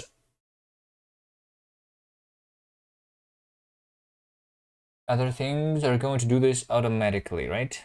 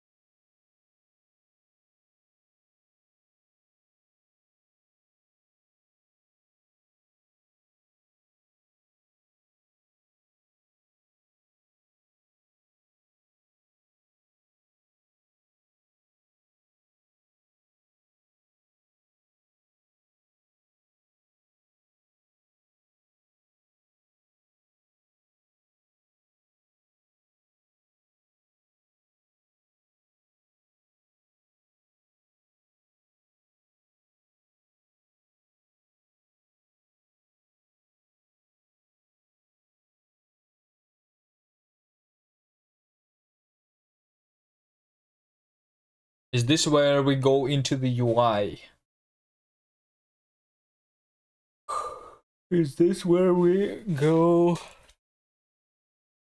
and do the UI? Okay, what is the gameplay that I imagined there? What is the gameplay that I imagined? We are going to select and spawn a new thing, right? It's like a build menu that we're going to have here. And the first thing that we're going to be able to get is just a regular dude who is going to be just going and collecting things, right?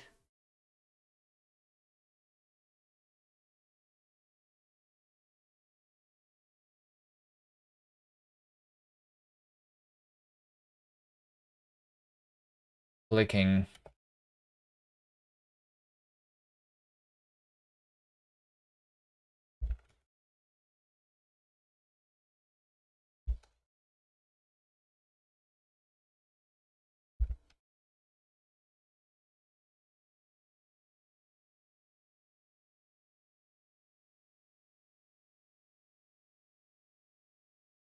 Clicking is done.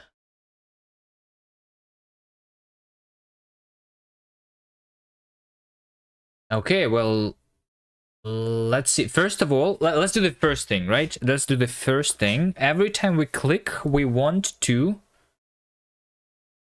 have the money, right? Or something. We are going to have the money.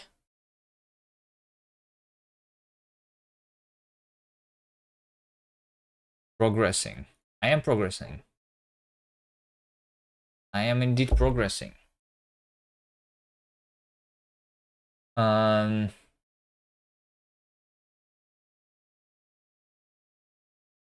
so should the amount of money that we have be a resource, or should it be something else, or should it be a player entity? Because maybe other things are going to like here's what I wonder. Let's say that you make something in Bevy, right? And like resource is like a global thing, right? But then eventually you realize that you're going to have the game, which is like, I don't know, you are going to have multiplayer, and different players are going to have different different like money, different score, right? So that means that you are going to move from the resource to a component. Is that going to be easy to do? I guess it's not going to be hard to do, because like you are actually going to get compilation errors in this case, because you're going to literally remove the like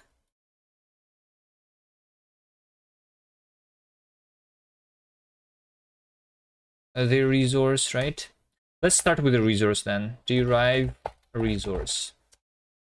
So struct, we are going to have, what are we going to call this? It's going to be like money, right? Money.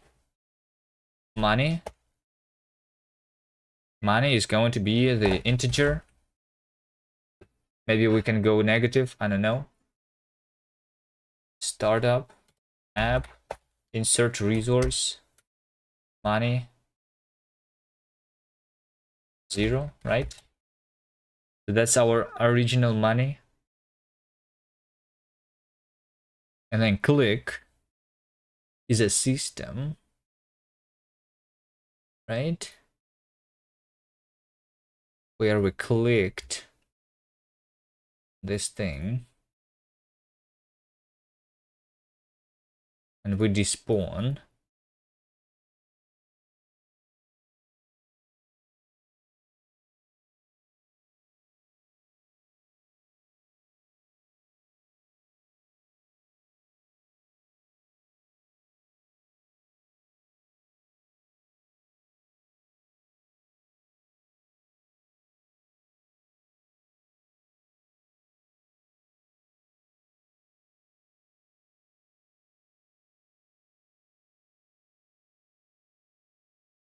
Okay, let's just write this directly here. So when we are despawning the entity, we're going to also, I mean, I don't know. It seems like they want us to write smaller systems, right? So like after clicking, we just get the click done, right? And we get like an event here instead. Mute event.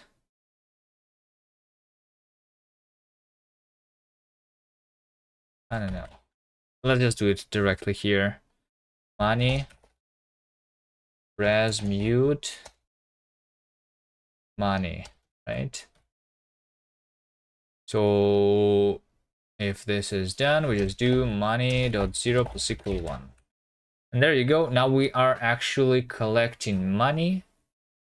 And the only thing that is left is for us to show the current amount of money that we have. Startup.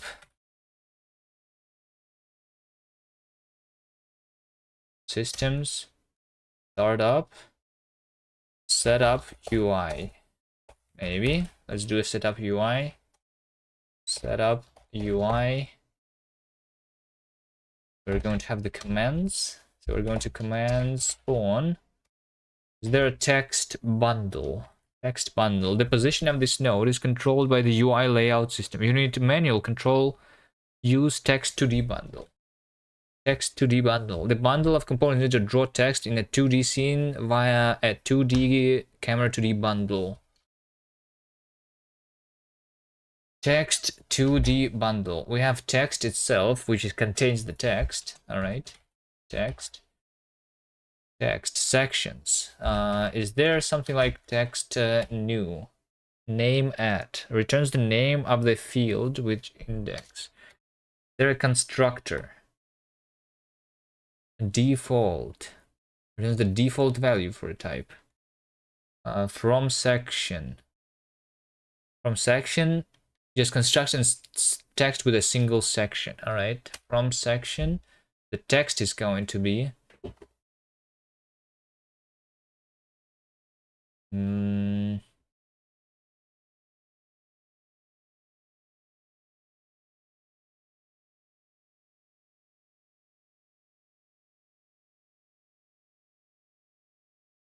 money, right? And style is going to be text style. Is there a text style clone? There's a default one. Text style default. All right, fine. We're just going to do the default. Text anchor is just the anchor, so by default it's going to be center. We can do text anchor to be anchor. I think let's do it in the top left, right? Text 2D bounds, the maximum width and height of the text.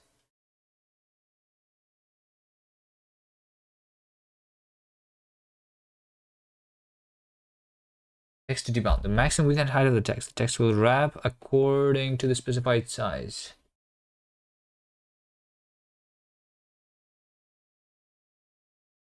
And the default is unbounded. Oh, we just have the infinity. Okay, I see. All right, that's going to be default. Text layout info. It is the size of the text and grid position scale data generated. View visibility, inherited, global transform, transform. Text anchor. Okay, transform. Can I do? So like, hold on. I want the UI layer. Am I doing this solo? You want to join or what? I'm not sure what I'm doing. I don't even have the full game idea in my head.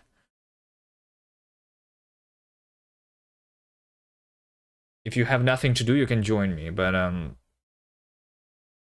don't really have a goal or anything.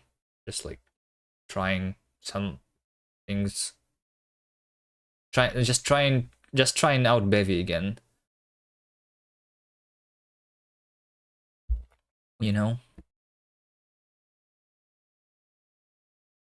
You wanted to do a jam?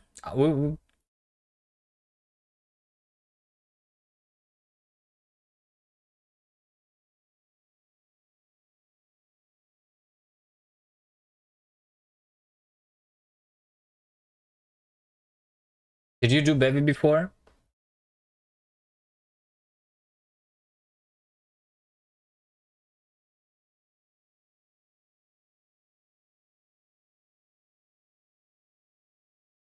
Do you think it's difficult to make 2D parkour game using Unity? I don't know. I never used Unity. But probably not. People did that, right?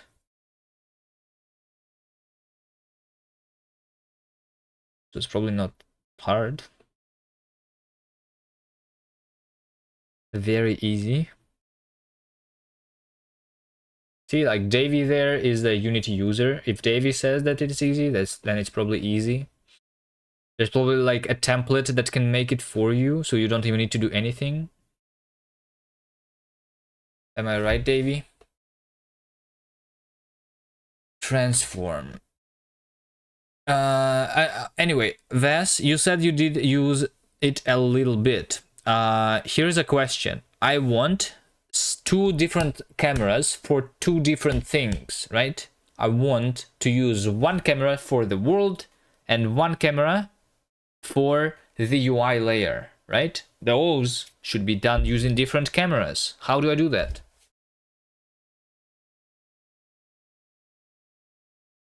Use different camera for UI layer, Bevy.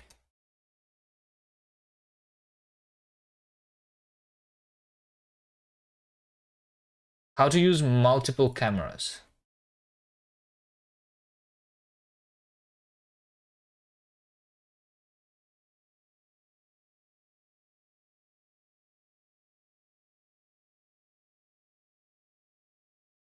Text bundle is associated with the regular camera. If you want text to be associated with the UI camera, you will need to use text bundle instead. So in Bevy you have two predefined layers basically, the regular layer and the UI layer, right? And it depends on, and that's why we have different text 2D and just text bundle. Okay.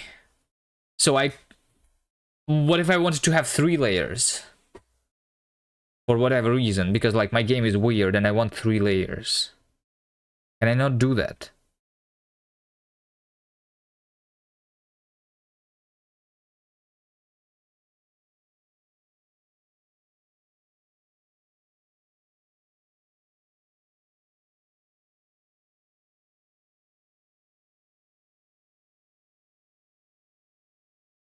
Camera transform, projection, HDR, viewport, coordinate conversion, render layers is a way to filter what entities should be drawn by what cameras. Okay, hold on, it actually exists. Insert this component onto your entities to place them in specific layers.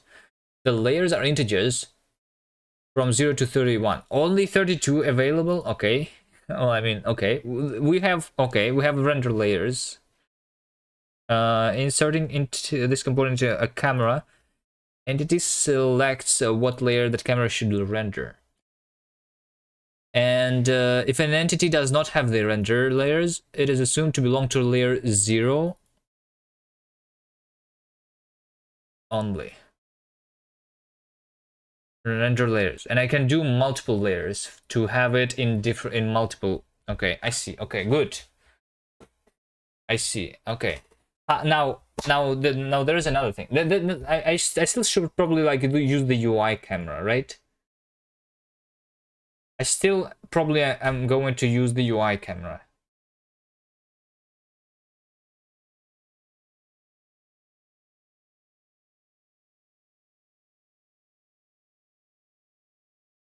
Node, style, text layout, calculated size, focus, transform, global, visibility, z-index, background color, text flags, text layout.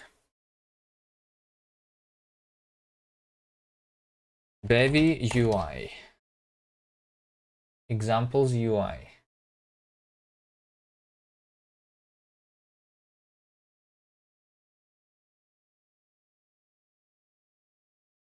Scrolling list. Bevy text example. Setup. Oh, it's a node bundle with children and then with children and then with children. So we always have to have the root node. Is that so? With children.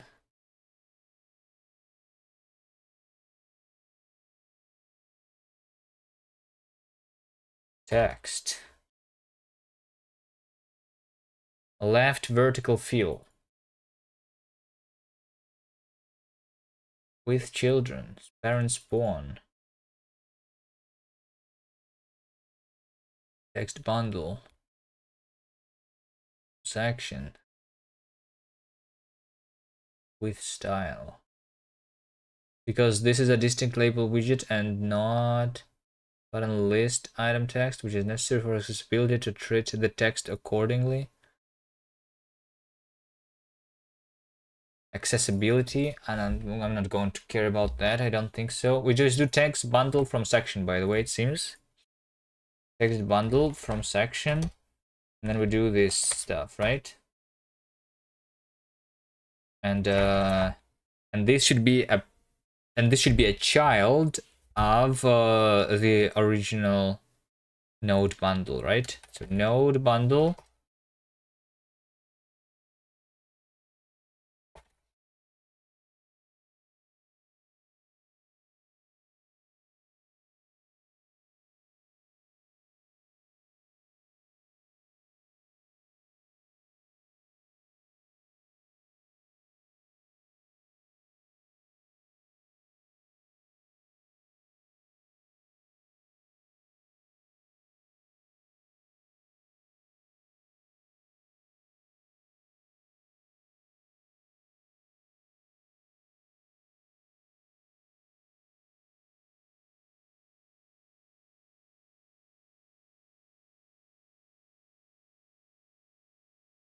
Can we do this instead? Root dot add child, and this is going to be text bundle. Expected entity found text bundle. Add child.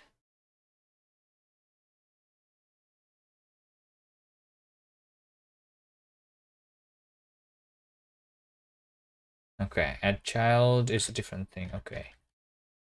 We need to spawn with children. Sure.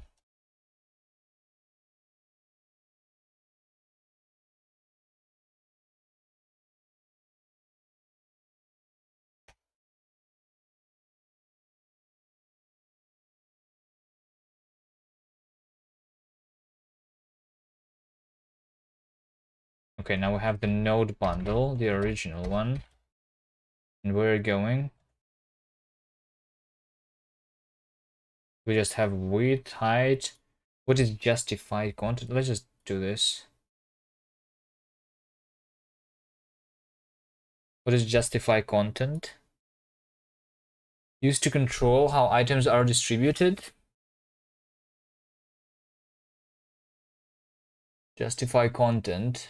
There's default, start, end, flex, start, flex, end, center, stretch, space between. Space between. The items are distributed such that the gap between any two items is equal. I don't know. I don't think I need that, right?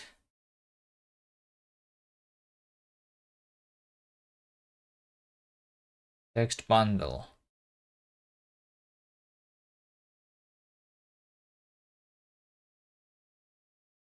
I don't know. How do I place my text in the top left corner?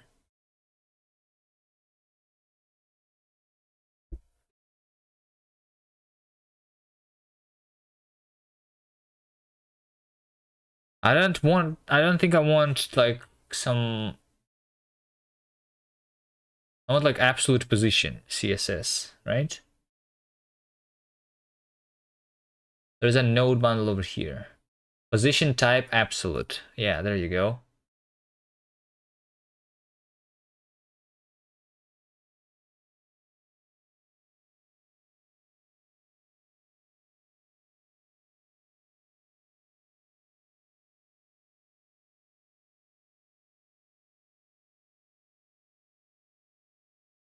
CSS in Bevy, yeah. Looks like we have a CSS in Bevy here. It looks like it actually is CSS, by the way.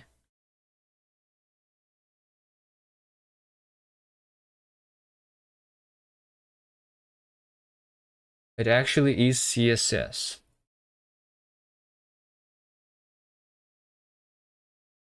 Why don't we do it in HTML then? Like, can we do HTML then instead of doing this?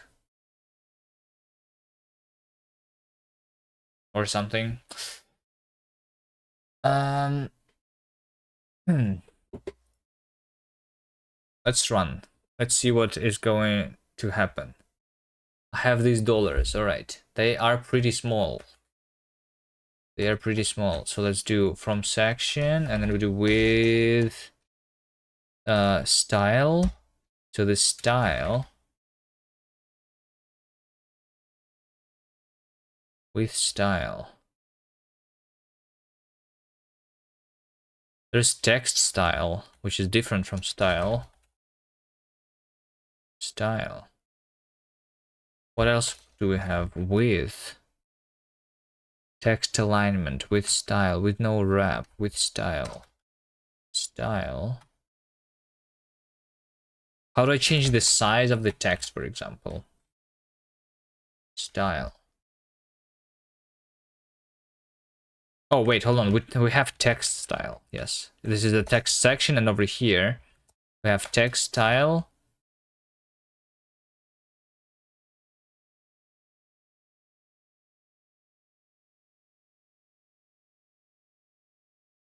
Font size, and color. There you go. There you go. Font size. What is the default font size? Default font size is 12. All right. That's a very good number.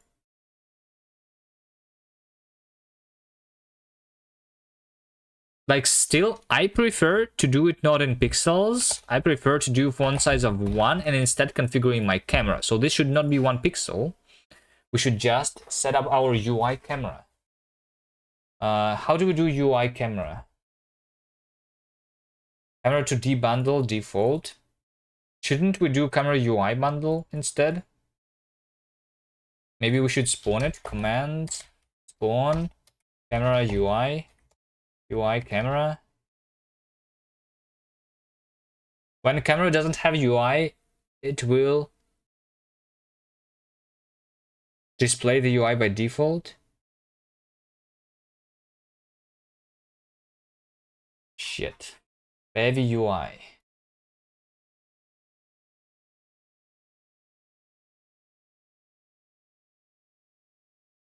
Camera. They just do like one camera. How do I... Okay. Bevy UI camera. Cameras. Camera. UI. UI rendering. Show UI false. I see. We do this. So when we do the regular camera, we need to do show UI false. It's like the layer. We have UI layer, we can have other layers. Okay. Do I want it to be UI? Or do I want to do like a regular camera and just a different render layer instead?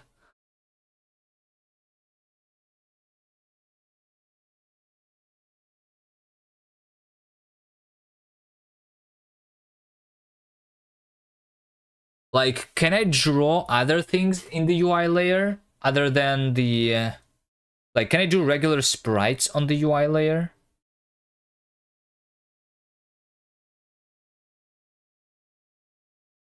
Is the UI only like the nodes? So like if I make a child of a node to be a sprite, is that going to work or is that not going to work? Bevy, draw sprite on UI. Bevy mod UI sprite. Draw sprites with Bevy UI. Amazing. We need a separate like plugin for that. Wonderful. There's a separate UI sprite bundle. It is all going to be different. All right.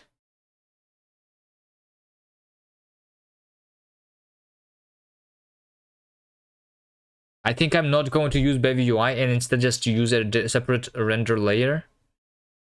Maybe? Or should I use the UI from Bevy? Like, just for the sake of learning Bevy, you know?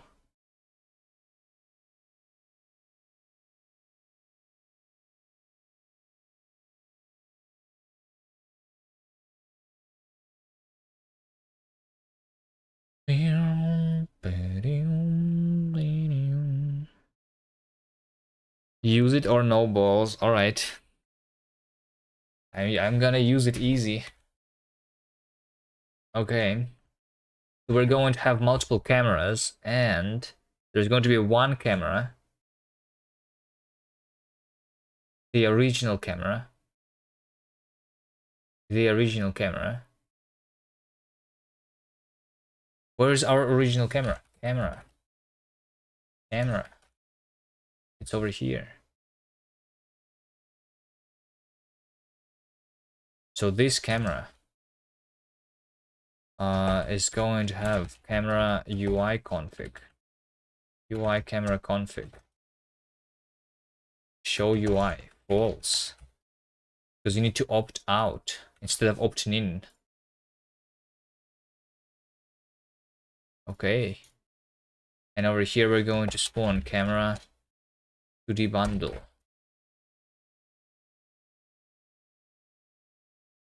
Default.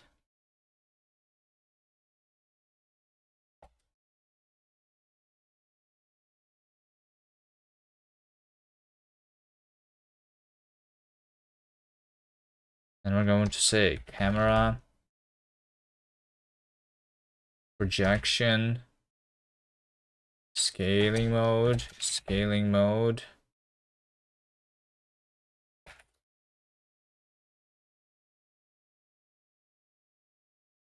I'm still going to use fixed vertical, but for this, for the UI camera, I'm going to use 10. That's how I do it in my engine usually. So I don't see the UI though. Hold on, we have a warning. Which is not an error. Camera order ambiguities detected for active cameras with the following priorities. 0. To fix this, ensure there is exactly one camera entity spawned with a given order for a given render target. Okay, so this means that the second camera should have a render target.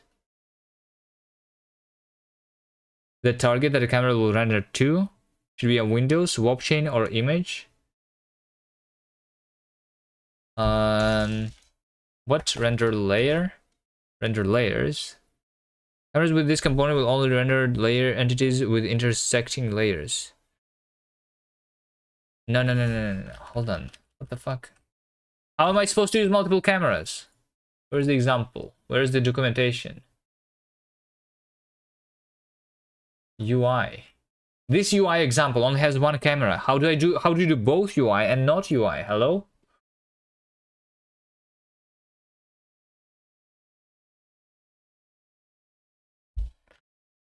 Bevy. UI camera.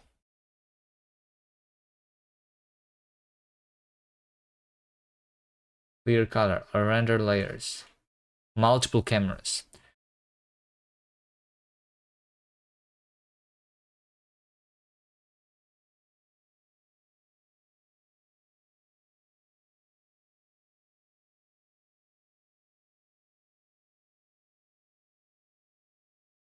Bevy UI rendering is integrated into the cameras. Every camera will draw the UI. So wait, hold on. Am I supposed to just use the...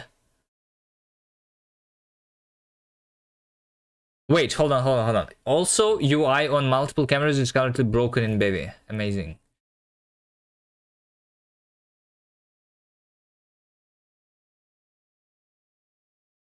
Amazing. All right. I mean, that's not what I want to do anyway, right? So that's okay.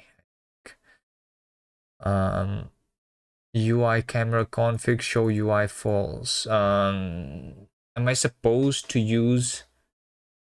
But how do I set the separate scaling? No. Like I'm supposed to move cameras. Like I want to move my regular camera, right? So I don't want. Or do I want? Hold on. If I'm going to move my camera, the normal one, then the UI like is going to ignore the current camera like scaling or things like that. Is that how it works? Why do we have the camera? Hold on. Let me just check. Let's just check, guys. Let's just check. How does this actually work? Because I have no idea. Show UI true. Because we did see this, right?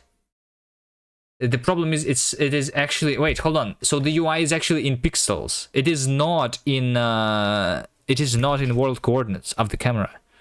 It actually is in pixels. How do I use for my UI not pixels? Can I use anything than pixels? Bevy UI not in pixels. Support UI scaling. This is completed. With a new release, high DPI, Bevy's Val PX used for pixel and UI nodes is using logical pixels.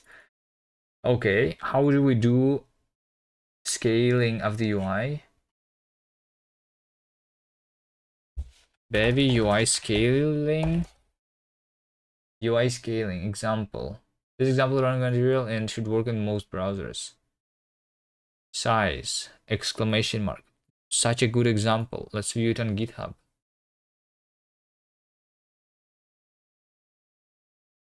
Setup.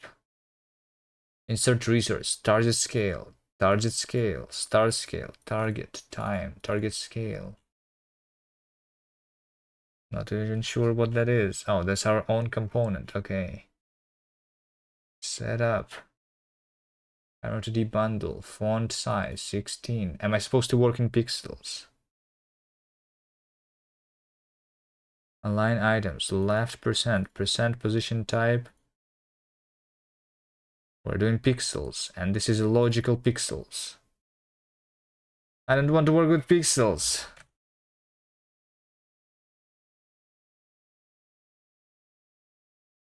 Looks like we will have to work with pixels, guys.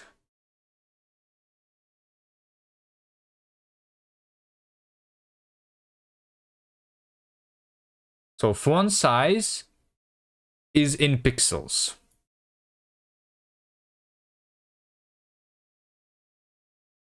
UI scale. Oh, hold on. UI scale is a thing. So what is UI scale? UI scale.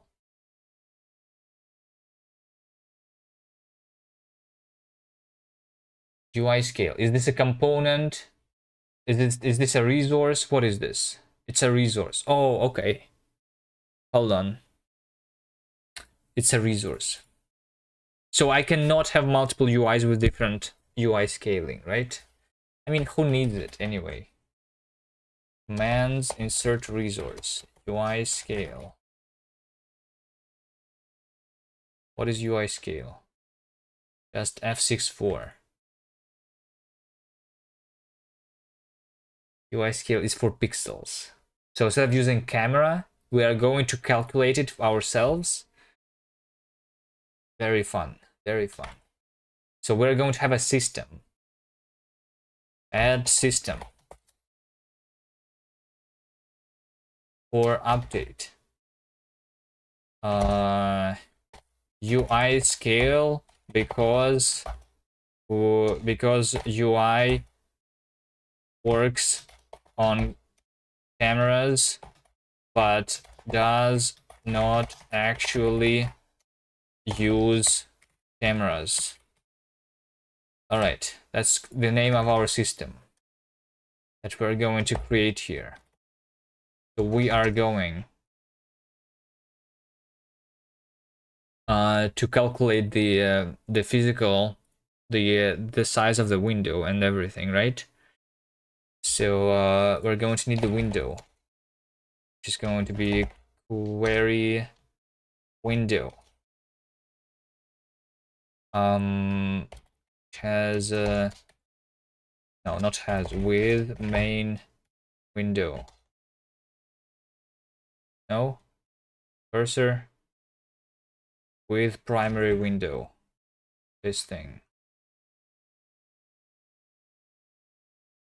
Window with primary window. So we have window single size or something, right? What is scale factor here? Scale factor, window scale factor ratio of physical to logical size, see window resolution.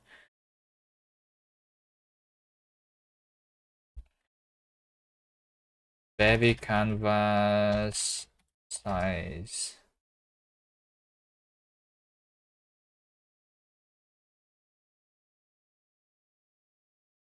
How am I supposed to get the resolution? Bevy get resolution. Can you get and set window information? Resize. A window resized, width, height. Windows, window width and height. Okay, it does not have the size, but it has width and it has height. Okay, amazing. In logical pixels, right? Width and height. So we're going to use the height because that's what I'm going to do, and I'm going to do to make it so that if we work in pixels, so by default, like our font size here is going to be like 12, right? Which is the default font style, literally the default font style. So the height of this window, we're going, and we need the resource UI scaling, resource mutable, UI scale. So I say UI scale dot 0 is equal to like I don't know. Let's just do like I don't know 500 multiplied by this. No, not multiplied, divided by this.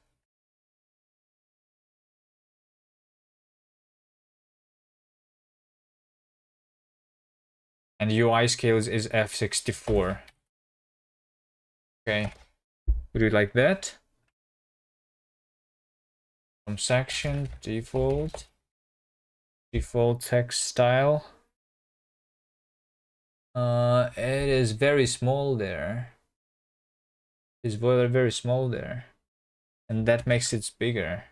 Hold on, what should be the UI scale? The bigger the window is.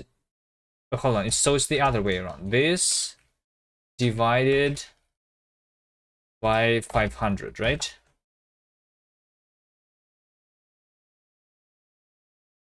That's what we want. There you go. Now it's big, and if I make the window smaller, then it's going to become smaller because like we maintain the vertical like size of the thing, of the UI, you know? All right, good. That's what I wanted. Amazing.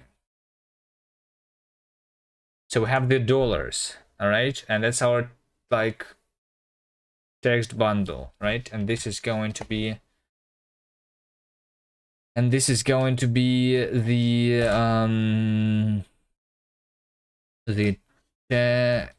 I don't know, money text, right? Money text. Okay, that's going to be our component money text, right? So we're going to have another system on update. We're going to like update money text, right? That's going to be another system. Update money text. We're going to money text is because we're going to mutate it, right? What exactly are we going to mutate out of that? We are going to do a new section, text bundle, from section, text. What can we do with text? Sections, text section, just a value, we're just going to change it, right? Money text is going to be text, mutable, query text, which has money text component on it, right? And then we're also going to have the like money resource, which is going to be a resource of money, right? We're going to say money text. Maybe we have multiple one of those, right? So for money text in this, we say money text sections 0 dot value is going to be equal to money dot 0 dot to string, or maybe we like do format money this, right? That should be good. Okay, so we have money 0, and then when I click, it says money 1, and then I click and it says money 2. Amazing, guys. We're having progress. All right, there you go. You guys like that?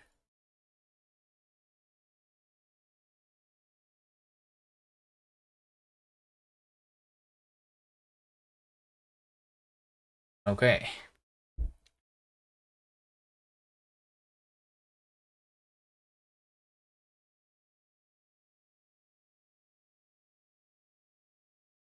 Who did money? Money has been done.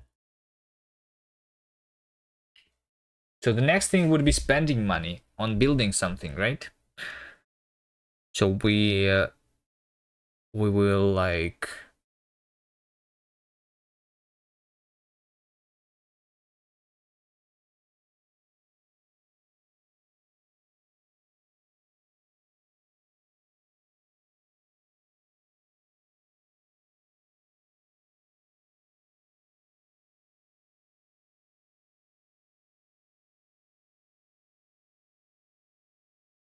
okay, what's the first thing that we want to spend on the money? Hold on, in order to spend our money, I think we are actually going to have the buttons on the UI, right? So let's just continue working with the UI here. We continue working with the UI here.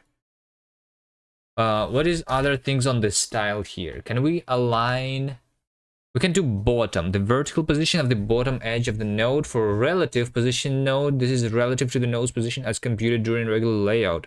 For absolutely positioned, this is relative to the parent's node position. Yeah, so I think we want to have like on the bottom like several buttons, right? So we're going to have parent. I mean, this is the root, I think, right?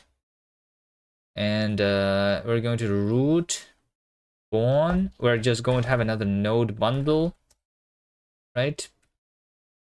And we're going to have a style.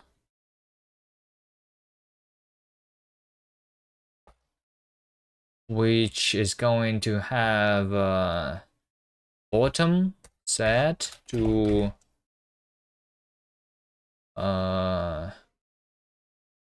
0, and it's going to have position that's to absolute. Imagine if someone tried to make a game in Bevy and they don't know CSS though. Like I think it like helps to me that I mean I can't really say that I know CSS, but like that is something to know, I think. Right?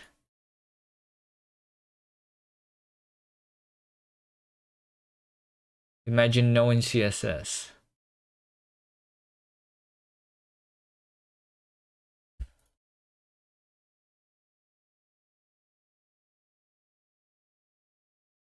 Okay, so we have another node, and then we do another with children. And this is like bottom panel, basically, that we're going to have. So we're going to have the bottom panel, and to the bottom panel, we're going to spawn the button bundle. Button bundle, a UI node that is a button. Amazing. Let's do that. We can have an image. Can I have a text? Or can I not have a text? Am I not allowed to have text? Is there maybe a thing such as a text button? Maybe not. Button bundle. A UI node that is a button. Logical size of the node. Marker component that signals this node is a button. Styles. Interaction. Focus policy. Background color. Border color. Image. UI image. Texture. Transform. Can we not have a button without like text button? Bevy text button. Button.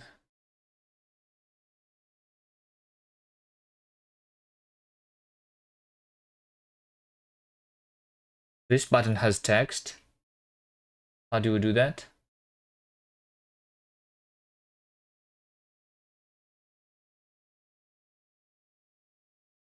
Button bundle.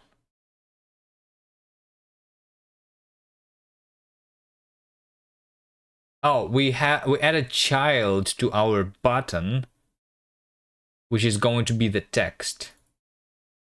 I see. I see.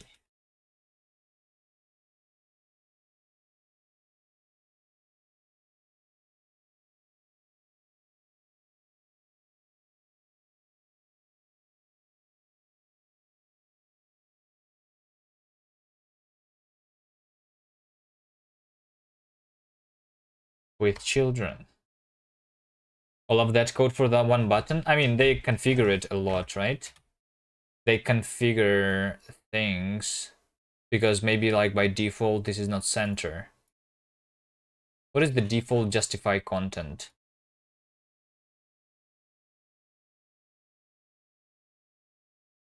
Default. The default is just default. The items are packed in their old and their default position with no alignment was applied. Like start from and stretch. Yeah. Because like you can configure it a lot in a lot of ways, I guess. It's all right. Let me just try to do the default button and button, and we're going to do the spawn the text bundle from section, and this is going to be button with the default style. I'm just going to do a bunch of defaults, right? And let's see how this works. If I just add a default button. So if I have a default button, then you guys don't even see it, but there is a thing in the bottom left, which is like white rectangle. That is our button, apparently. It is our button. That's how it looks by default. Maybe that's why we actually do need to configure those things, you know?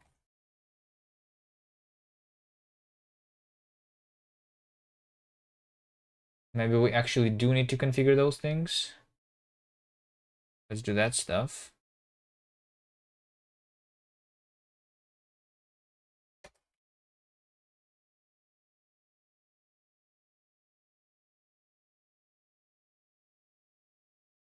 Oh, that's inside the style.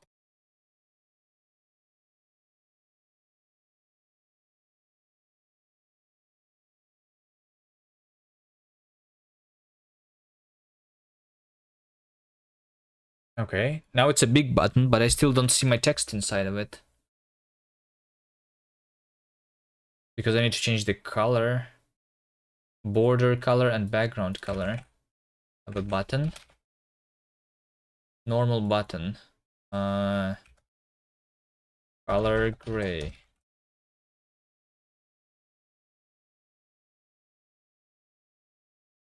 Buttons have many states and stuff. I guess. They should have many states and stuff.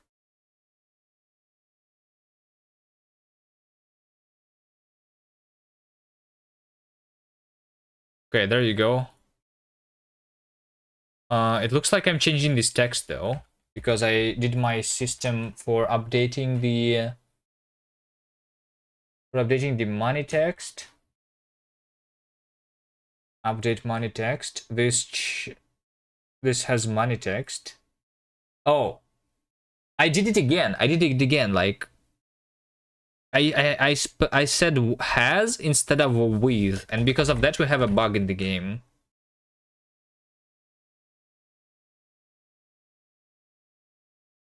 Those things are so similar. I feel like it should not like be accepted in that position, the has thing. Because you're supposed to do filters on the right there.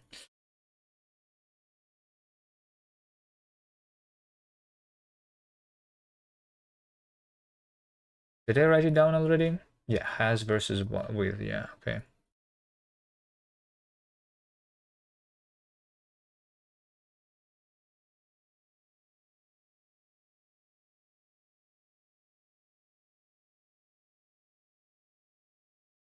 Nice button, yeah.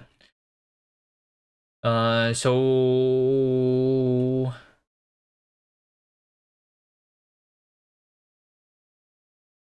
here's how we are going to justify the content of the bottom panel. Justify content. Center. It is also going to be center. What? How is this going to work? Is this button going to be in the center of the screen? No, it's not. Okay, I know what we need to do. We need to do width. It's going to be because the bottom is like the entire bottom, so we're going to do 100% of the width, but the height is going to be like based on the thing. So now this button is in the bottom, right? Oh, you don't even see it. This is how it works. All right. So we're going to have a bunch of buttons in the top, in the bottom center of the game, right? And these buttons are going to say different things. One of them is going to be like spawn a minion or something, right? Okay. Width and height. This button is too big though, obviously, right? Let's do it to like 24 by I don't know, 100. Maybe this should be enough, I think. Yes. I think this should be enough.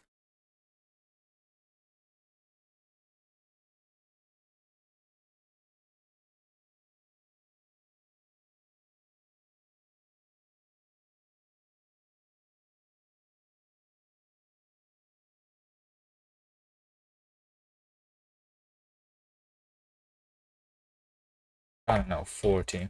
So I want it to be bigger. Okay, there you go. That is nice. That is now a nice button over there. But let's make it not in the very bottom, right? We can instead add some margin to it. I imagine that we can, like, since this is CSS, we can do margin. Yes. We can do margin, is UI rect, where I add the bottom margin. Or, hold on, we can add the margin to the entirety of the bottom panel, right? This is the bottom panel. And the bottom is not going to be 0. It's going to be like, no, we can do like 50. Maybe that's going to be too big, too high up. Yeah, this is too high up. Let's just do 24. Sure. There you go. So now the button is not in the very middle. Can we make the button interactable though? Interactive. How do we make it interactive? It probably is already interactive, but we need to like specify how it should look when we interact with it, right? Specifically this example already does it. It says hover. Should I do it? Okay, it's literally a system that is going to change its background color, border color, children and stuff.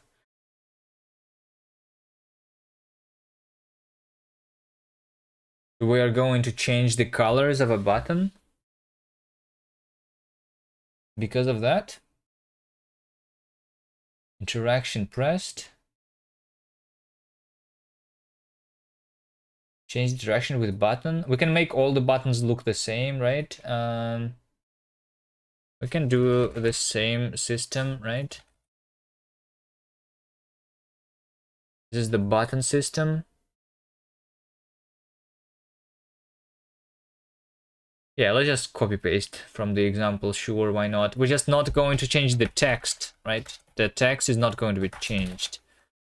We're only going to change the border color.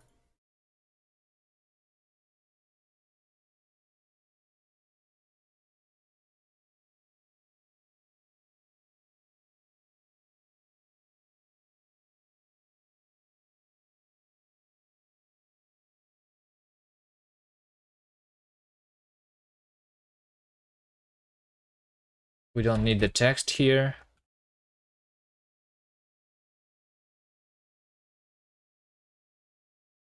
These consts are going to be inside this thing.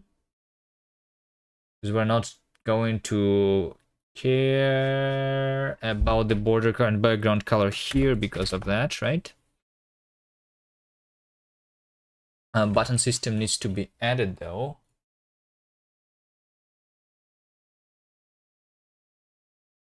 Update button system, right?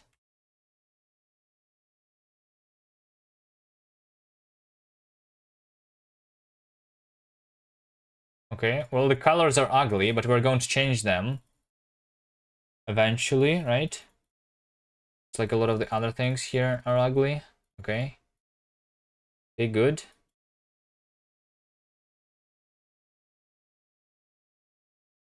Hold on. Nah, all right. That's good.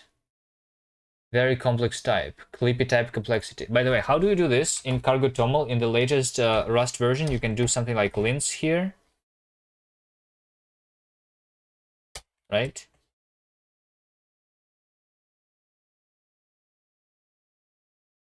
Lints.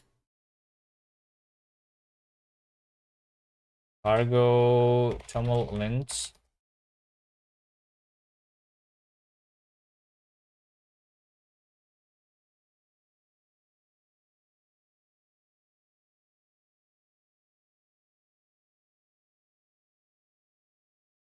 Lints.clippy.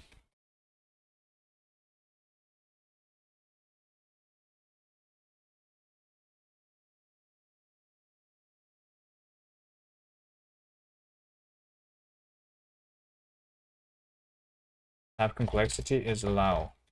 Is this that how we do it? There you go. Now it's gone. Okay. Query. Text query is unusable. Children is something that we don't need.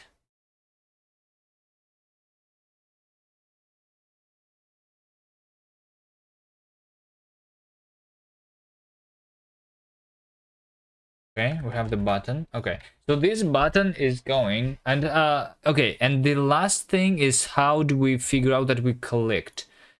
The interaction has been changed here. Interaction has been changed. Pressed. Interaction is just pressed.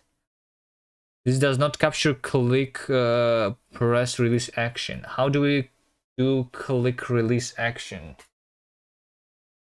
It's probably events or something, right?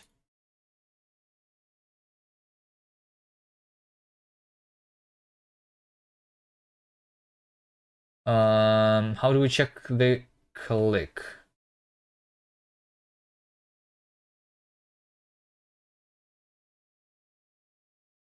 They don't do the click here. Bevy button click. How to take the button click and a normal click in Bevy? There's interaction clicked.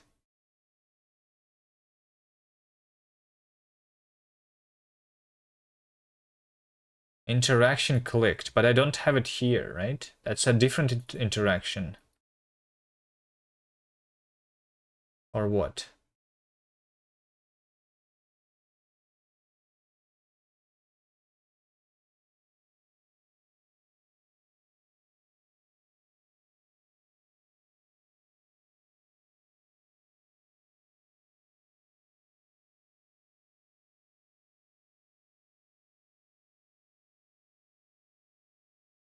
See, clicked. Click. What is click? Oh, click is my system. Hold on. Clicked.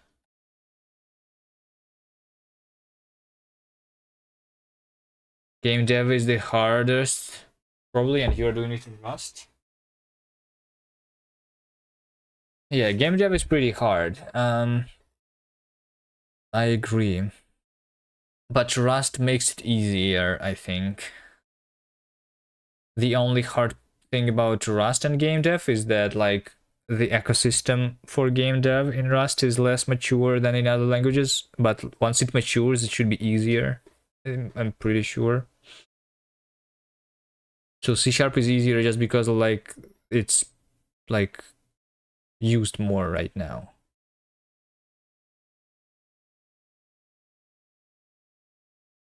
It's like saying that Python is easier, but Python is actually harder than Rust, I think.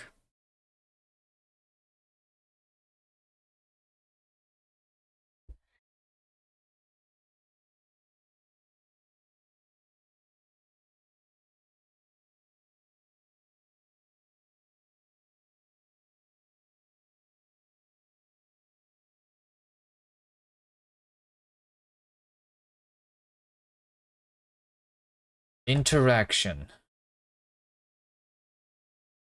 Describe the type of input interaction that occurred for a UI node.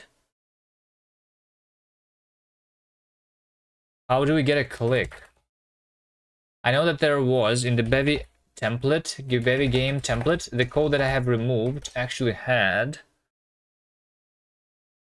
the UI menu here.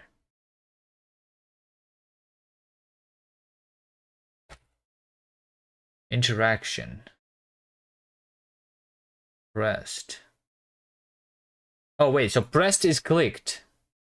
Or what? No. You're currently suffering in Python again. Congratulations. Python is a good language to suffer in.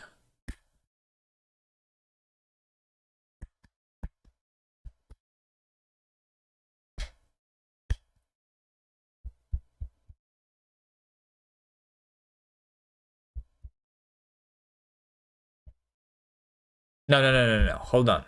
How do I detect a click?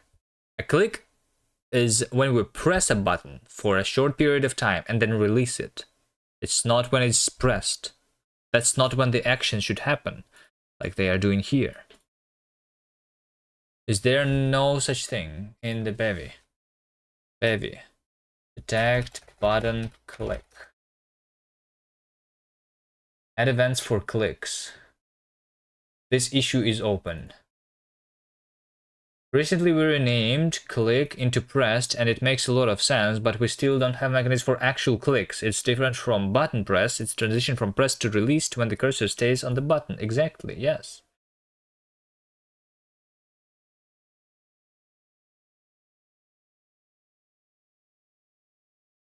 All right.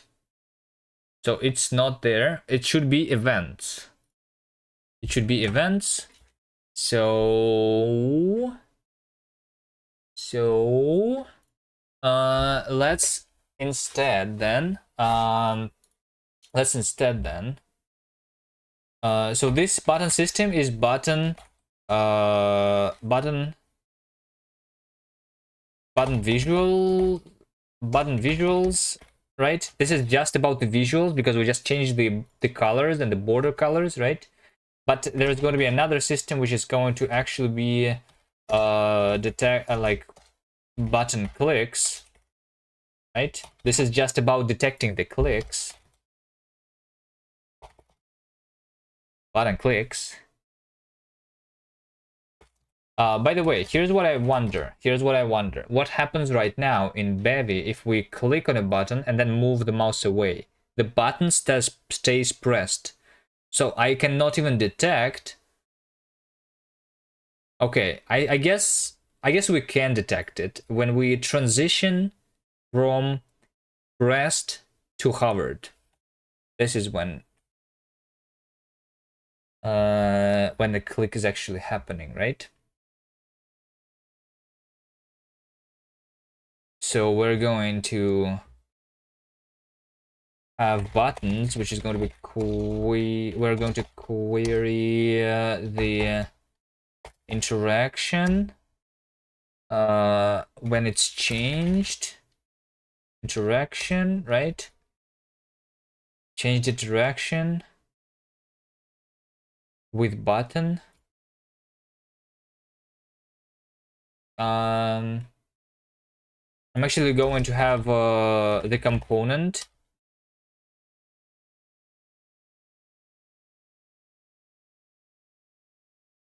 which is going to be called button action. And those are the actions that we're going to do. For example, on minion, right? That's what we want to do. So we're going to query the button actions here when the interaction has changed. But for that, I also want the previous interaction, right?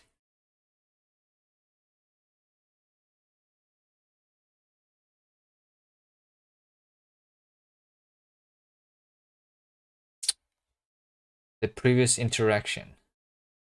When we have changed, this is a filter. Can I know what we changed from? Not always, because not everything is like copy. So like, how do I know what it was before?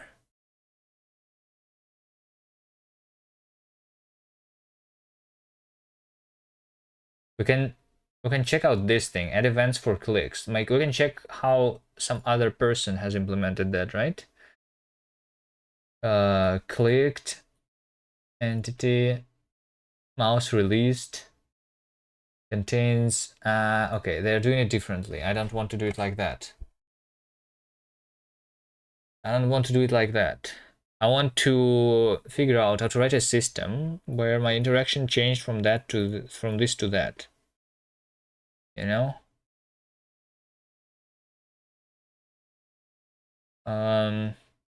I guess one thing that we could do is to query the entity of a button, and then we can have like the local to the previously pressed.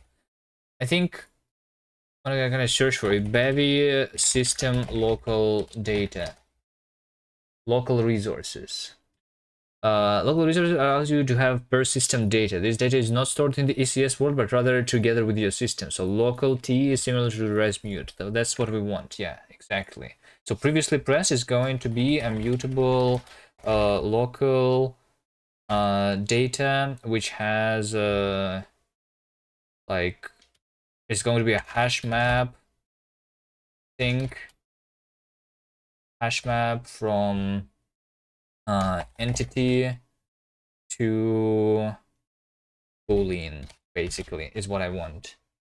Hash map, we're just going to import that from std collections. There you go. Right?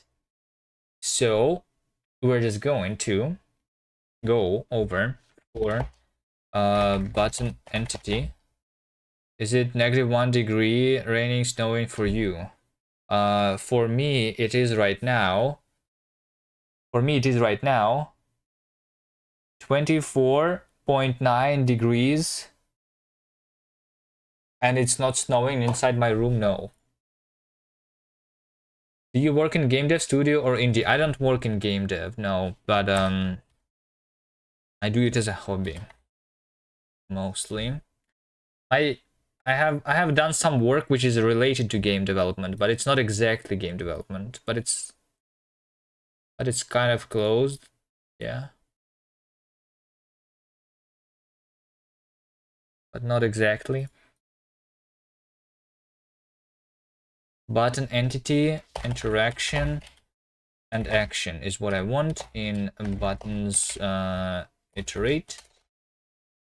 Right? So over here we say that previously pressed, we are going to insert for button entity,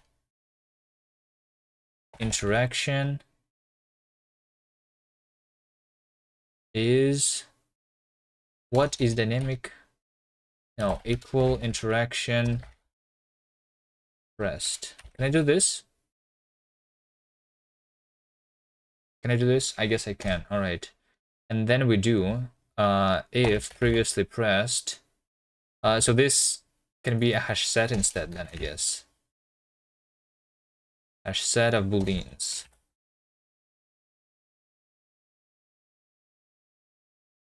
Previously pressed. I mean, you know what? I think it's easier to do previous interaction. Previous interaction is going to be just the interaction. Right? Previous interaction is search for this, just the interaction. Okay. So then if interaction is interaction hover and previous interaction for the button entity is interaction pressed, this means that we were pressing the button and now we are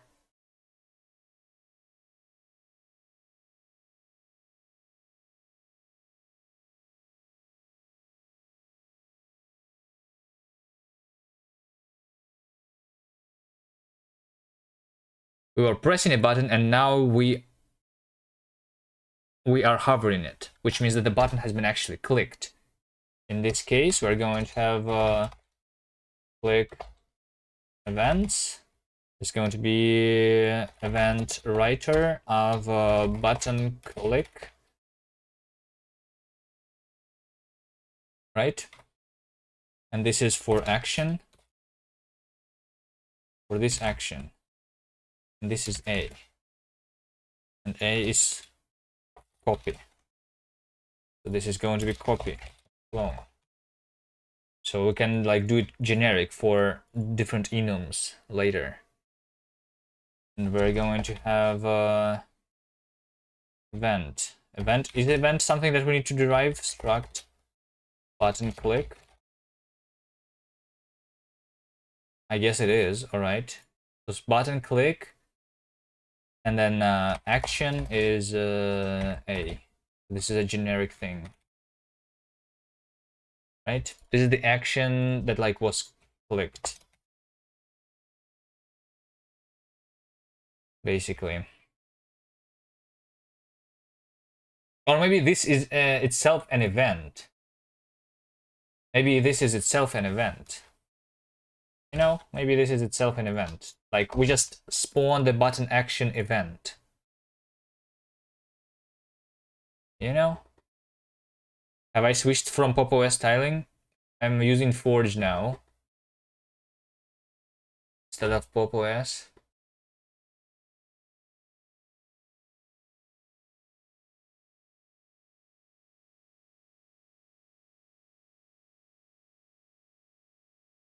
Game day feels like a gamble most of the time. Maybe hard to make stable income. Yeah, I mean, my income is not stable either.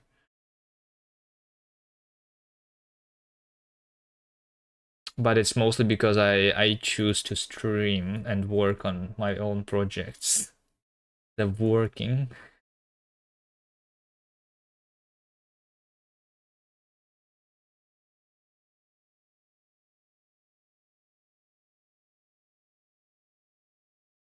So something like this. If this happened, then click events. Send. The the action. Because it can be copied. That. Why aren't there plasma extensions?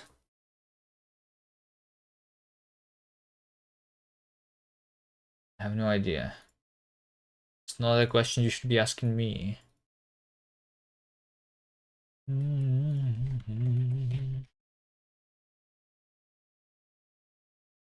Okay, so button clicks for button action is what I want to do here, right? Like that. So now we can subscribe to the event of spawning a minion button action, basically, right? Yeah.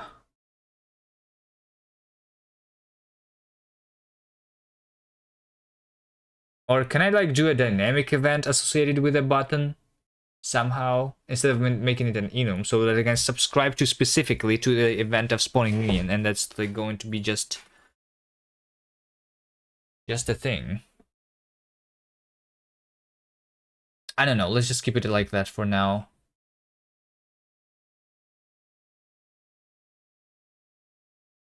Let's just keep it like that for now, and Add system update.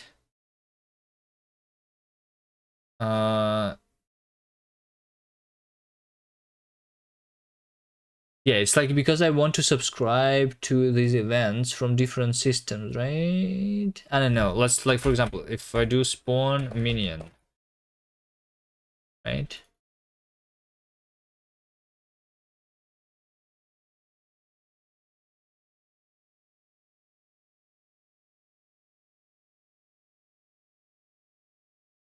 Spawn minion.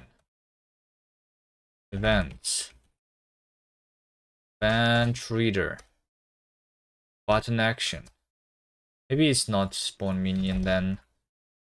Button actions. So for event in events. Read.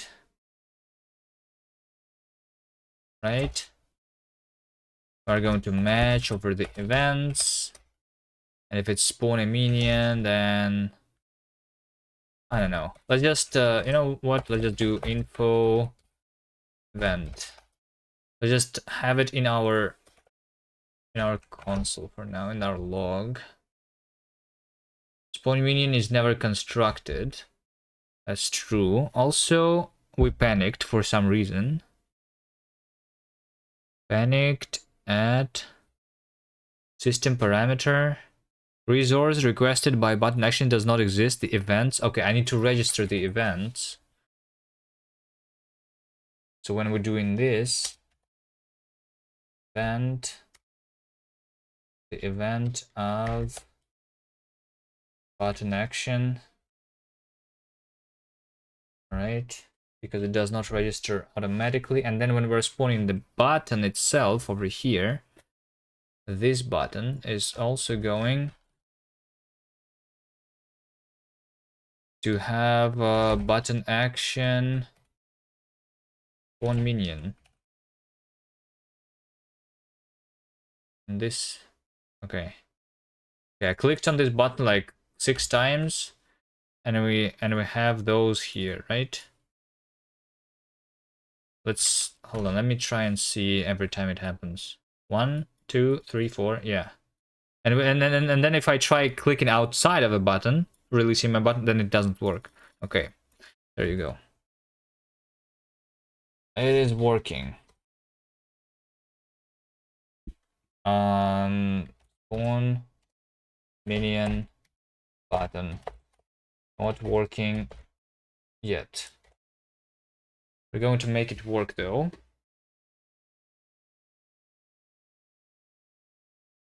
So how exactly my button do I want my button to work?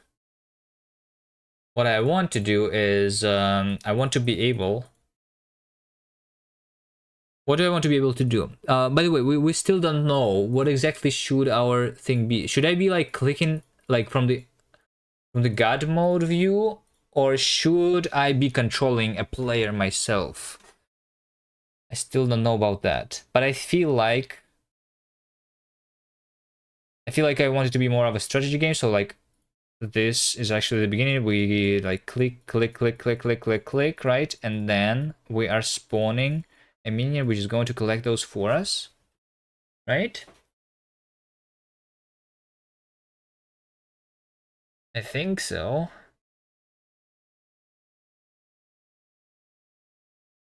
I think so.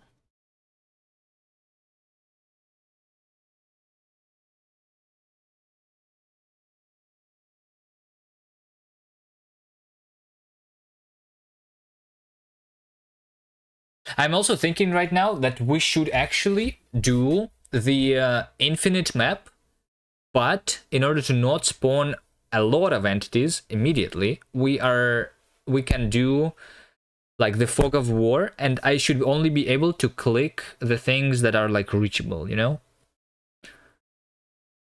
Maybe.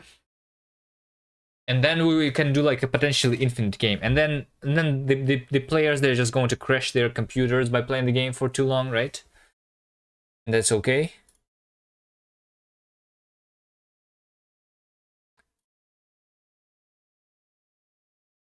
Okay, so spawn a minion.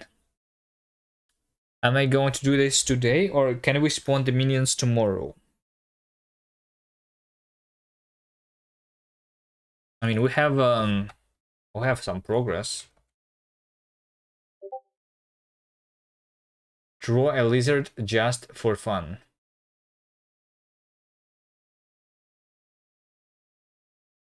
Oh, Mickey drew a lizard just for fun. There you go.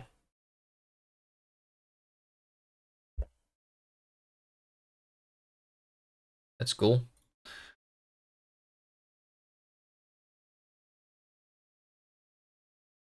Um.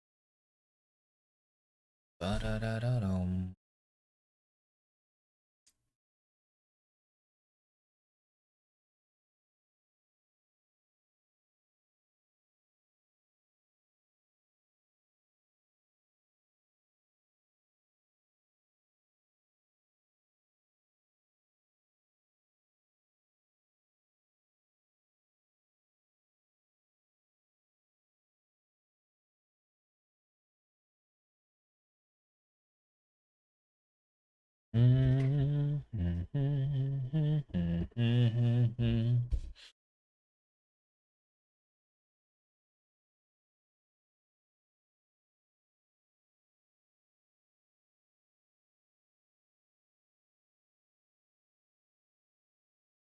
What are we going to do?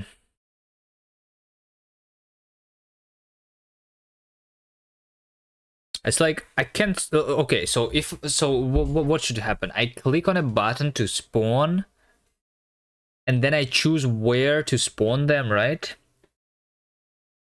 So this should be the button that we're currently like doing, and in the meantime, we should probably. So like our interaction with the world should be different. We should not be able to hover over the regular entities. We should be selecting the position for the dude to spawn. Right?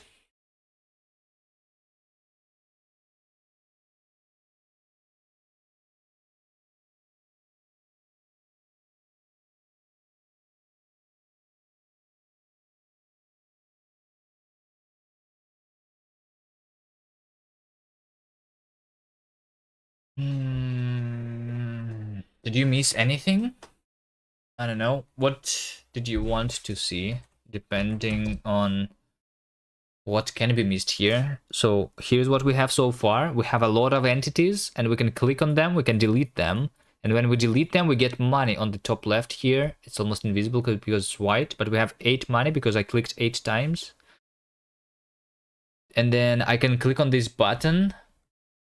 I have button right over here, and this button, we can interact with it, you know? And it like has button feedback.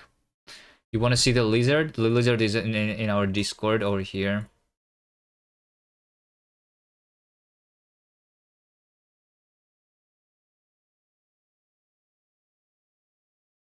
What does this lizard has in his hand? Is that the pixel from my game?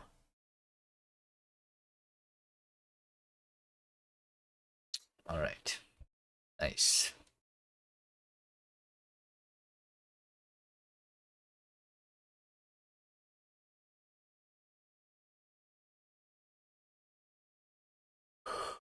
One of the modifiers in Honest Gem is to not use text. I will replace this with wait, hold on. Is numbers text? Is numbers text? I can replace like text of money with signs. Money is text. Oh wait, hold on. Numbers is text.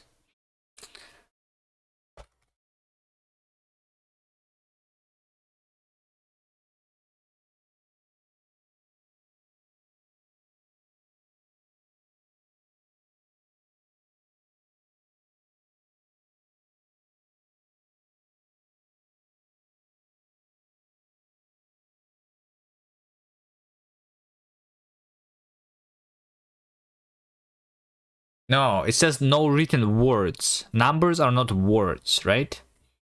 I'm pretty sure. I mean, we can ask Dan. but I'm pretty sure that numbers should be okay.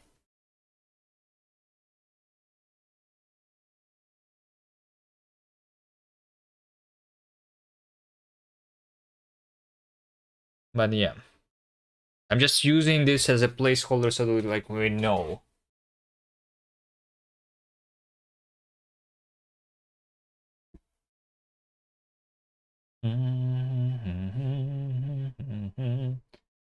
I mean, at the same time, we could, you know what? We could make our money. Like, have you ever played the game that is called the Two Crowns or like Kingdom? I guess is the game, right? Kingdom, Steam. Have you seen this one? So in this game, I mean, it's hidden in the UI usually, but basically your money is. Can we find it somewhere?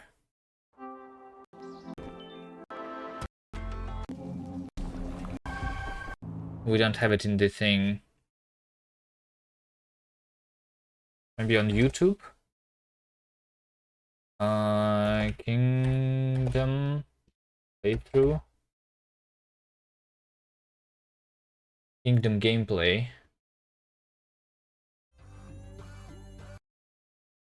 Let's see. Over here, look at this. You see, there's a bag that's appearing on the screen, and instead of like showing the amount of money that you have like a bag and wish you have coins, you know? Instead of text, you just have this stuff. Then says numbers are okay. Did you ask him? Alright, he's streaming right now, right? Okay. Numbers are okay though. I'm just saying that like there are ways to do money without actual numbers. If you don't need to be like super precise, we can just like we can have also like a progress bar instead, like how field this is, and instead of saying that you need like 5 money to press this button, the button can like show you what is the percentage that you need to fill of your bag to like buy this, you know, for example. But yeah, I don't know. We might just go with numbers here. We might just go with numbers here.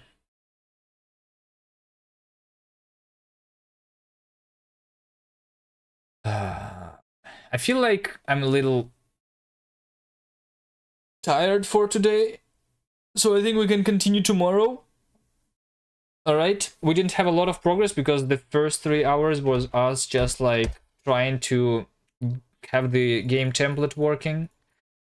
But yeah. All right, we'll continue tomorrow.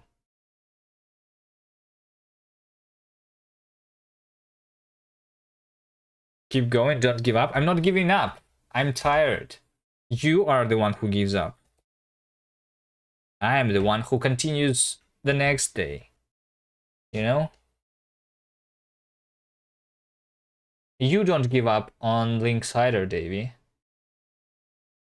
Work on it right now.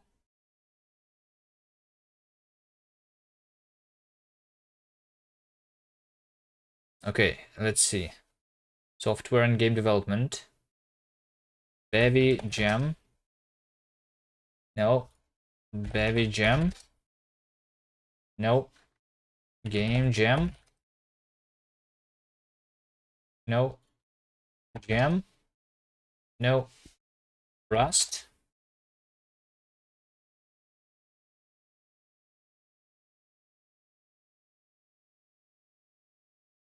This dude is doing Bevy Jam. Bevy Jam.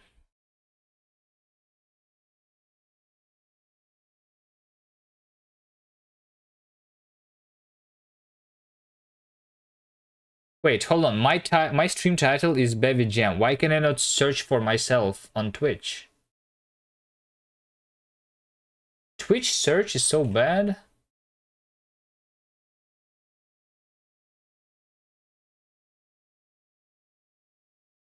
Rage Maxi, is he Is he live again? No, he's not. I'm following him. He's not live.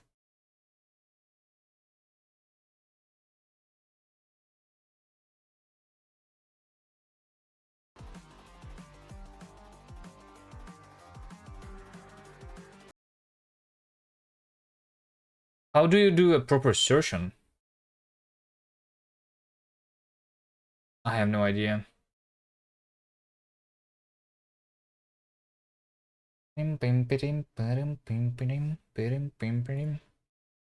But let's go here because this guy is doing Bevy Jam.